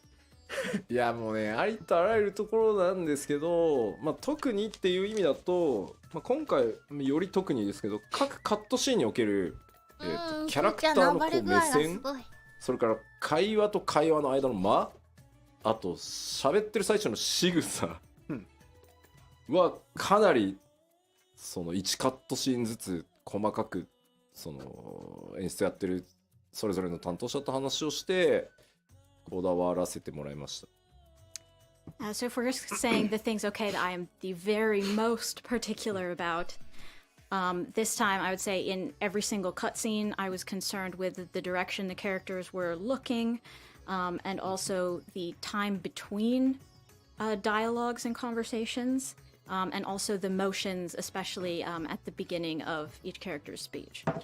なんか目線と間って僕特に大事だと思っていて、やっぱり演出する上でその目線って顎を向けることが目線なのではなくて、やっぱり目から先に動く、で首を振らなくても目って感情が出るので、そこをねやっぱりこうとがきにその視線を送るってあったとしても首が動いて顎ごと動くのか目だけが眼球だけが動くのかって全然違うんで、そこはかなりやりました。Personally, I think the direction of the gaze and how your gaze works is really important. Your eyes convey a lot of emotion. It's not just, okay, your whole chin moves and that's your gaze, right? So in the stage directions and such, I was really concerned with, okay, are your eyes going to move first? Is their whole head going to turn? What's the most natural way to convey this expression? あとは基本的に14の場合、プレイヤーの皆さんにテキストの進行度合いとかはちゃんと自分のペースで決めてほしいと思ってるから、まあボタン送りがあるんですけど、それを許さない、ここはもう演出マックスでいくから自動送りのみっていうシーンに関してはやっぱり喋った後に言葉を飲み込んで次の言葉を発するとか、受けた相手がそれを飲み込んで自分なりに咀嚼してから答えを返すっていう、その無言なんだけどその間ってとても大事、みんなにいろんなことを考えてもらうために大事なので、そこもかなり今回しつこいぐらいちょっと調整させてもらいました。Also, usually we like to have 14 as a game that you can play at whatever pace you want to, but this time we had a lot of scenes where they would go on autoplay through the text. And when a character talked in these scenes, I really wanted the other characters to take a little bit of time to process those words before responding, because that's important processing time for all of you as well. So I was kind of probably annoying about how particular I was about this. あとやっぱこう伏線を回収していくときに解釈の誤解がとにかく生じないように、解釈の自由度があっていいっていうところはちゃんとそのつもりでディレクションしてるんだけど、ここは誤解されてはまずいっていうところを誤解されないように調整するっていうところはかなり徹底したところですね。I also was very particular about things not being misunderstood. And, obviously, like when you have something foreshadowed or, hinted at, that's fine to leave it up to people's interpretation. But, there are certain interpretations we don't really want to guide people towards. So I was particular about how we were portraying those. で、まあこの辺りはやっぱり今回なっちゃんがやっぱりライティングを本当ギリギリのギリギリまでやってて、なかなかその演出までチェックしきれないっていうところもあったんで、もうここは完全に分担して、じゃあもうこっちで全部引き取るから。だから俺が一番石川夏子の中二に近いと思ってるからって言って。Part of this was also because Natsuko, Ishikawa-san, was very busy writing the script up till the very last minute for this expansion, so she couldn't perform her checks as closely as possible. And in the respect of who could stand in for her, I'm probably the closest person, so I ended up doing it a lot and being very particular. あとやっぱ天野先生のデザインの再現っていうのは今回はもう僕今回行月のフィナーレが1回目のそのハイデリンゾディアーク編という1回目の14のフィナーレだからラスボスを是が非でも天野先生にしたいっていうところがあって、自分で絵の発注も言ってるし、だからこそ天野先生の絵を知る自分大ファンなんで、やっぱ僕がディレクションしたタイトルで天野先生の絵をまあ今のその14の技術にはなるけど、で極限まで再現したいって思いがあったので、そこはもうほんとしつこいぐらいリテイクして調整してっていうのをやらせてもらったんで、そこはめちゃくちゃこだわりました。はい。Also, because Endwalker was really, in a sense, like the first finale, the first not ending but ending that we had in 14 with the end of the Heidelin and Zodiac arc. I really wanted to have Yoshitaka Amano's art. I'm a big fan of his, and obviously he's associated with the arts in 14 and all of that. So I asked him to do the art, and then when we were reproducing those designs in game, I was super particular about getting it right. 天野先生の発注は必ず僕が行くんですけど、全部申請1個全部自分で言ってるんですけど、今回久しぶりに天野先生にはラスボスを書いていただきたくてきましたって言って、その設定で、いろんなそのラスボス書いてきていただいたと思いますが、今回先生に書いていただきたいのは絶望ですって。Of course, ever since Around the Thorn, I'm the one who's giving Amano his orders for what we want him to draw. And this time I was like, okay, I want you to draw the last boss. I want you to draw Despair. そう、絶望か。でも先生いつもそうなんだけど、僕とのキーワードを2人でこう会話していくの。その例えばこういう事象が起きて、それが絶望した時頭に浮かぶもの、ただメテオンは決まってたから鳥をイメージには入れてくださいっていう話をした上で、だね、こうやってやり取りしていくとね、浮かんできた、大丈夫、いけるってね、15分20分ぐらいみっちり話せば、すごいね。Every time, this time he was like, despair, but every time he's very good about talking to me. We sort of have a back and forth about what to envision here. We'll talk about, in this case, despair, and, if we've, in this certain situation, okay, you feel despair, what comes to mind then? And in this case, we also added in the extra sort of difficulty of making the bird imagery as well. But, after like 15 minutes, he was just like, yeah, I got it. I have something in mind. Don't worry about it. 今度ね、実はなんか見せたかったんだけどね、主演を歌うものの天野先生の原画をどっかのタイミングでね、お見せできる機会を作りたいので。I really want to show you the original design we got from him for the end singer at some point, so I'll look for a chance to do that. すごいです。他にはもういっぱいあるんですけど、クエストインスタンスバトルの調整やってたりとか、あとサブクエストの開放タイミングが今回ね、申し訳なかった、そのなんか後ろ髪を引かれるようなそのサブクエストの出され方が多いなってちょっとコメントも見たんですけど。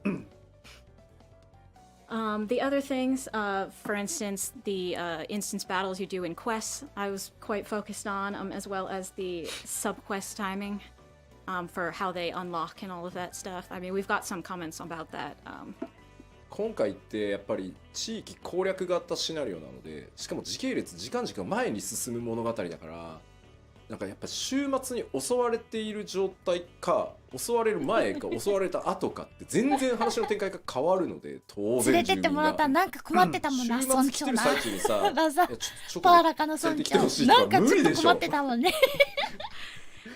Yeah, so this time, obviously, because we had the final days going on, it's very important to sort of have the quests unlock at the appropriate time. Like, is this happening before the apocalypse comes or during the apocalypse? You don't really want during the apocalypse someone to just be like, can you feed my chocobo or whatever? It wouldn't fit very well.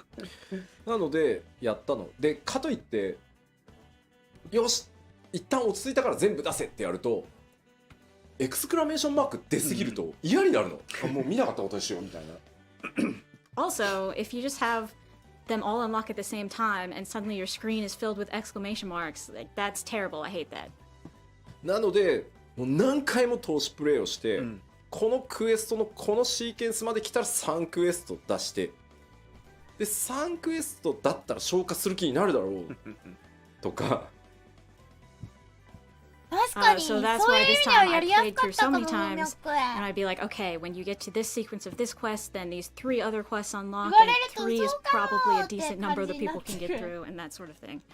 でこのクエストまで来たら5個出して、このクエストまで来たら残りを出してみたいな感じで、潰していってる人にとってはもう別に潰していきゃいいじゃんって感じだと思うんだけど、数の威圧感とかをね、あと話の内容とをそのフラグをお願いして1個ずつ調整してもらうのって本当にもう投資プレイするしかないのですごい大変だった。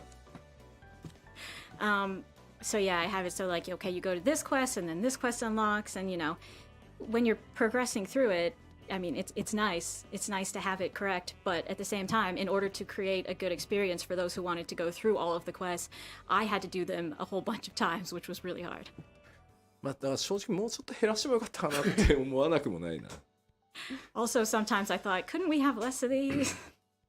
まあそれ以外にもハイデリン透滅戦もめちゃくちゃこだわったし、フェイスの方ね。あと今回久しぶりにテキストたくさん書かせてもらったんで、ID のフェイスのダイアログ、セリフとかはかなりの数書かせてもらったんで、楽しかったです。はい。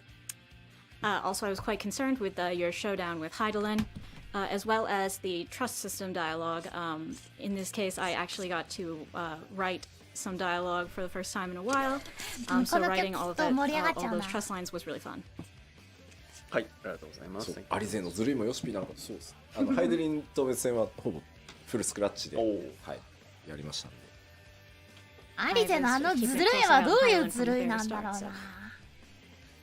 アルフィナに対するずるいなのか。ヒント出すなんてずるいわよっていうスティンアイのずるいなのか。too much healing compared to damage taken, and have few damage dealing options and limited flexibility in battle.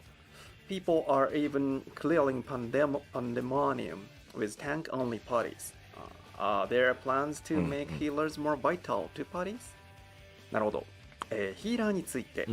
非ダメージに対して回復量が多すぎるほか、攻撃の手段も乏しく、バトルでの工夫の余地が少ないと感じています。実際パンデモニウムではタンクだけのパーティーでもクリア報告があるほどです。ヒーラーの必要度を高める予定はありますか？まずこれ毎拡張ごとにそうなんですけど、やっぱりこう毎拡張スタートして最初のレイドって正直難易度的にはかなり優しめに作ってます。それは受ける非全体ダメージ量もそうだし、必要とされる火力パーティー DPS っていうのもでもなんだかんだ比べれば下げて、要素前半はあれだったね。Right, so I want to emphasize that we've done the same as we did in every previous expansion here, and that's at the start of the expansion we sort of hold back on the difficulty for the raid in terms of damage taken and damage dealt and that sort of stuff. We make it a little bit easier so as many people as possible can clear. どうしてもプレイヤーの皆さんって地続きではあるからパッチ 5.4 で実装された時のそのエデンの最終レイドと比較しがちなんですけど、今回改めてレベルキャップが上がって新しいジョブも増えてってところなので、一回難易度のイメージはリセットして、特に第1弾なので多くの人にクリアしてもらいたいっていうので敷地は下げてます。なので今後実装されていく第2弾第3弾っていうのはまただんだん難易度がプレイヤーの皆さんのジョブの使いこなしに合わせて上昇していくので、そういうサイクルを繰り返していると思ってください。You're probably comparing the raid as it is now to what you had in 5.4, but you have to remember that at 6.0 we added new jobs and we're still balancing things. We want to give people a chance to clear if they possibly can, and then from this point we will raise the challenge level in part 2 and part 3 of Pandemonium. イースターの更新がまだ来ない。基本的にちょっともっとヒールワークきつくしてほしいな、ヒールしてる気分を味わいたいんだよっていう人は絶に行って絶望していただけるとありがたいです。I think even at that point, if you're still unsatisfied, thinking, okay, healing is too easy and I want to feel more like a proper healer, definitely try the ultimate content and suffer. はい、はい、ありがとうございます。では続いてもう一問ジョブ関連ですね。So the next question. Dark Knights, Living Dead, and Blood Weapon are more difficult to use effectively compared to other tank skills. Are there plans to adjust this? 他タンクに比べて暗黒騎士のリビングデッドやブラッドウェポンの使い勝手が、いまいちです。今後調整の予定はありますか？暗黒騎士だけじゃなくてですね、パッチ 6.1 で、暗黒騎士も含めていろんなジョブに手は、入れさせていただきます。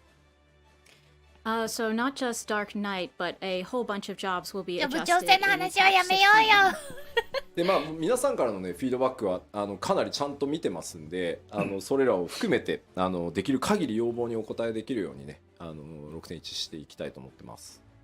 We are looking closely at all of your feedback and will fulfill as many of your requests as we possibly can in 6.1. まあ今まさに質問のあったその暗黒騎士のリビデとかに関してはもう今調整案が出てきて進んでるので、まあ何かしら手が入ります。はい。そうなんだ。We are definitely adjusting Living Dead, so you can wait and see how it goes. でまあ特に結構今ちょっと辛いんだけどって言われることも、はい、まあ貴公子とか、あと白魔導士っていうのももちろんフィードバックを拝見しながら調整対象になってますんで、もうちょっとお待ちください。We've also definitely seen your feedback about Machinist and White Mage, that you're having trouble right at the moment, and we are working on that, so please wait just a little longer. あとは竜騎士でね、ジャンプの硬直をもうちょっと短くっていうのも硬直を短くする対応は入れて今テスト中なので、ジャンプはね、まあそういうかわいプレイフィールにそうだよね、関わるところ、本当にそれから数値バランスに関わるところ、今回ね 6.1 また大きなプログラムコストかけて調整していけるので、はい、で今日ここに上げてない名前のジョブもいろいろやりますんで大事なところ。吉田が言わなかったっていうとこ言ってこう黒い煙が最近出るってよく表現されるんですけど、いろんなジョブ手入れますんで、はいお待ちください。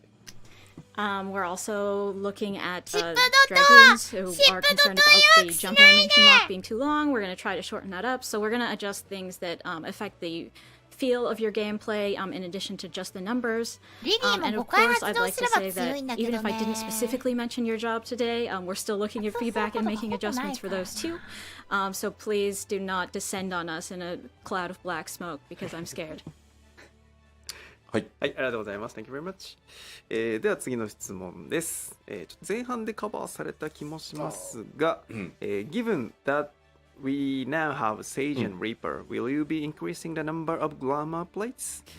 リーパーと賢者が増えましたが、ミラージュプレートも増えませんか？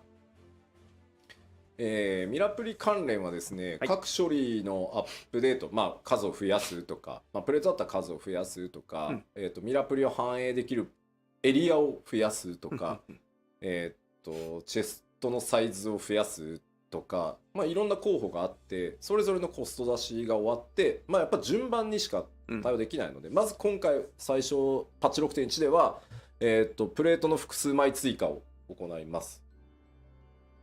私一つ要 Right. 望あ So る there な。 are various requests that we need to address related to the glamour system, もぐ捨 like てな your かったさ。 the number of plates, the アイテ areas ム that you さ、 can use them in, the 判 size 別 of で your きるよう glamour にして dresser. さ、愛蔵品キャビ We ネッ can トに really 入れら only れるように address してほ these しいよな。 slowly in a systematic way, but we are 手 working と on か it, 足 and と in かさ、 6.1 we 使わ will ない increase 分 the に number 何 of これって plates. なって捨てちゃうでいそうで怖いんだよ何ね。枚が増えるのがその嬉しいかっていうのはちょっと個人差があるので何とも言えないですけど、それなりの枚数増やせてるんじゃないかなとは思ってます。はい。The amount of plates people 現状 wanted to さ、 increase by sort of differs by 私 person. は I can't tell you exactly how many we're adding, 学 but 者 I think it should と be ナイトは、 sufficient 学者 for と the タンク time being. は固定があるんだけど、まあそれにそれを第一弾としつつ、はい、映画はほぼないからな。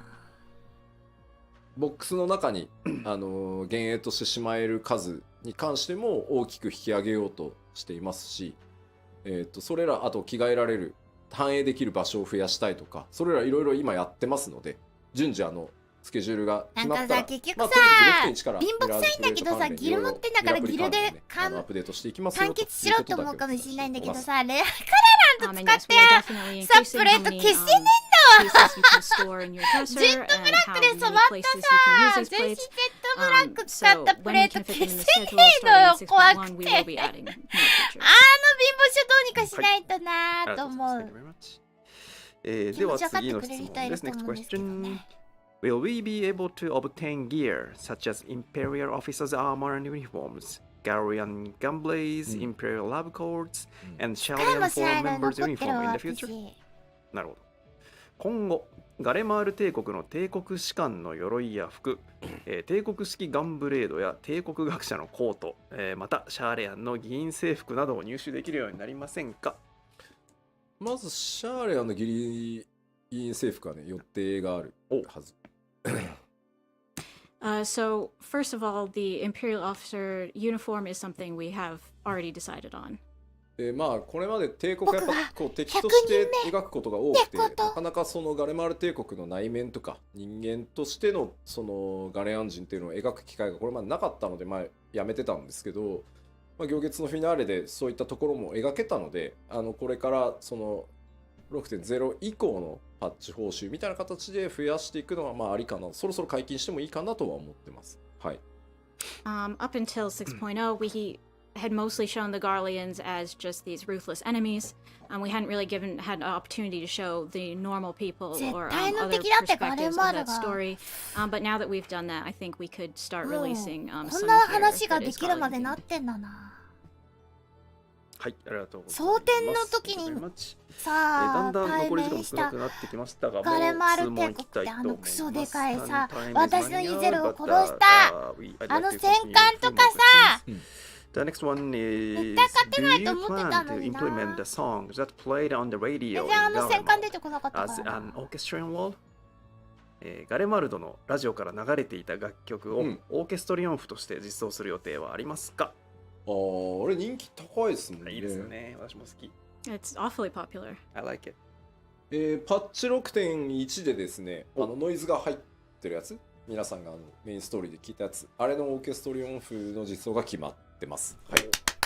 And yes, we have decided to implement the version you hear on the radio with the distortion in it as an orchestrion in 6.1.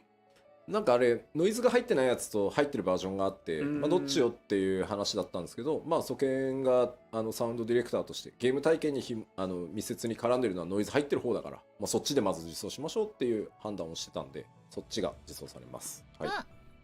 We actually have a version both with distortion and without distortion, but Soken felt that as sound director, he wanted to give people something as close to the in-game experience of hearing it for the first time as possible for the orchestrion, so we're going with the distorted version first.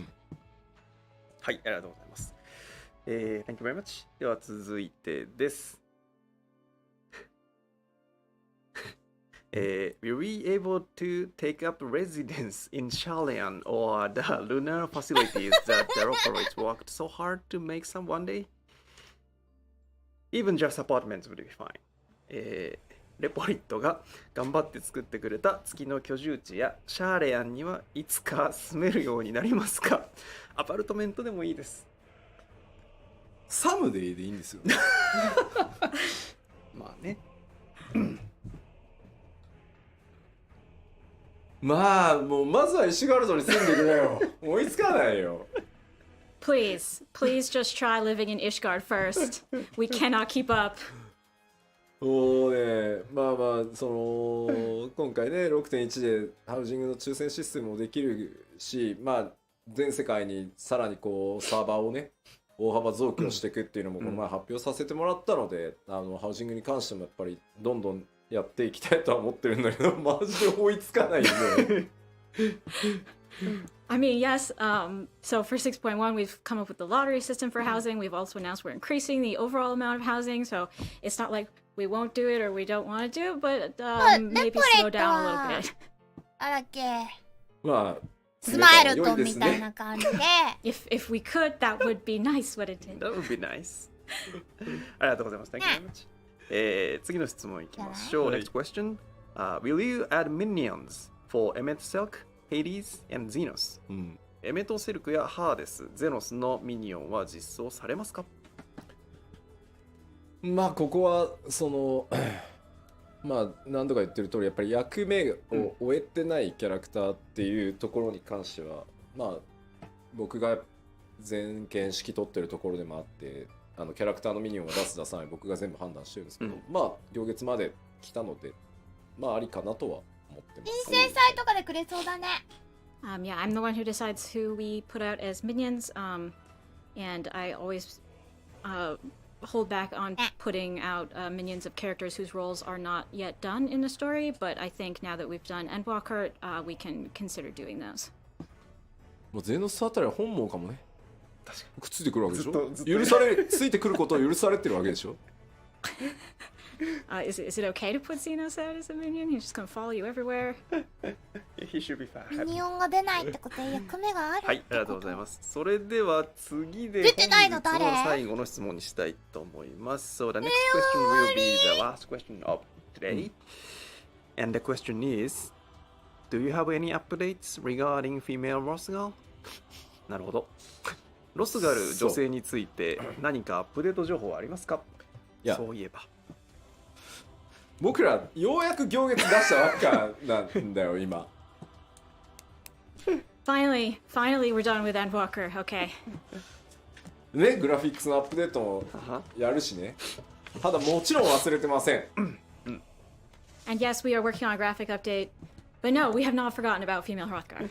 アートチームの方に、ロスがある女性のアートワークを何パターンも書いてもらい、その中から今、2系統に絞ってさらにデザインを進めつつ、それをどうやってその新しいキャラクタークリエーションにこうなんだろう仕様設計していくかっていうところまで今来てるので、まあもちろんいや実装するとビエラなるとねオスは本当に神だったね。着実にもうビエラオスもなんか久々の超大当たりって感じ。青ライライのそういうとちょっとビエラ大好き、ロスガル大好きな人にさ、ちょっとあれかもしんないんだけどさ、やっぱビエラとロスガルってキャラクタークリエーションの幅の狭さがネックでさ、結局作ってもでも頭装備できないしなみたいなところがあったんだけど、本当にやるのっていうコメント。ビエラオスはさ、あまりの顔の美しさにさ、顔の美しさで全てが勝ってるんだよね。顔の美しさが素晴らしいマジで。ぐんぐん抜いてるよ。使う人少ないんじゃないっていうコメントもあると思うんですけど、僕はねもうここまで来たらね多いとか少ないじゃないと思うんですよ。全種族がそれぞれ平均的に人気になるなんてことはなくて。There are also people saying, but probably not that many people will play as female Hrothgar. But I'm thinking, we've come this far, and it's not really a matter of will they be super popular. It's not like everyone needs to use all races equally. その世界に多様な種族、見た目を持った人たち、それから内面の個性を持ったさまざまなプレイヤーがいるっていうことが世界の広がりをすごく感じられる、まさしく一人でもみんなでも遊べる RPG が目指すところでもあると思ってるので、だから使ってる人が多いとか少ないとかもうあまり関係がないからここまで来ると思ってるので、きっちり実装していくつもりではあります。So, people decide what characters to play for a lot of different reasons. We'll focus on the inside or the outside, and some people may play a lot of this type of character or not a lot of type of the other character. That really gives the world flavor and variety. And especially because we're aiming to be a game that you can play solo or with friends. To be honest, we're not that overly focused on oh, everybody will play this thing. ビエラには幻想しないけど、ロスガルはサブキャラずっとロスガルだった。新しい種族のアイデアを次々言うんじゃないよ君らって思うのよ。And of course, because I said that, now everyone is coming out with their ideas for new races we should add. Please no. 思い出してくれ。5.0 を発表する時の、ファンフェスを思い出していただきたい。ロスガルの男性とビエラの女性をファイナルファンタジー14の種族実装の最後にしたいって思い出していただきたい。Please remember when I presented Viera and Hrothgar at the 5.0 announcement, and I said, "This is the last one. This is the last one we're doing. Remember that, guys?" いいコメントがありました。みんなヒカセンの記憶力なんて曖昧だって知ってるよねって。So I mean that I found a good comment. You know the memory of the warrior of light. So. ならば覚えていろ。ロスガルの女性を持って種族実装を最後にしたいと私は思っている。Okay, well, if your memory was vague up to this point, remember it now. The female Hrothgar is the last one I want to do. はい。ありがとうございました。Thank you very much. So これで、今日の Q&A はここまでとしたいと思います。So this is the conclusion of today's Q&A session. Thank you very much for sending 早 lots か of っ questions. たなはい。ということで、PLL の残りの時間ですが、締めに行く前にもう一つトピックがあるということですよね。So before closing today's letter live, we have one more topic to なんとら何でしたっけ？ハウジングの件です。そうだっけ、はいなんかここから PC がなくなったから何すんだっけって思っちゃっ画面が出ます。た。はい、画面出してください。じゃあ He's like, what is this? ちょっとね、パッチ 6.1 以降の土地販売に関してアナウンスとともに、ちょっと皆さんの意見も聞いておきたいところがあります。はい。でもシステムに Okay, つい so て I 把握 have したいよ an ね。 announcement about the housing plot sales from patch 6.1, and I'd also like to ask you guys a question. まず抽選販売についての補足で確す。かにリテーナ欲しい First, ね let's go over some 家の details 中に for 置き plot たい sales. ね。どうぞ。まず1回の応募につき1プレイヤーキャラクター1回どこか1箇所のみ応募可能って言ってましたけど、FC のハウスを買うとき FC 全体で1回じゃなくて所属してるメンバー1回ずつ応募できるので、はい。これはもう大きい FC の方が有利っていうのは確かにそうです。Okay, so for the lottery system that we announced, we did announce that each player may only enter the lottery for one plot of land during each lottery period. But when it comes to the free company, it's not like the free company entirely only gets one entry. Every single member from the free company can enter. In that sense, then yes, the free companies that are larger will get more entries if they want. まあこれはやっぱり MMO っていうことを考えたときに非常に大きなコミュニティを一生懸命運営していて、まあ、メンバーもアクティブにたくさんいるっていう状況でFC ハウスがないっていうところがやっぱ抽選上有利に働くっていうところはまあそれこそが FC のそのサイズの力かなとは思ってるのでこういうルールにしてます。I mean, after all, 14 is a multiplayer game, and we want to support the community. So if you have a big, active free company, we want you to be able to have a house. And so that's sort of the reason that large free companies are getting a little bit of an advantage here. で、ただですね、これ、まあなんか40人いるからめっちゃいろんな土地に応募しようぜってやったとしてもですよ、まあ1個を買うっていう時に全員でそこに抽選申し込むっていうのはもちろん有利かな、数の有利はあるかなと思いますけど、バラバラにやると仮にバラバラに当選するとそれギル没収ですからね。1個しか当然購入できないので。But again, I mean, you're only going to end up with one house for your free company. So yes, if you all enter for the same spot, you'll probably have an advantage. However, if you all distribute yourself among different plots, I mean, you may just end up losing money that way because in the end, you're only going to get one house. あとハウス購入権利を FC メンバーに渡すって結構でかい権限を渡すことになるので、なんかポットで人集めてくればいいじゃんみたいなのは多分怖くてできないと思いますよ。あとその権限を渡せる仕様も今回 6.1 と同時にもう変わってるのでそんなに簡単じゃないと思います。私もその also, できるのうちの first of all, FC we'll だ be と making some changes to the rights to 20 purchase 人 land ぐらいなんだけど in 6.1, but also, 私 I と mean, もう一人し in か持っ order てないか to な apply for this lottery system, your free company members need to be given the right to purchase land on behalf of your free company, which is sort of an important right to give people. So we don't really think that most free companies are going to be going around shouting out for randos to come help do this because it's putting themselves at risk. まあとはいえ抽選ではあるのでみんなでこう一気に応募したけど当たらなかったもまあありえるので。Though please remember that it's still possible that if you all enter, you still might not win. That's just how it is. で続いてどうぞ。で応募時に全額土地代を支払っていただきますよと。There's also the point that when you いや enter the もも lottery, み you もも must 買 pay う the full か price of the plot. もみでまあもも買え落選したるんだっ時にはけ買えるん返だっ却されるけんですけど当たってしまったらキャンセルしたらお金ねペナルティがかかりますんで。 M ハウス買うかもみも Obviously, も if you do not win the lottery, that money will be refunded in full. But ね if you 抽 win 選 the だったら lottery and you ね decide 返 to 金 back され out るんだ on っ the た plot, らうち you に will 応募しよ lose うか some money な on that. どうぞ次。で、今回パッチ 6.1 で4種類の販売方法を、用意してます。Okay, so as of 6.1, we have 4 ways to purchase plots.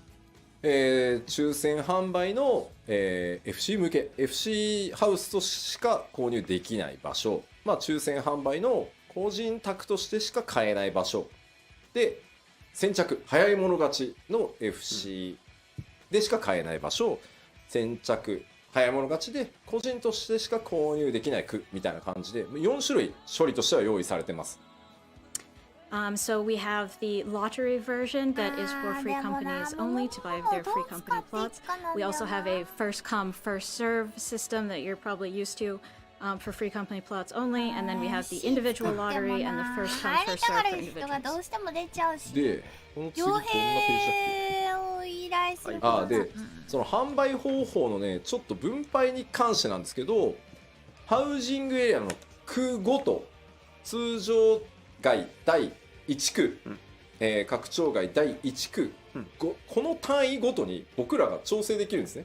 ここは、抽選の FC、はい拡張区第1区も抽選の FC で、これを、個人にすることもできるし、しかもパッチメンテナンスを入れればいつでも変えられるように今回作ってます。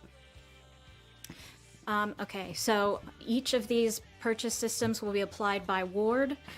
So for instance, we can give a different system to each ward in regular neighborhoods or in subdivision neighborhoods. And so it'll be like, Imperium Ward 6 is for free company lotteries, things like that. And we are able to change these every patch. でこれはどの区がどの販売方法になっているかっていうのはゲーム内で確認できるようになってます。You will be able to confirm which wards are subject to which systems in game. でしかもこれ最初例えば FC 用の区画として売り出して意外となんか小さいハウス買われないねってなったら、僕らがメンテナンス入れて残りは個人に開放しますみたいなこともできるようになってるので、混合していく区画もいずれ運用していけばあるかなと思ってます。For example, if we have something set to free company system and then all that's left are small houses that people don't really want, we can always change that later. 次どうぞ。で、パッチ 6.1 では、全ての区画に対して FC 向けもしくは個人向けっていう抽選販売にだけする今のところ予定です。So our current plan is in patch 6.1, we want to assign all wards to the lottery system, either for individuals or free companies. でね、処理は用意してあるんですけど、早い者勝ちっていうのを今入れないつもりでいます。 6.1。Right now, we are planning to not use the first come, first serve system at all in patch 6.1. で一応1区画だけ抽選その早い者勝ちを入れようかっていうのもある、なんか案としてはあったんですけど、どうです皆さん。We were thinking we could make maybe one section only first come, first serve, but what do you guys think about that? じゃない全部抽選でいいよ。火種を生むのはやめよう。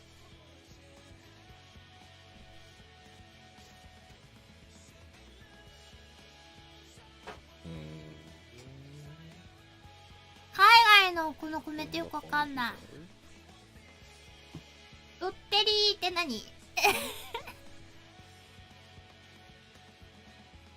全部抽選でいいの声が多いのは多いな。1区ぐらいは試しでもいいんじゃないっていう声もあるな。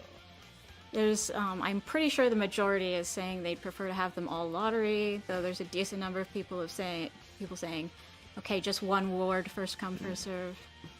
ただね、その脳内シミュレーションしたんですけど、やっぱり1区だけでも先着があると、そのログイン戦争がすごいだろうなと思っていて。Yeah, we tried testing this, and even if we only have one ward set to first come, first serve, it does kind of affect the login situation. 入れて一人だけ変えたのよ。シナリオやりたかったのにとかあるし、そのなんか結局エアコンの悲劇を思い出してほしいよマジで。スタートダッシュでその先着購入できなかった人は単に抽選に回るだけで。なんかその徒労感というか疲れた感を少数の人のためだけにやるのはどうなんだろうって考えたんですよ今回。なのでもっといろんなそのハウジングの区画を増やしていけた後にやっぱりその空いてきたらとか土地がもっともっと増えて潤沢になってきた時に空いたらすぐ買えるっていう風に先着を使った方がいいんじゃないかなっていうのが今の僕の考えです。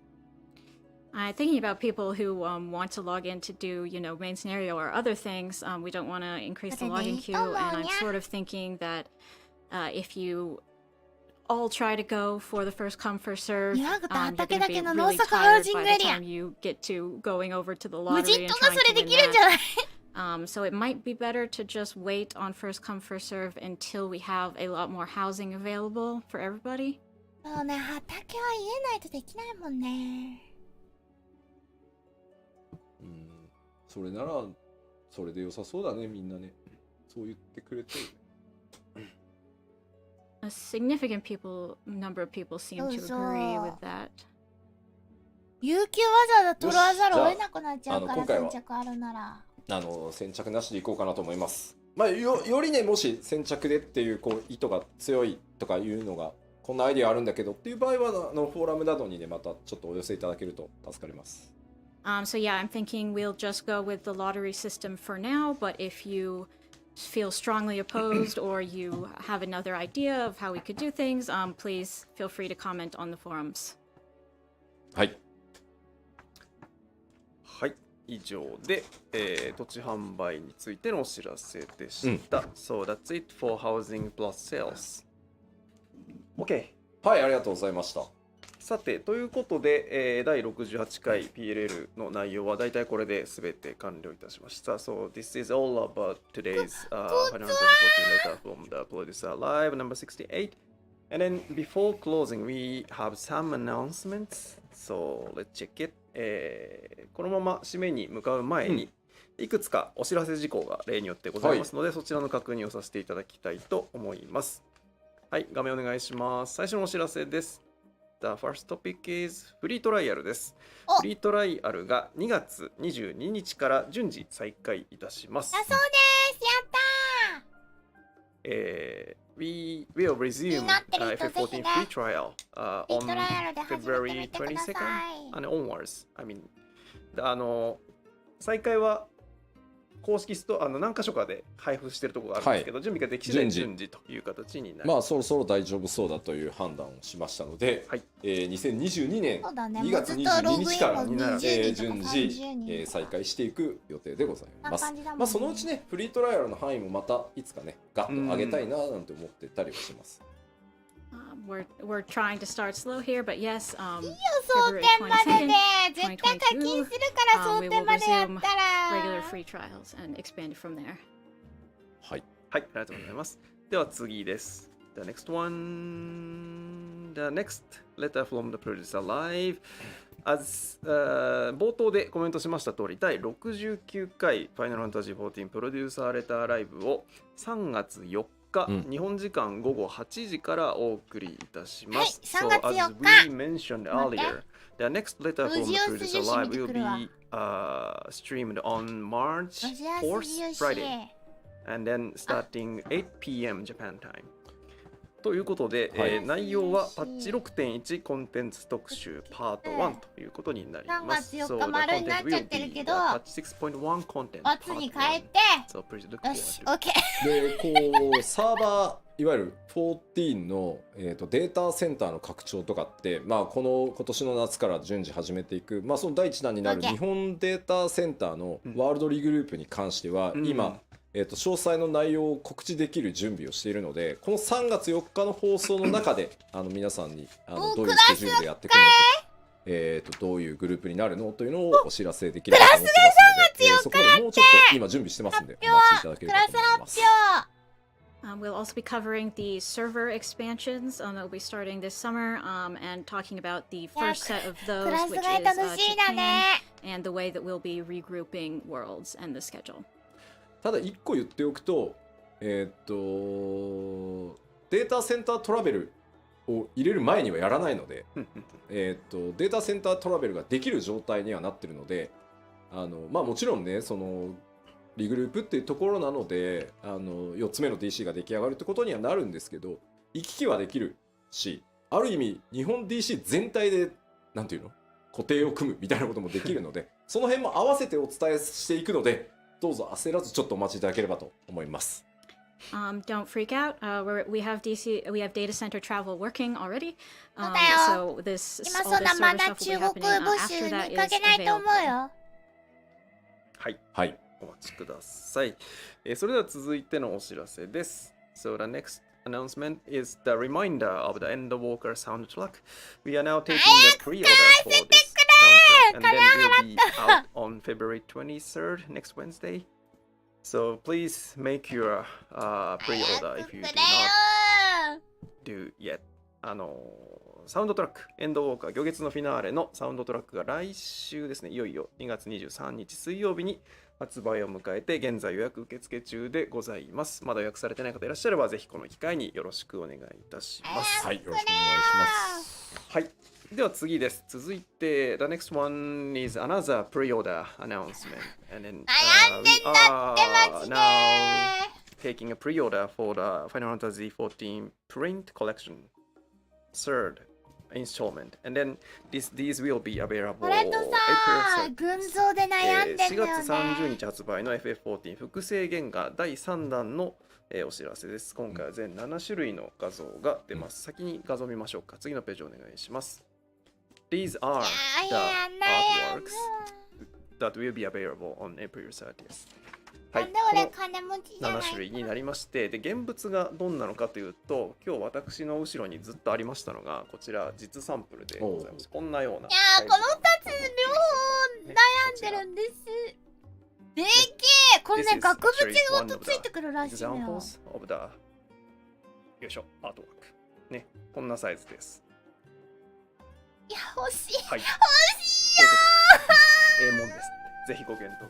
いや、価格が価格だから1個しか買えないんだけど、では続いてまいりましょう。The next ど announcement. っちを買うかっていうのでめっちゃ悩んでる。買うのはもう心が決 So まって this るよ is ね。we are now running the collaboration with the Square Enix Cafe in Tokyo. 東京のスクエニカフェで FF14 コラボが現在実施されております。でこちら期間の通り3月25日まで行っておりまして、いろんな限定メニューとかコラボアイテムなんかがございますので、ぜひともご利用ください。So this collaboration will last until March 25th. クルル So there さんが are some 両方に special menu and then some dedicated クルルさん merchandise. が So いる please かいないか。 check it out. でもそうなるとハイテリンとゼノピエがいるかいないかにもなるし、そして最後にもう一つお知らせがございます。We are hiring ということで、FF14 を一緒に作ろうという方、現在ゲームデザイナーとグラフィックスエンジニアの募集を行っておりますので、どれどれと思った方はですね、ぜひともリンク先をご覧いただければと思います。おもみや応募しグラフィックスエンジニアはね、腕のいい人がなかなか捕まるわけじゃないんで、まあダメ元っていうのはあるんですけど、今ガリガリコード書いてるんですけど、もっと増やせればもっとなんていうのやれることも増えるんで、さらに確かにもう我こそはというね、非課線兼エンジニアの方、グラフィックスのコード書けるよっていう方はですね、ぜひある程度能力に応じて交代具もご用意しますので強化していきたいので、ぜひぜひ。あとまあゲームデザイナーもですね、まあ随分この前お話ししてからご応募もたくさんいただいて、採用された方もいらっしゃるんですけど、まだまだ規模拡大していきたいので、ぜひご検討ください。すごいね。We are having a surprisingly hard time finding graphics engineers, so you know, and if we had more, we could really increase the number of things we could do. So you know, we thought we'd ask the Warriors of Light if you have graphics engineering skills, please join us, and game designers as well. Please feel free to apply. まあ今ちょっととはいえ全くの素人じゃダメでしょって書いてるんですけど、ゲームデザイナーに関しては前回放送のアーカイブが多分残ってるんで見てもらえればいいんですけど、そっから今リードやってるやつとかもいるぐらいなので、14はもう課題の応募はなんだろう、試験のように ID 考えてきてくださいとかなんで、そんなの別に Excel とか Word 使えばできると思うんで関係ないです、あんまり。はい。People are saying, well, don't we need experience to be game designers, even if you say it's okay not to? And no, really, I mean, as long as you can use Word and Excel, you'll be okay. So even if you've not done this specific job before, consider joining us. そうか、条件が悪いんじゃないとか、こう契約社員でしょどうせみたいな書かれてますけど、私ずっと契約社員ですよ。契約社員の方が給料上がりやすいんですよ。僕正社員オファー蹴ってた人間ですからね。いらないっつって。A lot of people are saying, oh, well, it's probably because you're only offering contract positions or something. And I'm saying, I was a contractor. I've been a contractor for this whole time because it's easier to know how much I'm going to be paid. 正社員っていうなんていうの、その働き方の部下が増えちゃって、契約社員が正社員の評価をするのはおかしいだろうって会社に言われてついにいやおかしいのはなんかその給与制度だろうって言ってじゃあ正社員でもいいけどいくらくれんのって言って僕正社員になってるんで。At some point, you know, I was told I started supervising all these people who were permanent employees, and the company was like, yeah, it's kind of weird that we have a contract employee supervising all these permanent employees, so can you stop? And I was like, I think the labor system is the problem here, but okay, how much money will you give me? And that's how I became a permanent employee. 正直スクエアエニックスという会社の福利厚生は素晴らしくいいです。契約社員っていうその雇用形態が違ったとしても、本当にすごく良い福利厚生状態なので選択する人も増えてますよ、どっちっていうのを。ただこれもちろん人によって価値観の違いなので、どっちがいい悪いは言いません。ただどんどん上がっていくことができる会社だよっていうのは、まあ、正直変な話僕を見てもらえればこんな跳ねっ返りが取締役やれる会社なんで夢ある会社かなとは思います。We have a good working system, and you know you can get promoted here. Obviously, people's values are different, so you know if you're thinking, oh, I want to be a permanent employee versus a contract employee, that's also fine. But yeah, we do have a good working environment here, so just so you know. そうか、意外となんかみんなあれなんだね。サービス残業が怖いって、サービス残業禁止ですかね、うちの会社。残業してもらいたいときは残業、このために残業。すごい時間にさ、自分で申請してもらうときもあれば。お願いする追い込みでね、お願いする場合全部お金ちゃんとお支払いするっていうのが前提なので。Of course, people are asking about how much unpaid overtime they have to do, but すごい働いてるイメージはあると思う。If we work overtime, we write the reason, and then we get paid overtime money. はい、というわけで楽しくね、ゲーム開発参加してみたいぞと我こそはと思う方はぜひぜひご応募ください。So we'll cut that off here for now, but yes, if you're interested, please send your resume along with those links. 文句言うけど文句言ってる人大体あれよね。Very much so. もう普通に勤めてるから。And then before closing, we'd like to take some final comments. グッズないのはね。これで以上で全て終了したので、最後締めの前にコメントを一言ずついただきたいと思います。まずケイトさん、一言ご挨拶お願いします。So, ケイトさん、please. 久しぶりに、このような通訳をできて楽しかったですね。いろいろ設定について、通訳できてよかったです。これからもよろしくお願いします。Hi everybody, it's been a while since I've been able to do this kind of interpretation, and I was really happy that I got to do so much talking about lore while doing so, and I look forward to seeing you again. ケイトさん、ありがとうございました。Thank you very much. はい、それでは吉田さん締めをお願いします。素晴らしい通訳だったわ。はい、まあ今日ね本当Q&A も含めてですけど、まあいろんなお話しました。まあかなり未来のお話もしたと思うんですけど、まあ冒頭に戻りますが、まだまだ14発展していきますし、チャレンジを続けたいと思ってます。So we've talked about a lot of things today, including the Q&A, including the future of 14. But yeah, if I can just wind it back to the beginning, I want to say again, I really want to keep 14 going and take on new challenges from now on. So we will keep at it. まあもしかしたらね家庭の中では、まあ、今回その日本 DC のね 4DC 目追加、ワールドリーグループみたいな、まあ、できるだけ避けたいとは思ってますけど、より安定的にこう運営サイズを上げみんなに混雑なくこう遊んでいただくために、まあ、本当にできる限りないようにはしたいと思いますが、我慢をねちょっとお願いしてしまうようなこともあるかもしれないです。Beginning with the Japanese data center expansion, of course, as サ we ン add データ servers, セ we're ン going to タ have ー to の reroute ね worlds, and マ a ナ lot と of エ you レ will がす probably ごいけどガイオはあ not ん enjoy ま that, りみたいな unfortunately. 感じの But 状況になっ overall, ちゃ we って do るも want ん to な。 increase the amount of space we have, so that players can have a good time, not get stuck in queues, all of that. ただ最終的には光の戦士プレイヤーの皆さんがこのゲーム遊んでてよかったなとか、このゲーム本当に楽しいなって思えるね、この未来のために僕ら常に考え、常に努力をして開発を続けていこうと思います。And just to sum up our goals, we really want all the people who play this game to say, wow, I'm really glad I played this. I had a great time. So we'll keep aiming for that going forward. なので改めて皆さんにお願いです。ここまでQ14 からね11年一緒に歩み続けてくれてありがとうございます。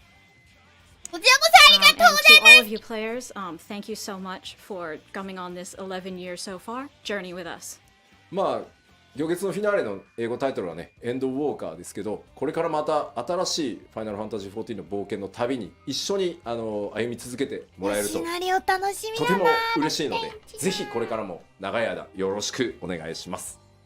And I have one thing to ask of you. Obviously, this expansion was called Endwalker in English, but we're going to keep walking. We're going to keep journeying. So I hope you will join us on our adventures for as long as you possibly can. Thank you. はい、それでは今日本日長時間ありがとうございました。 Thank you for watching such a long presentation. Okay, this is the conclusion of the today's Final Fantasy 14 letter from the producer live, and then see you all again in 2 weeks time at the next PLL. 終わりかな。以上をもちまして第68回プロデューサーレターライブを終了とさせていただきます。皆さん次回2週間後のはい69もうすぐ回だったりしますプロデューサーレターライブでお会いしましょう。それでは失礼します。ありがとうございました。さようなら。またねあーお疲れ様でした。ということで、配信も5時間同時視聴となりました。皆さん長時間本当にありがとうございました。私の同時視聴は本当にただ見てる配信を見ながら喋ってるというね配信なんですけれども、みんなと楽しく見れました。お付き合いしてくださった皆様本当にありがとうございました。コアナイもファイナルファンタジー14を始めた時は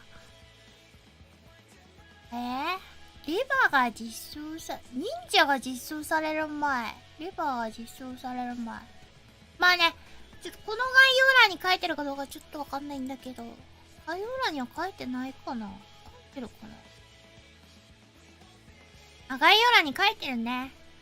2014年から始めてるので6、7、8年、もうすぐ8周年このゲームを始めてもうすぐ8周年になるということでね。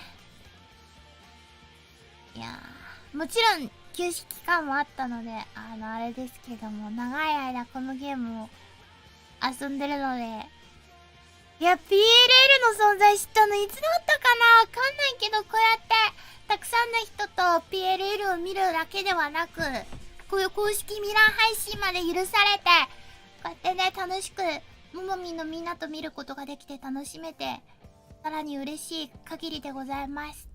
皆さん今後も PLL 同時視聴は続けていこうと思います前までやってなかった理由の一つがFF14 の友達と一緒に見るっていう目的があったんだけど、漆黒のな季節があまりにも濃かったせいか長かったせいか、結構熱量がなくなってしまった人が多くてさ、明日の配信は歌枠配信になって、あさって明日は20時から普通に配信です。で、21日はファイナルファンタジー14続き月の世界をやっていこうと思います。はぁ、月か。月はね、月だね。行くよ。なんなので、月に行く前に、バブイルの塔が終わっていないんですよ。なので、バブイルの塔の ID プラス透滅戦をやろうと思っていますので、21日はバブイルの塔に行ってくれる3人プラス、ゾディアク透滅戦に行ってくれる7人を募集する予定ですので、ぜひ21日の月曜日はお時間を空けて来ていただけると助かります。22日は雑談配信、23日はお休みを予定しております。そして今日の夜はね、配信ないですが、まやちゃんの新章披露目があるよいや、今日配信の夜の配信なくてよかったマジで思った。夜の配信なくてよかったって。楽しみだね。